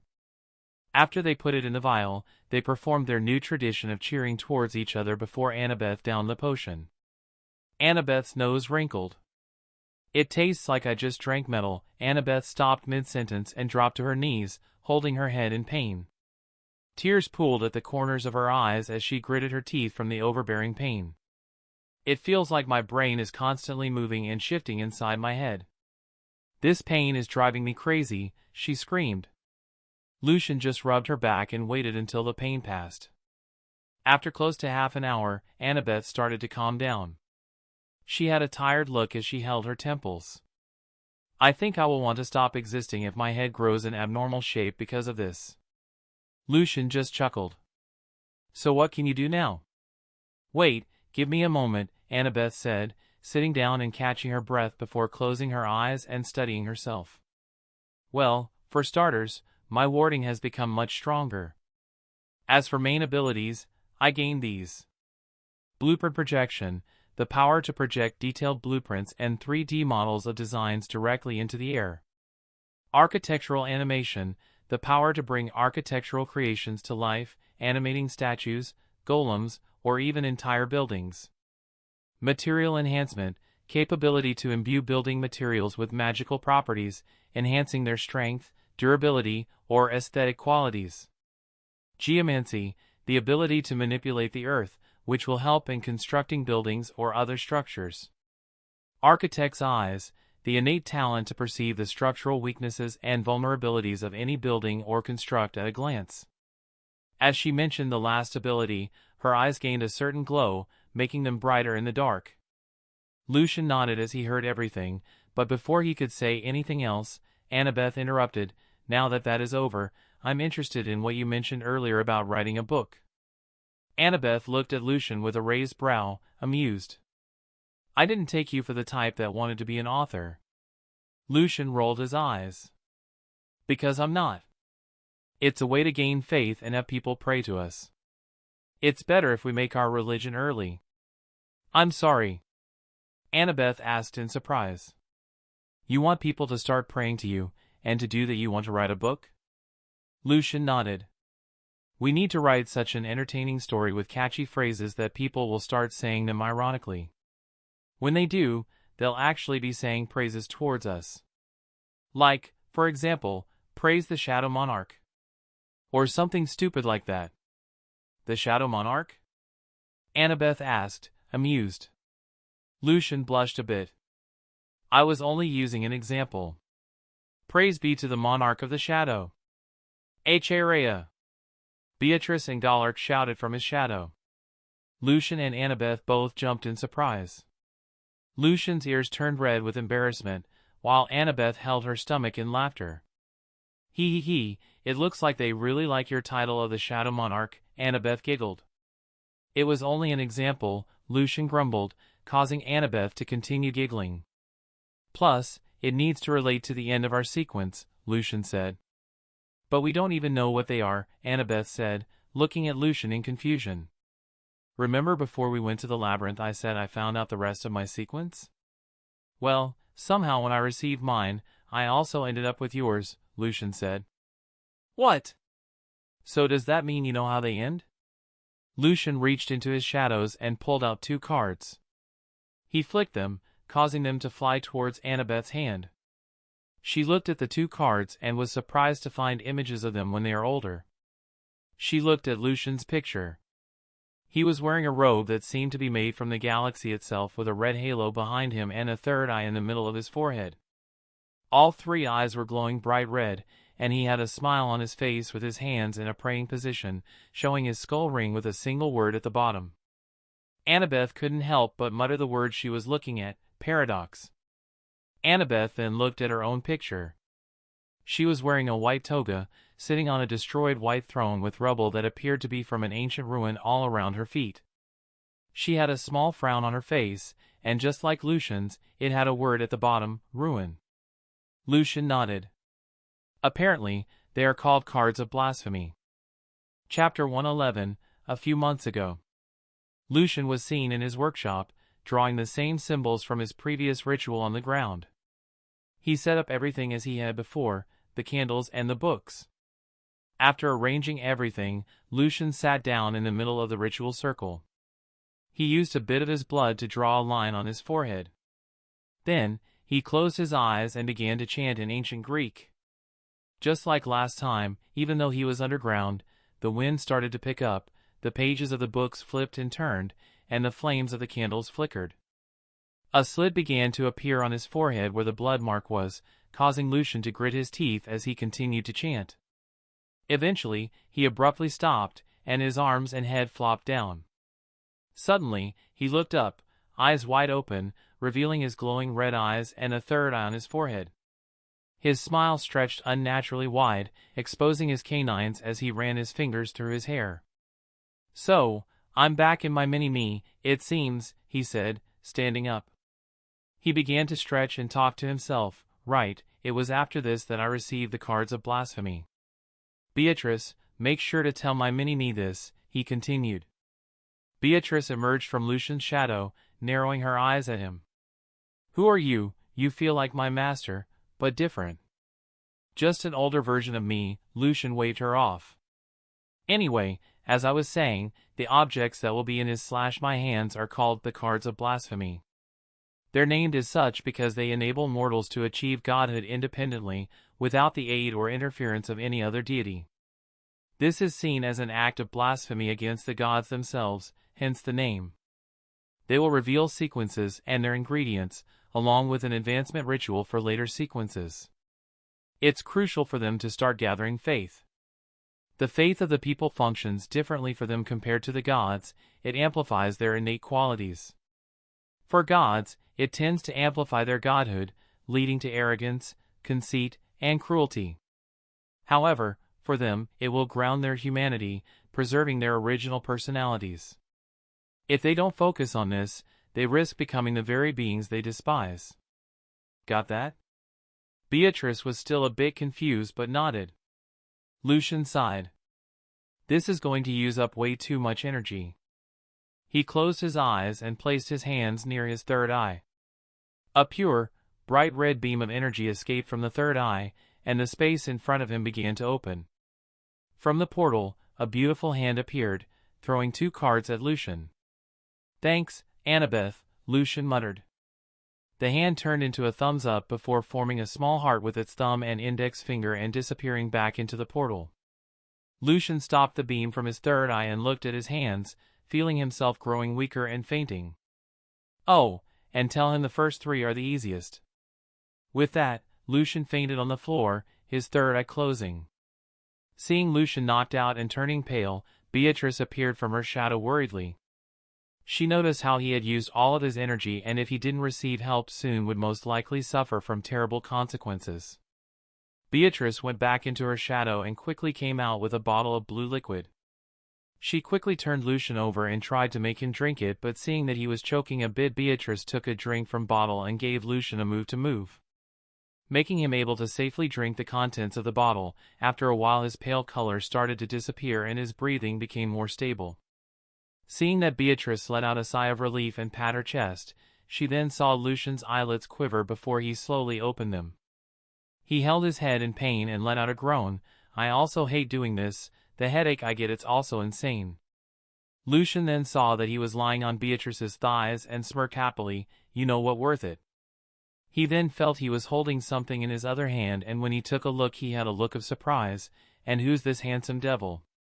"Master, I believe that that's you from the future." "You're right, only I can be as handsome as that, it makes sense," Lucian said arrogantly before looking at Annabeth's card, and letting out a low whistle. "So I would be the god of paradoxes and Annabeth of ruins, makes sense as well. Ruins are like the main symbolism for architecture and knowledge/wisdom. End flashback. "And that's pretty much what happened," Lucian said as Annabeth kept looking at the cards. "So, it was the future you that made these? But then, how?" Annabeth started. Lucian just smiled. "I don't know, and that's the thing about paradoxes." Hearing that, Annabeth flipped the card and looked at all the words written on the back. The Paradox Pathway. Sequence 9, Stuntman. Sequence 8, Artisan. Sequence 7, Treasure Seeker. Sequence 6, Cursed Knight. Sequence 5, Earth Sentinel. Sequence 4, Mist Shaper. Sequence 3, Ethereal Warlock. Sequence 2, Light of Destiny. Sequence 1, Shadow Monarch. Sequence 0, The Paradox. Pretty cool, right? Lucian said with a smug expression. Annabeth smiled and shook her head before looking at her own card. The Ruins Pathway. Sequence 9, Librarian. Sequence 8, Architectural Engineer. Sequence 7, Historian. Sequence 6, Occult Scholar. Sequence 5, Tomb Raider. Sequence 4, Arcane Antiquarian. Sequence 3, Rune Master. Sequence 2, Time Weaver. Sequence 1, Empress of Decay.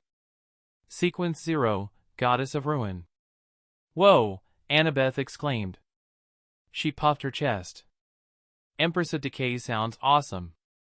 Lucian scoffed. Well, nothing beats the Shadow Monarch. Annabeth playfully rolled her eyes as she handed Lucian back his card of blasphemy. So, you want to create a book about paradox and ruins? Kinda. It follows the lead of two teenagers, a boy and a girl, who throughout the story slowly ascend to godhood, fighting and scheming against other gods while trying their best to survive. I see. Instead of just one book, I think it'll be better to make a series. It'll keep people wanting more, and who knows, it could be turned into a movie, making the lines, or in other words, our prayers, more iconic and reaching more people who simply don't want to read all of it. Lucian put a hand on his chin and nodded. It makes sense. Let's do it. We need to create characters, side characters, worry about world building, the power system, plot twists, the antagonist, the climax, everything. Most importantly, we can't forget the title, Annabeth said. The title is like the main hook to everything. The pathways through ruins and paradoxes, Lucian suggested, waving his hand in front, imagining the title. It's not bad, but let's think of more before deciding on one, Annabeth suggested, causing Lucian to nod in agreement. Lucian and Annabeth then began to brainstorm, tossing ideas back and forth around the room. Lucian even enlisted the help of Beatrice, who was older and more knowledgeable about things. Chapter 112, Lucian and Annabeth sat back to back in the middle of the room, surrounded by scattered papers and drawings. Beatrice floated happily on her broom, circling them. All right, so let's recap everything we've decided, Lucian began. Instead of having two protagonists in the same story, we're creating two separate series. These series will interconnect, happening close together, where they sometimes run into each other. Annabeth nodded. Our goal, and the most important part, is the ending. We need to make it appear that there are beings out there trying to destroy the world and rebuild it in their own image. These beings will be gods from different universes, trying to increase their power by spreading their faith. The way they know best is to restart the world from scratch. The protagonists, upon finding this out, will each make it their mission to protect their world. The ending needs to show them going into a deep sleep to create a barrier that keeps these intruder gods out. Lucian turned towards Beatrice. Your part in this is key to everything. Beatrice's expression grew serious as she nodded. I'm sorry to do this, but you need to do most of the heavy lifting. You'll have to take on 3 different identities for this to work. Beatrice, still serious, shook her head. Worry not, Master. My purpose is to serve you with my whole being. Whatever you want me to do, I will do without a second thought. Lucian smiled and nodded. First, you need to travel the world and create deep, hidden ruins that would be impossible to find, all relating to this. They need to be connected to our story. During this time, Annabeth and I will be publishing the books. Then I want you to take on the identity of an archaeologist and discover these very ruins, presenting them to the world. Annabeth added, when the ruins are discovered, people will begin to see the connection between our stories and the real world. Lucian and I will take on different identities as the authors. When asked how we came up with the story, we'll say it's a funny story, that we both dreamed it. When we realized we had different dreams about the exact same thing, we decided to write a story based on those dreams. Lucian pointed to Beatrice. This is where your other identities come into play. First, you'll be the owner of a book club where you, with a bunch of people, try to dissect every detail of the books. But in reality, you'll be an occultist, the actual leader of one. You'll preach about how everything is coming together, how the story and the ruins are a message from us, the two protagonists in the stories. You'll tell people that we need their help, their faith. That the ruins Annabeth's protagonists made were so people wouldn't forget about them, to keep believing. We need people's faith to keep the barrier active, but since people have forgotten, we are growing weaker and the barrier is coming undone. Lucian took a deep breath to calm himself, as he was getting too excited. Annabeth wasn't any different. Leaning back on each other, Annabeth sighed. "This is crazy, I hope you know that," she said with a large smile. Lucian chuckled. "I know, but I'm unexpectedly having so much fun," he said, closing his eyes. Annabeth also closed her eyes and giggled. "I wasn't complaining." Annabeth then let out a sigh as they continued their planning. The books will have lines which Beatrice will take and turn them all into a Bible. Once the occult gets enough traction, it will undoubtedly become a church. When that happens, our identities as authors will be turned into messengers. Then we also need to worry about the other gods trying to interfere and stop this. This is why I'm having Beatrice be the main person for all of this. Even if she is killed, she'll just respawn in my shadow, Lucian said. Annabeth then let out another heavy sigh. "Lucian, I hate to say this, but I think we will need their help." "Huh? Whose help?" Lucian said, turning to look at Annabeth in confusion. "The help of the three fates." "Nope, absolutely not," Lucian adamantly denied without a second thought. "You think I want to ask for their help as well? I'm thinking about all of the different possibilities, all of the different outcomes, every possible cause and effect. And for the most part, we are relying heavily on luck. You and I both know luck is a very big part of all of this, and we're not always going to be lucky. You yourself said it, Lucian, one of the reasons they chose you is because you were the strongest out of all of the other possibilities." Lucian let out a loud grumble. Why did I have to be born so beautiful and irresistible? "This is why they say beauty is a curse," he said as he moved around the papers with drawings of ruins and symbols. Annabeth slowly turned to look at him and gave him a deadpan look. Lucian closed his eyes as he sighed. "I might be immature for saying this, but I'm still not doing it.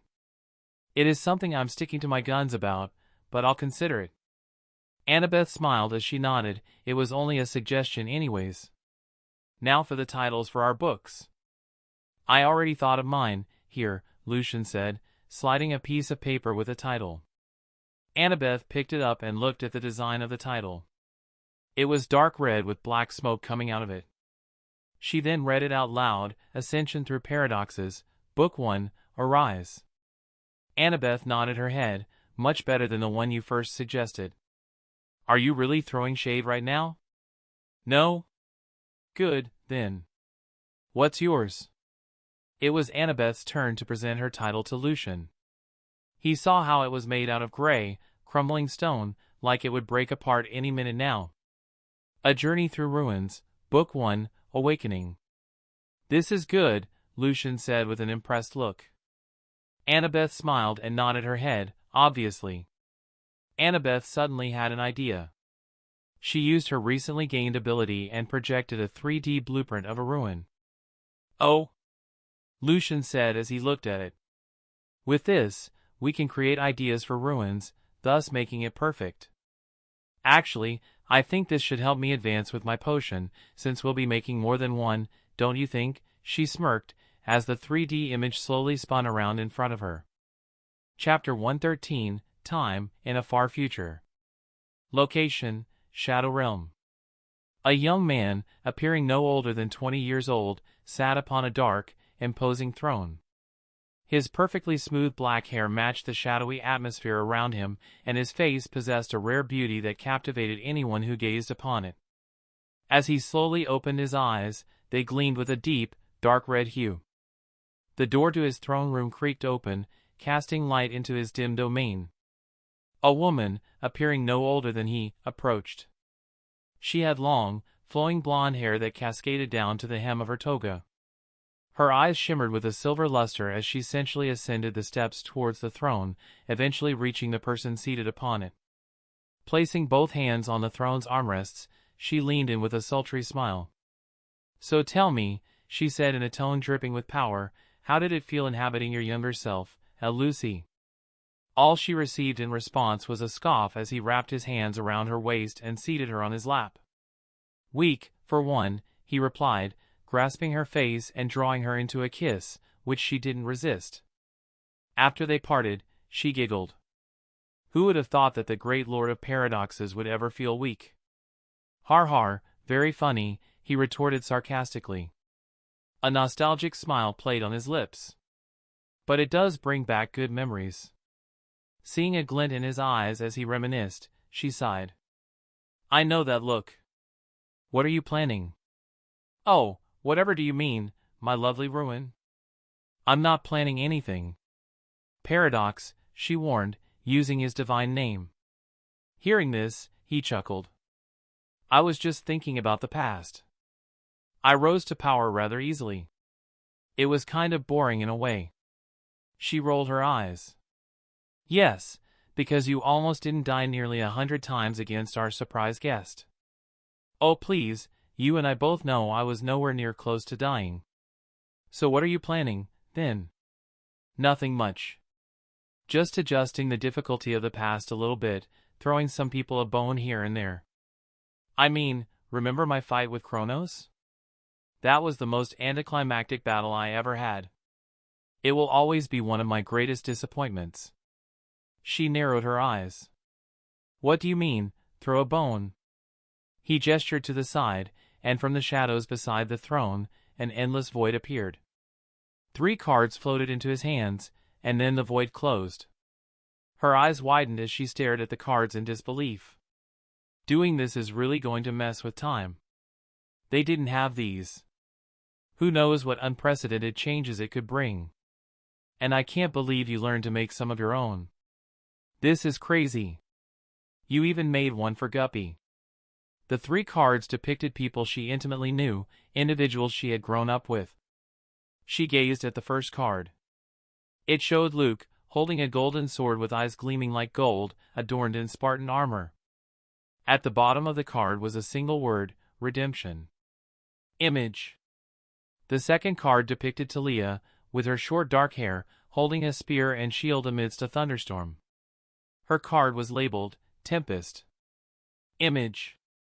Lastly, there was a picture of someone their younger self had not yet encountered but would become great friends with in the future. He had dark hair and green eyes, depicted at the bottom of the sea, wielding a trident. It was Percy Jackson, and his card bore the word, Ocean. I really hope you know what you're doing. Babe, what's with the loss of confidence? You said it yourself, I'm the Lord of Paradoxes. I can change the past without it affecting the future. Though that's mostly for us, the others are still going to experience a few changes. Seeing how relaxed he was about everything, she decided to tease him. I mean, what if time slips from your hands and it leads to a different future where I fall in love with Per? She didn't get to finish as she felt his hands gripping her throat, which caused her to smile as she looked into his cold expression. Don't you ever, and I mean ever, make such a joke like that in front of me again. Do I make myself clear? He said as his grip tightened. All she had was a satisfied smile. Sorry, but I just love it when you become possessive of me, she said as she kissed him. He scoffed before standing up and putting her to the side. Look at what you did.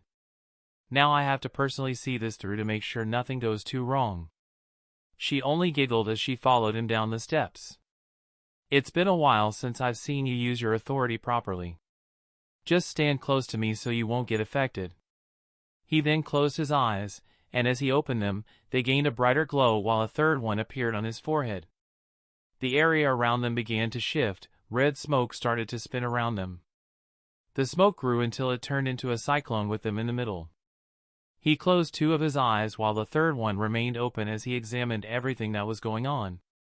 He was peering into the past, watching the streams of time. He took one of the cards and made it float up and fly towards the tornado of smoke, causing it to disappear once it made contact, when Luke's face appeared in the smoke. The scene repeated 2 more times with Talia and Percy, each card going through the streams of time. Whoa, do they look young? Well, Talia is still the same, but the others are so adorable, she said in a gushing tone. She then grabbed his arms. Come on, show me your younger self. You are absolutely the cutest. He simply rolled his eyes as the scene around them shifted. In the fog, they saw a younger Lucian and Annabeth walking around, each brainstorming ideas. Back to the present. Talia was seen in the gym, wearing a sports bra with black shorts and black fingerless gloves, her hair tied back into a tiny ponytail. She was moving around the punching bag, hitting it with strong force that reverberated throughout the room. After she was done, she went and picked up a white towel to wipe her sweat. As she picked it up, she felt something escape from it and hit the floor. As she cleaned her face, she looked at the floor in confusion only to find a black card with her image. What? She mumbled. Is this one of Lucian's pranks? She thought. As she picked it up, she stood and held her head as information started going inside her head. When the pain vanished, she was able to collect her thoughts. This is simply insane. Luke opened his eyes and rose up from his bed, holding his face, causing him to sigh. Seriously. If I do this, I'll be making a lot of enemies. Luke saw something shining in his peripherals. When he looked at his nightstand, he saw a card. Is that me? He couldn't help but ask as he reached out and took hold of the card, and when he made contact, information was thrust into his mind. Ha ha ha. He couldn't help but laugh as he held his mouth. I'm not sure if I'm being manipulated, but if this is true, I won't really need his help. I'll be strong on my own to take care of them. A boy around 10 years old with dark hair and green eyes was seen in his room, peeking out the door to see his stepfather gambling away his mother's hard-earned money. He sighed and closed the door before turning towards his bed, where he found an item he hadn't seen before. Confused, he went and picked it up. Like the others, a headache came. Reminder to not pick up random things I see laying around. He then examined the card. Is that supposed to be me or something? Why am I holding a trident? Seriously, what the hell is going on? Chapter 114, the next day. Lucian was seen sparring with Clarice, or in other words, he was teaching her a lesson using a spear. Lucian twirled his spear around before redirecting her moves and thrusting his spear towards her. Clarice tried to block it with the staff part, but Lucian kept hitting her with the ballpoint of the spear. Clarice attempted to kick him, but he turned his spear upward, causing her to only kick the staff. As one of her legs was up, Lucian quickly dropped down and swept her leg, causing her to fall to the floor with a thud.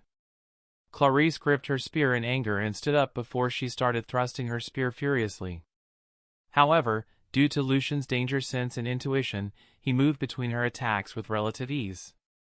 As she thrust her spear, Lucian took hold of it, pulled her off balance, and thrust the ballpoint of his spear into her stomach, making her groan in pain. How are you so good? Your godly parent has nothing to do with weapons. I should be better than you, Clarice grumbled. Lucian rolled his eyes. Because I don't let my godly parent dictate what I do or practice. Tell me, are you good with weapons because you are the daughter of the god of war, or are you good because you spend your time honing your skills and abilities? My skills with weapons don't come from any of my parents, they come purely from my years of hard work and dedication. Are you saying I don't work hard? Clarice glared. Did those words leave my mouth? All I'm telling you is to keep practicing. You're already great at wielding a spear, I just happen to be better. Also, you let your anger consume you, making you predictable. Don't let it consume you, use it to empower yourself instead. If you do that, you'll definitely be stronger. Clarice still looked unsatisfied but mumbled a thanks. So, are we done now? Lucian asked. Clarice nodded, and they put away their sparring spears. Lucian walked towards Annabeth, who looked a bit bored. I still don't get why you would entertain her request for a spar against you.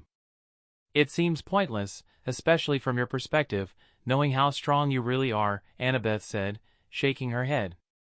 Lucian just shrugged his shoulders. All she did was ask for a sparring match. I didn't see a reason to decline, he said as they started walking towards his cabin. But just before they went in, Talia came running towards them. I'm so glad I found you guys, Talia said with a sigh of relief. What's wrong? Annabeth asked. Talia turned towards Lucian. Can you take us to the place you took me last time where we couldn't be heard? Annabeth looked at Lucian with a raised brow before they were all engulfed by Lucian's shadow and reappeared inside his secret underground chambers. So, what's wrong? Lucian asked. Talia reached into her back pocket and pulled out a card, showing it to them. This. I found it when I was practicing. Annabeth and Lucian's eyes nearly popped out of their sockets. Son of AB, Lucian started to say before stopping himself. I came to you since you're the magic expert. As soon as I touched it, weird information started floating in my head, like this is called a card of blasphemy. Both Lucian and Annabeth sighed out at the same time. Yeah, a card of, wait, how did you guys know? Do you know what it truly is? It mentioned gathering the ingredients in this card and the acting method. Just so much information. Annabeth reached into her purple pouch, while Lucian's shadow came to his hand. When they revealed their hands, they both had a card of blasphemy. Talia's eyes widened. You two have one as well. Lucian let out another sigh. You know what this means, don't you? They looked at him in confusion before Lucian thrust his hands sporadically and then thrust his card forward. It's morphin time. Lucian still held the pose as they started to look at him weirdly while he began to turn bright red from embarrassment. TSK, you guys suck. Y'all don't understand my references. Now isn't the time for references no one will ever understand, Lucian. This is a serious matter. We need to find out how Talia came into possession of this, Annabeth said, facepalming. I already know how, Lucian said, rolling his eyes. You do? They both asked at the same time. Lucian let out an annoyed sigh and nodded his head. As soon as Talia took it out, my intuition told me everything I needed to know. Even more so now that it's been upgraded since turning into a treasure seeker. Can you two please tell me what's going on? I'm so lost, Talia said with a sigh. For you to get the entire picture, you need everything from the beginning. Remember during Luke's quest how I said I had a goal I couldn't share before? Talia nodded her head and listened, as she had always been curious about what Lucian had been planning. Even more so after they went to Russia together. Well, that goal just happens to be to become a primordial entity, a true god, in a sense. What? Are you mentally handicapped or something? Talia asked, looking at Lucian like he had just said the most absurd thing in the world. Anyways, Lucian said, rolling his eyes. In order to do that, I started doing research. My gift of intuition led me to the route of potions, which led me to the direction of the sequences. Lucian went on to explain everything that went on, from Annabeth getting her own sequences to him getting the cards of blasphemy from his future self. Talia was in deep thought after learning about everything. So, are you saying you're the creator of these? Most likely, yes, Lucian confirmed. Is this the reason why you're so strong? I was stronger than you before even taking my first sequences, so don't think about it. They both heard Talia click her tongue. If I follow this, does that mean I'll eventually be as strong as my father? Talia asked, her expression turning serious. Lucian only smiled. Even stronger. Talia grinned. I'm liking the sound of that. So, what sequences are you guys currently at? I just got my second one. Lucian is on his third, Annabeth answered. Talia then looked over their cards and noticed how they look when they're older. Whoa, you are hot, she said, staring at Lucian's image longer than necessary. When she realized what she said, she turned red and looked away, unable to meet their teasing expressions. Lucian then took Talia's card from her hand and examined it. He flipped it over and began to read the sequences. The Tempest Pathway. Sequence 9, Brawler. Sequence 8, Lancer. Sequence 7, Thunder Herald. Sequence 6, Cyclone Rider. Sequence 5, Cloud Shaper. Sequence 4, Wind Commander. Sequence 3, Sky Dominator. Sequence 2, Storm King. Sequence 1, Elemental Sovereign. Sequence 0, The Unforgiving Tempest. As Lucian finished reading, he let out a low whistle, impressed with what he read, before handing her card back. Lucian then narrowed his eyes. Knowing how I am and what I'm capable of, I didn't give this to Talia just to give it to her. What other reason would there be? And what else did my future self change? He better not have changed much, as one of my main advantages is my men knowledge. But I can't say I don't like the mystery of what's to come, he pondered to himself. Chapter 115, So this is the reason why you go out and hunt down monsters, Talia said as Lucian returned her card. Yup, and because it's fun. Wait, Lucian, we will need to add her to the story. Hi, Lucian groaned loudly, throwing his head back. Story? What story? Talia asked. Annabeth sighed. Hey, it's not my fault, all right, Talia started before Lucian interrupted. It's not towards you, it's towards the future me for being an annoyance. Anyways. Lucian and Annabeth began sharing their idea for the story and their plans. After they finished, all Talia could do was stare at them as if they'd lost their minds. So you're telling me the two of you want to start a cult? If you don't want to turn into your dad? Yes, Lucian replied. Annabeth nudged Lucian's side. Lucian, she reprimanded. What, it's true, Lucian shrugged. Talia rolled her eyes, not offended by Lucian's bluntness. So I would need to make a part 3 of whatever the two of you are creating? We could, or you could be a continuous character that appears throughout both books so you'll be well known, Lucian suggested. And you're lucky we haven't finished writing or designing Ruins, which means we would most likely add you, Annabeth added. Talia sighed. This is so much to process. She rubbed her forehead. Let's focus on one thing at a time. What are the materials you'll need for the boxer potion? Lucian asked, noticing Talia's growing overwhelm. Talia looked at her card and took a deep breath before reading it aloud. Hellhound Claw and Tooth of Nemean Lion for the main ingredients. Whoa, you are lucky, Lucian commented. Talia looked at him, puzzled. I have both of those things in stock. Lucian said, motioning to the room around him. As for the supplementary, a drop of nectar, a liter of blood from a cyclops, ambrosia fragment, and bronze horn. What's a bronze horn? Talia asked after finishing the list. You are so incredibly lucky, Lucian sighed. A bronze horn is a horn from an automaton bull. Luckily for you, I have all of these with me. I can't just take them from you, Talia said, feeling uncomfortable. Think of these as payment for the dragon blood you gave me. That blood is worth more than all the things I'm going to give you. Huh. I forgot about that, Talia admitted, finally remembering. So you can go get the ambrosia fragment and the drop of nectar while I set everything up. Wait, I haven't even decided if I want to do this, Talia interrupted Lucian. Annabeth and Lucian stared at Talia as if she were the crazy one. Talia started to feel self-conscious under their gaze and blushed. What? Why are you guys staring at me like that? This is an opportunity to gain unimaginable power, and you don't know if you want to take it? Annabeth asked incredulously. Talia sighed. I'm just thinking it through. If I go through with this, that means I would be an enemy of the gods. Stop being such a pussy, Lucian said matter-of-factly. Annabeth didn't reprimand Lucian this time, she just facepalmed and sighed. Talia grew irritated. What the hell is that supposed to mean? I mean what I just said. You can't keep living your whole life in fear. Sure, being scared of gods is natural and something you've been taught. But don't let fear guide your every decision. Sometimes you have to take risks, even if it could result in your death. Annabeth stared at Lucian, surprised, then smiled and nodded.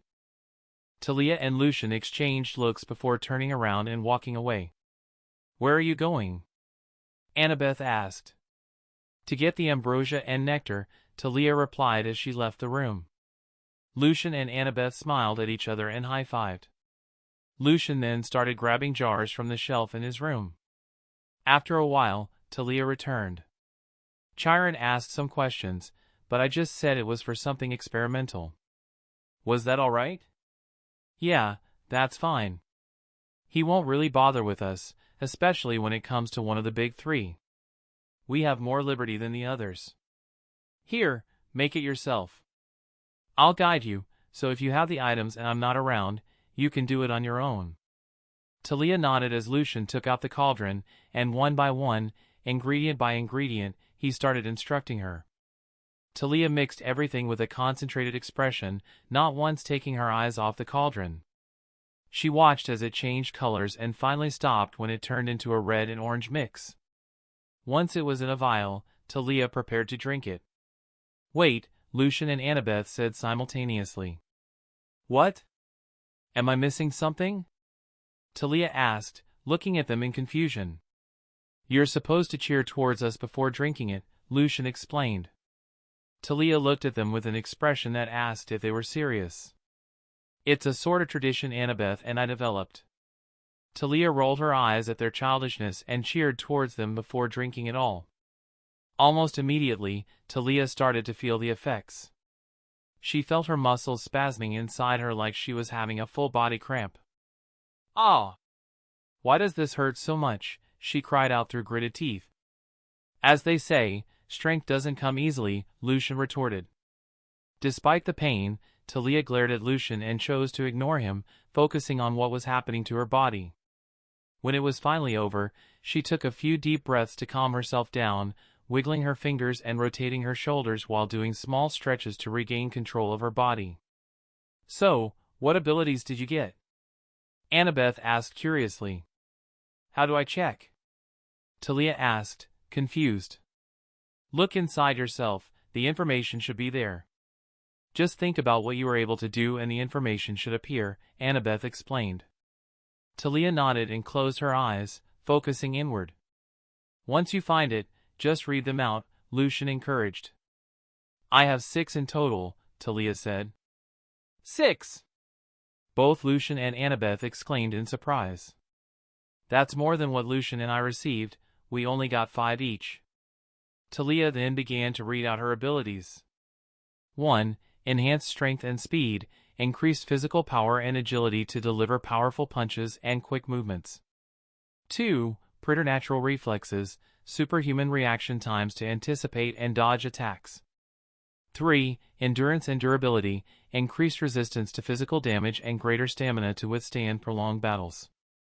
4. Combat intuition, the ability to instinctively understand an opponent's weaknesses and predict their next moves. 5. Adrenaline rush, temporarily boosts all physical attributes in critical moments during a fight. 6. Aura of intimidation, projects a fearsome presence that can demoralize or intimidate opponents, making them less effective in combat. That's 8, not 6, Lucian said with a straight face. Oh come on, for my first one I gained librarian, definitely not as cool as any of yours, Annabeth replied. Okay, Empress of Decay, Lucian said sarcastically. Oh come on, that's all the way to sequence 1, Annabeth added with an eye roll. Meanwhile, Talia looked at her hand and then around the room. Wait, you mentioned that no one could hear us down here, right? Yeah? Lucian replied, looking confused. You mentioned something about Luke that you weren't able to say before. What is it? Talia asked, growing more serious. Oh right, I forgot about that, Lucian said as he rubbed the back of his head. I think we all did. He seemed better after the party we had, so we didn't really question it. But after the two of you went on a mission, he seemed almost secretive and withdrawn. It was hard to notice unless you've known him for a long time. So, can you talk about it here? You said you knew what has been bothering him. Talia said with a sigh. Lucian sighed heavily, holding the bridge of his nose. He's talking to our grandfather. Our grandfather? Talia asked in confusion, her eyes widening in shock. Lucian saw their gears turning and their horrified expression. What? They both shouted simultaneously. Chapter 116, Our Grandfather. Talia practically screamed. You mean Kay? Before she could finish, Lucian quickly covered her mouth. Are you crazy? Why would you just up and shout out his name? Was all she could mumble with Lucian's hand still covering her mouth. Right, Lucian said as he took his hand away. As I was saying, are you crazy? Sorry, I thought you said no one could hear us down here, Talia replied. I appreciate the confidence in my abilities, but names are just way too powerful, even for my enchantments, Lucian said, shaking his head. Wait, how do you know he's in contact with your grandfather? Annabeth asked, looking confused. Talia, hearing this, also turned toward Lucian curiously. Because he came in contact with me. Remember when I told you about my encounter with the Fates? Annabeth was confused about what that had to do with anything but nodded. I didn't mention it, but that same night, he contacted me, asking us to join forces and help him make the gods suffer or something like that. You declined, right? Talia asked. No, we shook hands and became the best of friends. What do you think? Lucian said with a straight face. Sorry, but you are really unpredictable. In all honesty, I wouldn't be surprised if you did become friends with him, Talia replied with the same straight face. Thank you, Lucian said with a smile, appreciating the comment. It wasn't a compliment. We're getting off topic. So how do you know he went after Luke after contacting you? Annabeth asked. I mean, it's obvious. Who here dislikes the gods to the point of joining hands with someone they're not supposed to if it means they get to make them pay for their actions? Annabeth and Talia sighed. Luke. Still, that doesn't really prove he's working with Kay, our grandfather. Wow, that feels weird to say, Talia said, wanting to defend Luke and not immediately think the worst of him. Bring him down here, Lucian said. What? They both asked, bewildered. Lucian sighed and rolled his eyes. Bring him down here. It's the only way for you two to get confirmation. We'll confront him right here and now. Fine, Talia answered immediately, exiting the room. Are you sure this is wise, Lucian? Annabeth asked worriedly. Nope, Lucian answered honestly, popping the pea. This could go in the wrong direction and we could end up losing a friend because of it. Let's try for it not to come to that, Annabeth said with a downcast expression. Please. No promises. After a minute, Talia returned, holding Luke by the wrist and dragging him down to the basement. Luke's smile slowly dropped as Talia closed and locked the door behind her.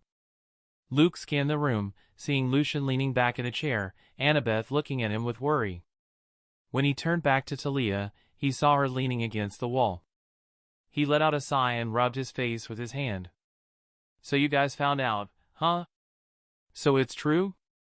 Talia asked, a bit sad. Luke didn't answer her. Instead, he looked at Lucian. And I'm guessing you somehow found out and told them. I'd known for a while actually, but they were beginning to get worried about you, Lucian said, shrugging. So how did you figure it out? Luke asked, his expression becoming stoic. Did you think you were the first one he came into contact with? Lucian asked with a raised eyebrow. Luke scoffed and kissed his teeth. Why am I not surprised? I'm the backup option then, typical. You're upset that you were the backup option? Annabeth asked, looking at him weirdly. No, but by the fact that it is Lucian, Luke answered straightforwardly. Huh? Talia and Annabeth said at the same time. While Lucian nodded in understanding, I would be jealous of me too. Don't worry. I'm not jealous. Luke snapped, before looking unsure. No, perhaps it is. If I had your powers and abilities, I would definitely be in a better position than I am now. If I had them, I would have a better chance against the gods. That still doesn't make it right to side with that man, Annabeth said with narrowed eyes. But it's the only option I have. We have the same goals, and ultimately it isn't something for any of you to decide. He's using you, Luke, don't you understand? He is using your hate against the gods to complete whatever goal he has. There was a reason he was chopped up into multiple pieces and scattered around in the abyss. Annabeth said, looking straight at Luke. I may not be as smart as you, Annabeth, but I'm not stupid. The same way he's using me, I'm using him. PHTTT. Lucian covered his mouth and looked towards the side. What's so funny? He asked coldly. My goodness, don't you hear yourself? Lucian said with an eye roll. That's like the textbook answer of someone that's getting used would say. Lucian. Annabeth said, looking at him pleasingly, please don't antagonize him. We're trying to help him, not drive him away. I don't need your help, Luke said before turning to look at Lucian with narrowed eyes, and you might think I don't know what I am doing, but I do. I know the risks, I know the consequences, but this is the path I've chosen. I can't sit idly by while the gods continue to wreak havoc on our lives. If working with him is what it takes to make a difference, then so be it. You're going to get a lot of people killed, Lucian said without much emotion. You go down this path, it will mean war. And when people go to war, they will need soldiers. Then those soldiers die in the middle of that senseless war you created. You think your conscience would be able to take that? Luke's gaze faltered a bit, but he simply shook his head. And what do you want me to do, just sit around and do nothing? Sorry, I don't have that luxury. If you think I'm just sitting around here doing nothing, then you are dumber than I previously expected. You think I don't want to fight some of those gods as well? I very much do, but I will do it my own way, the way which doesn't result in the deaths of hundreds. Lucian and Luke just stared at each other. So what now? Are you going to hand me over or something? The hell? No. You think we're having this intervention because we want to punish you for your actions or something? It's because we care about you. If we report you, it will result in your death, Lucian said with a scoff. What? Talia asked in surprise. Annabeth pointed to the skies as she nodded in agreement. He wouldn't be very happy to find someone working with him and would unhesitatingly kill him for his actions. So reporting him is out of the question. If you're not going to report me, then why don't you just join me instead? You yourself said it, Lucian, you don't like the gods any less than I do. If we all work together, we will stand a better chance. Lucian sighed again. You and your charisma, that's going to get a lot of people on your side who do have a thing against the gods. Unfortunately, like I said, I already have my own plans and ideas, so I'll have to decline. Luke sighed and ran his fingers through his hair. This will most likely mean we will be enemies at some point in time, won't it? Most likely, Lucian nodded. He then offered the side of his fist. Well, we'll still have time until the final conclusion, so don't get yourself killed until then. I'm pretty resourceful, so I'll manage just perfectly, Luke said, returning the gesture before walking back. Annabeth and Talia were just looking at each other in confusion, unsure of what was happening. Weren't you two literally just at each other's throats about to attack each other? How did it end like that? Talia asked with knitted eyebrows. Lucian just waved her off. It's a guy thing. We both know there will come a time where we will be standing on opposite sides of the war. But since it isn't that time yet, we aren't letting it ruin our friendship. That makes no sense, Talia said, shaking her head. That's because you aren't a guy. Now that we know I was right, let's get back to our planning, shall we? Chapter 117, 1 month later. Luke walked into the communication hub that his cabin was in charge of. As he entered, he went towards the main desk managed by one of their cabin members. Did a parcel arrive with my name? Luke asked. Yeah, I kept it secured for you, the boy, no older than 15, said as he reached underneath his desk and pulled out a large box with Luke's name and the address of the camp on it. Thanks, Luke said as he carefully grabbed it. No worries, head counselor, the boy said with a nod. Luke then exited the communication hub and went towards his cabin. Luckily, as the head counselor, he had his own room to himself. He locked the door behind him and then put the box on his bed. He reached into his pocket and pulled out a card with his name on it. He flipped it over, reading all of the sequences. Sequence 9, Duelist. Sequence 8, Swordsman. Sequence 7, Betrayer. Sequence 6, Gladiator. Sequence 5, Avenger. Sequence 4, Berserker. Sequence 3, Paladin. Sequence 2, Sword Saint. Sequence 1, Hero. Sequence 0, Redemption. Luke then opened the box. It contained a bunch of monster ingredients and a small cauldron. Let's see if this works, so the first one I should make is the Duelist Potion, he muttered. The two main ingredients are the heart of a chimera and the essence of a Mac-Hai, he thought to himself as he looked at the two ingredients in the box, nodding his head. Then for the supplementary. Stymphalian bird feather, Telkine blood, and a sphinx claw. It looks like he really did send everything I needed. Talk about having a powerful backer. I wonder when I'll be as strong as Lucian. Heh, I can't wait to see his expression when he realizes I'll be much stronger than him, Luke happily thought to himself as he began making the potion in the cauldron. After he was done, he looked at the potion in his hand. It was a bright orange color.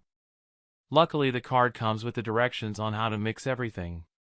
Luke then cheered the empty air, towards a new beginning and hoping I wasn't duped. Almost immediately, he drank the potion down without hesitation. Afterwards, he licked his lips. It tasted like oranges, not so bad, ugh. Spoke too soon, he grimaced.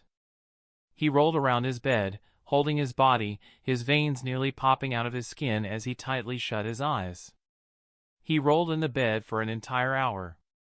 When he was done, his skin was glistening with sweat, and he was breathing heavily with sweat rolling down his face. His eyes were half closed as he felt the changes in his body. Let's see here, the card mentioned getting abilities corresponding to the name. Luke closed his eyes and paid attention to the names of his abilities, but as he read them all, he slowly fell asleep. Enhanced reflexes, sharply improved reaction times, allowing the duelist to respond quickly to threats and attacks. Heightened agility, superior agility and coordination, enabling acrobatic maneuvers and swift, precise movements in combat. Weapon mastery, basic proficiency with a variety of weapons, particularly those used in one-on-one duels such as swords, rapiers, and daggers. Combat intuition, an innate sense of an opponent's next move, making it easier to anticipate and counter attacks. Tactical awareness, the ability to quickly analyze and exploit weaknesses in an opponent's fighting style or battlefield positioning. Endurance, increased stamina and resistance to physical fatigue, allowing for prolonged engagements without tiring. Pain resistance, a higher threshold for pain, enabling the duelist to continue fighting despite injuries that would incapacitate ordinary people.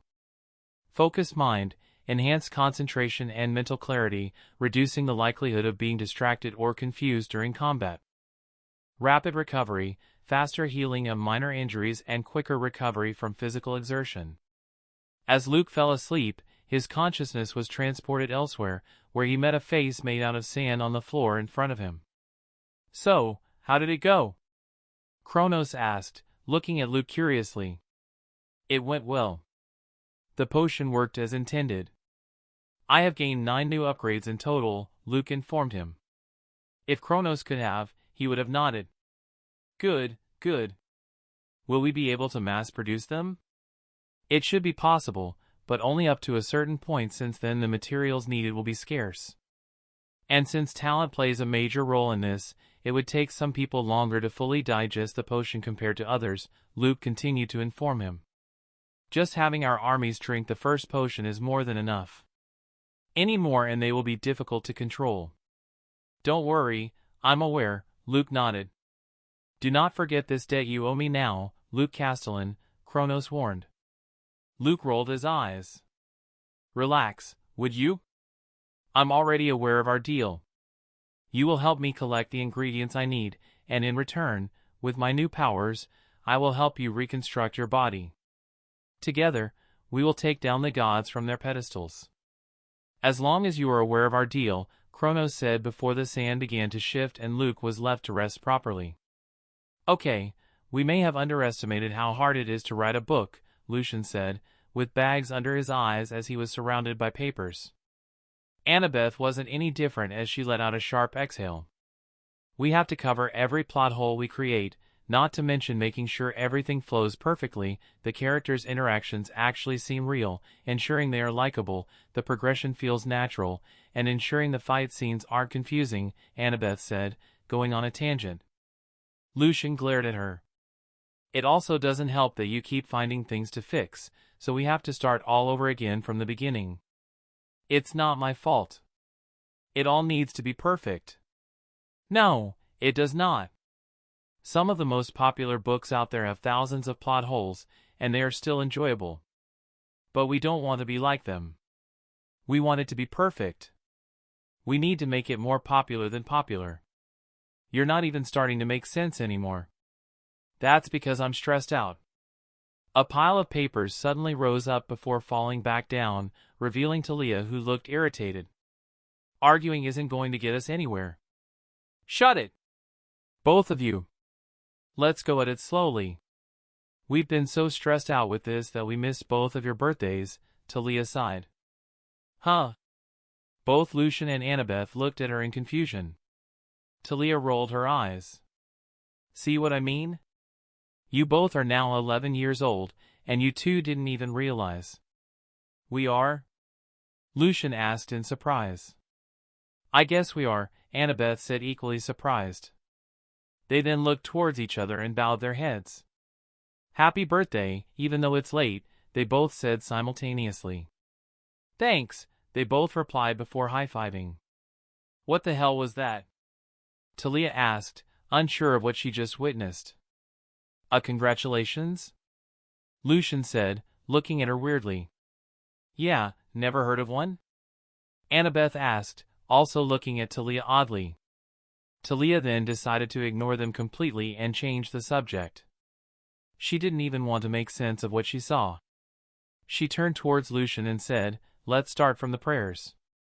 You said to accept faith from people. We will need a prayer that will be specifically tailored for us, from our experiences and what we are able to do. You also called it an honorific name. What was yours again? Lucian nodded and went on to explain, for this one, I used my intuition to create it. Any other combinations of words always sent my intuition haywire, but this just felt right for some reason. Repeat it, Talia said. The paradox defying conventional wisdom. The monarch wielding both shadow and light. The aberrant weaver of fortune and curses. The lord of contradiction governing chaos and order. Chapter 118, The paradox defying conventional wisdom. The monarch wielding both shadow and light. The aberrant weaver of fortune and curses. The lord of contradiction governing chaos and order. Lucian repeated his honorary name. Talia nodded. So we will have your book and characters centered around this. Talia then turned towards Annabeth. Did you create one as well for your book? Annabeth nodded. I had Lucian help me create it. His intuition really comes in handy when choosing when something is right and when something is not. I had to go through multiple before Lucian felt that one of them was right. The ruins given form and breath. The Lady of Relics, the past incarnate. The source of boundless knowledge. The embodiment of eternal wisdom. Talia once again nodded. All right, so let's get started from these two story points. I feel like these are good starting points. Annabeth and Lucian both nodded in agreement. 2 months later. Annabeth was looking at her card, examining it. There's something I don't understand. That's a first, Lucian scoffed as the pen around him rapidly moved, next to a small stack of paper. I'm being serious, Annabeth said with an eye roll. So am I, but I digress. What is it? How come the gods aren't able to detect us getting stronger? I'm sure they must have felt it, right? Wrong, Lucian said, shaking his head. Huh? The gods can't feel it, like at all. Why? Because of the card in your hand. You might not know it, but it's enchanted to stop other people from detecting it apart from those you yourself want to know. That's why I was able to detect Talia when she came, and my intuition was able to guess where it came from. She wanted to tell us about it, so I was able to pick it up, otherwise, I wouldn't have even known. Seriously, not even you? I appreciate the blind faith you have towards me to be able to do anything, but yes, even me. I'm not all-powerful. At least not yet. Wait, but how do you know this? Because it's me. I'm practically the creator of it, and knowing myself, it's something I would have done. I see. I guess that makes sense. I think. Later in the day, Lucian and Talia were seen in the camp's gym. Talia emanated an aura that would normally send someone running, her eyes crackling with electricity. But Lucian wasn't just anyone, they both had boxing gloves on as they circled each other. Lucian immediately went on the defensive, throwing punch after punch, while Talia held her gloves close to her face, bobbing and weaving. When Lucian threw a quick jab forward, Talia weaved under it and countered with an uppercut. However, Lucian didn't seem affected and used the opening to punch Talia across the face with enough force to send her flying back. She wiped her mouth where spit had flown out, narrowing her eyes at him. Lucian, shirtless and wearing boxing shorts, jumped around motioning for Talia to get up, which irritated her even more. What further irritated her was Lucian touching the side of his cheek with a boxing glove and looking at her smugly. Talia stood on one knee, her eyes crackling with electricity. She surrounded herself with electric energy, disappearing into a blur. Reappearing in front of him, one hand covered her face while the other moved in for an uppercut. Lucian sensed the danger and crossed his arms over his stomach, leaning forward. Talia's punch lifted him off the ground and sent him flying back. Instead of crashing into the wall, he landed crouched against it, narrowing his eyes at her. I thought we agreed on no abilities, he said, wiping his sweat. They had been at this for hours. Then you shouldn't have been so irritating, Talia scoffed. Fine, if we're using abilities, let's use abilities. There's no need, I just finished digesting the potion, so we don't have to continue. Well, that's too darn bad, Lucian said, still crouched on the wall. Black flames escaped from the soles of his feet as he flew towards Talia. Talia detected the danger and rolled out of the way. Lucian's fist passed where she had stood, he rolled in the air before landing where Talia had rolled to, slamming his fist into the ground. Using his flames, Lucian quickly maneuvered towards Talia. Jumping from the side, he used his flames to propel himself towards her, his fist landing on the side of her face, forcing her head to turn. Landing, he started swinging his fists with speed, building momentum as Talia gathered herself and covered her face with her gloves, but Lucian's assault didn't stop until he decided it was enough. As they changed, Talia rubbed her cheeks. Aren't you supposed to be gentle with a girl? A girl? Where? Lucian said, covering his eyes and looking around playfully. Talia gave him a playful shove. You're so annoying. Just know my hands are gender neutral, Lucian said, bringing them closer to his face and making punching noises with his mouth. Talia and Lucian walked back to his basement. Lucian then asked, So, did you actually fully digest the potion? Talia nodded. It took me 3 months of constant practice and fighting to get it down. And what did you learn? Lucian asked, always curious about what they had learned from their acting method. Well, for one, boxing isn't about physical strength alone, you have to think smart and always be on the move. To always be on constant vigilance for any weakness would give you an upper hand in any situation. Learning to control emotions and stay focused under pressure is crucial in boxing, well, in any and all situations. Lucian nodded. Good. When they arrived, Annabeth turned towards them. Good, you guys are here. I wanted to show you something I've been creating in secret. Lucian looked towards her curiously as Annabeth grabbed what appeared to be a metal backpack. She securely fastened the gears to herself before flexing her shoulders. From the backpack, 2 metal wings appeared. What? Both Lucian and Talia asked, looking at the wings with their mouths agape. Cool, right? How? Talia asked. Well, during our little scavenger hunt for the ingredients for my potion, one of the ingredients was Daedalus' blueprint. Daedalus? Who's that? Talia asked. Have you not been paying attention in class or something? Annabeth asked. Yeah, it's just names are difficult to remember, my bad. The man who created Icarus' wings. Oh, yeah, anyways, one of my ingredients for my potion was one of his blueprints. He happened to give us one for the wings he made and improved. I memorized the blueprint and created one for myself. What do you think?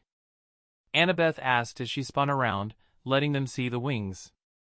They remind me of Falcon's wings from Marvel, Lucian thought to himself. Impressive, Lucian nodded. Definitely. All you need is a flight test, Talia nodded as well.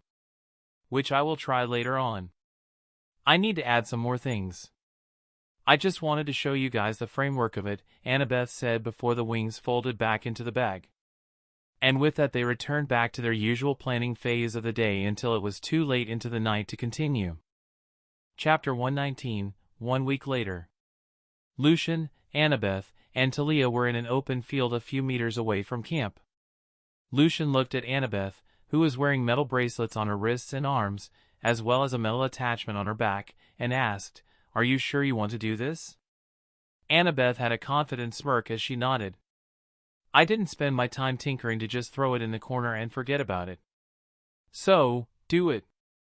"If you say so," Lucian muttered as he controlled his shadow to appear underneath Annabeth before flinging her into the sky.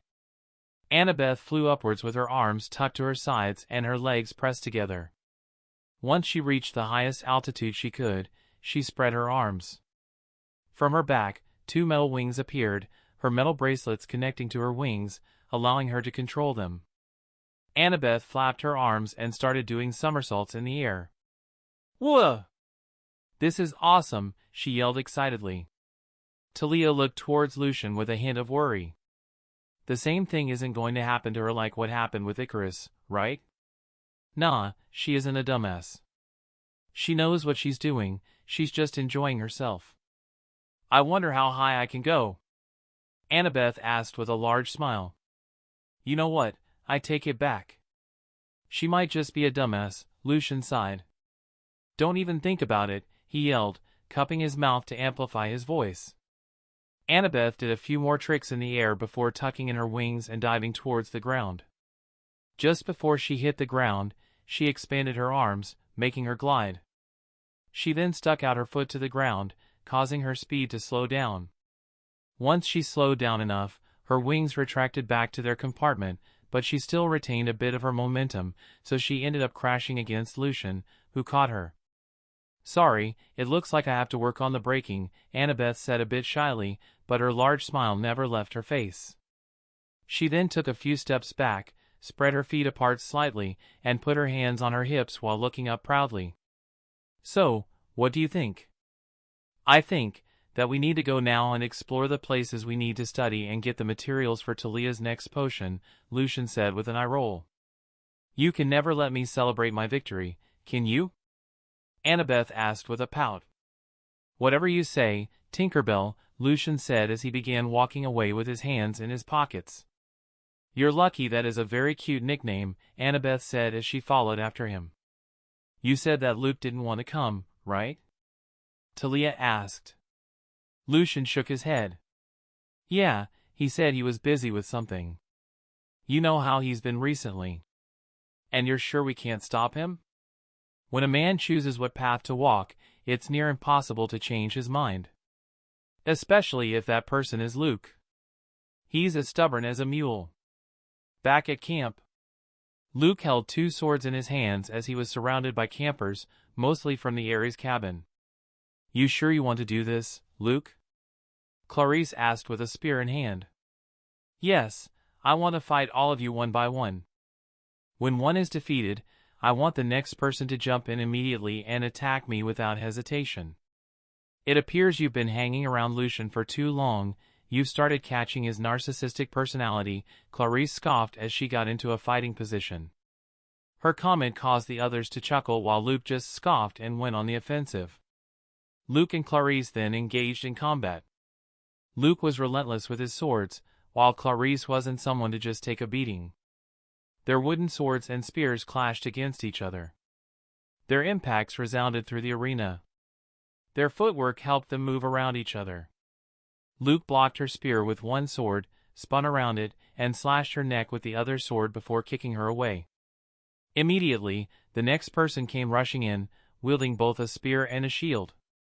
Luke spent the majority of the day fighting everyone.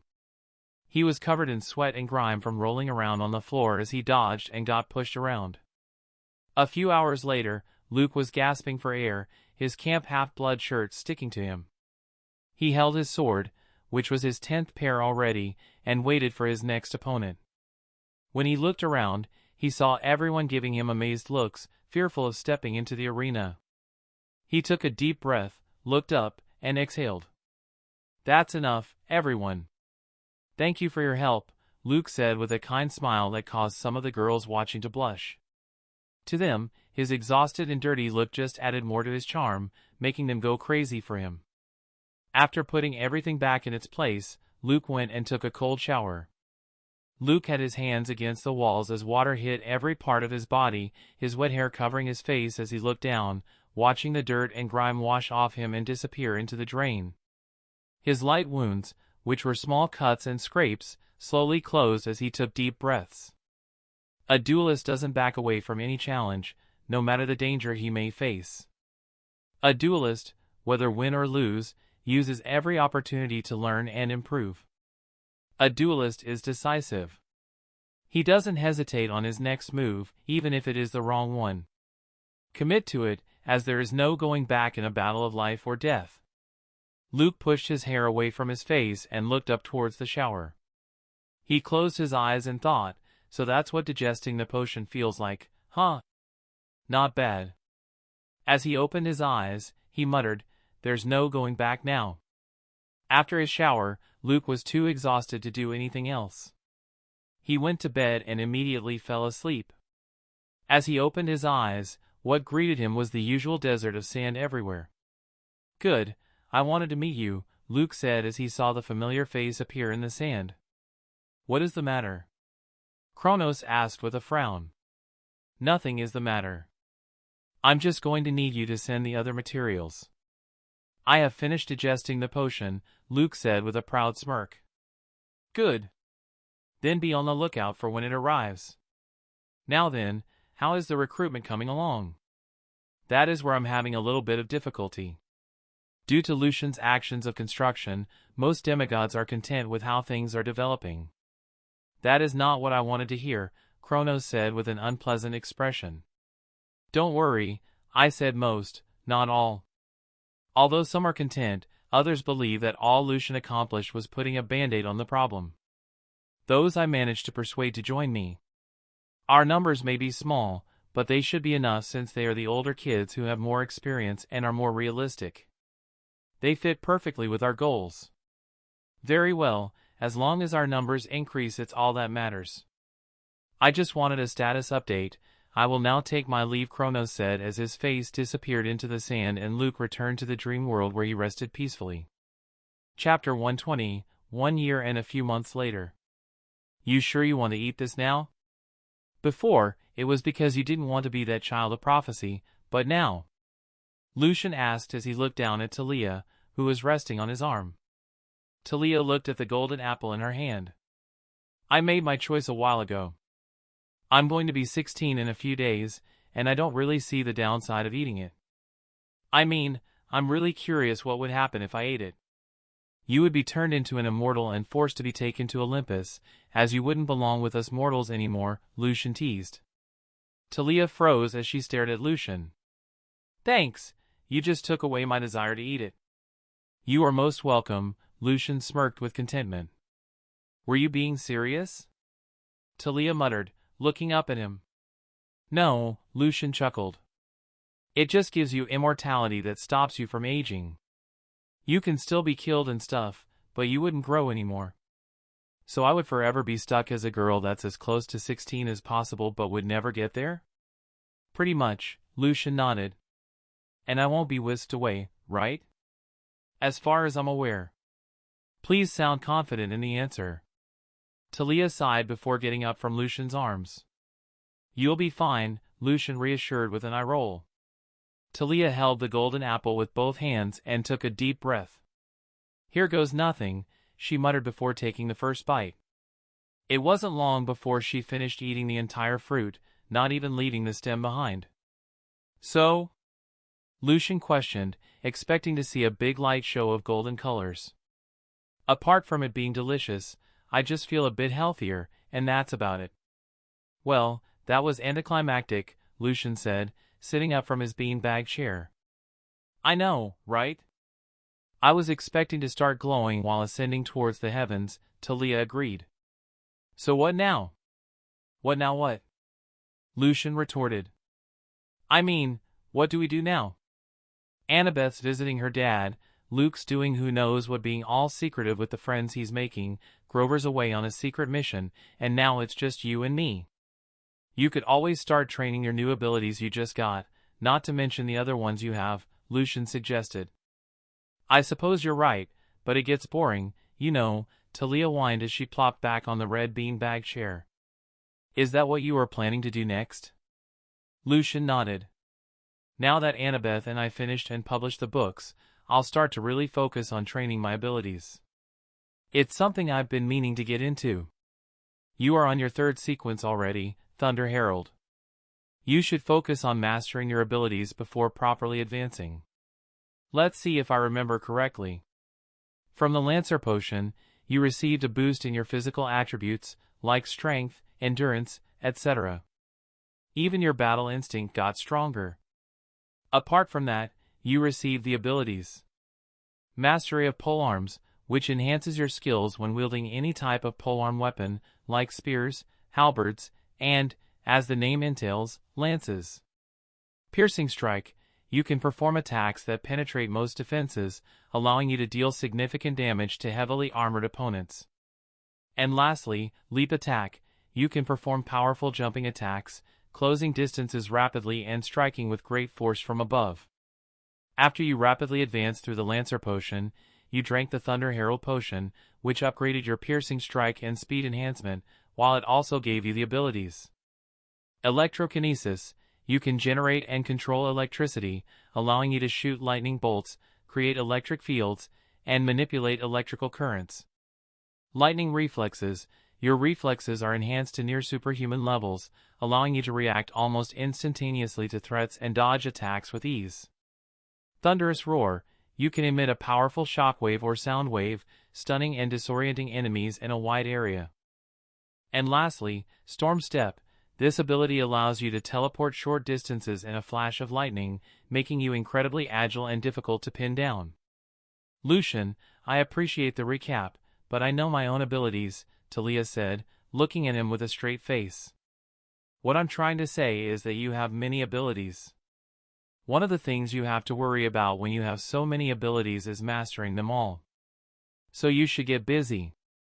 Talia exhaled sharply as she looked up before jumping off the beanbag chair. I suppose you're right, but that'll have to wait till tomorrow since it's already getting dark. Just as Talia was about to exit, she spun around on her heel and walked towards Lucian. She gave him a quick kiss before nonchalantly walking away. Lucian just looked at her back in amusement before deciding to call it a night as well and headed to his room. It took a bit for Lucian to fall asleep, but when he did, he opened his eyes to see himself transported back to where he had once met the Fates. Confused, he looked around until he froze, his eyes widened as he couldn't believe what he was seeing. He walked towards the table where the Fates were having a tea party with an additional guest. He reached out his hand and began touching the face of their guest. Lucian, honey, what are you doing? Making sure you are real. Lucian muttered in disbelief. What? He stuttered, unable to get his words out. What are you doing here? Mom. Medea reached over and started caressing Lucian's cheek with a bright smile. Just look at how much you've grown. Why yeah, Lucian choked out. It happens when you grow. Medea chuckled. Nice to see you still have your sense of humor, she said as she stood up. She held Lucian's face and examined him before kissing his forehead. To Lucian, her lips felt cold, not to mention she was ghastly white. Lucian couldn't help but wrap his arms around Medea, tears unwillingly shed from his eyes as he held his head down. Medea held him as tears started appearing in her eyes as well. So again, what are you doing here? Lucian asked, still not looking up.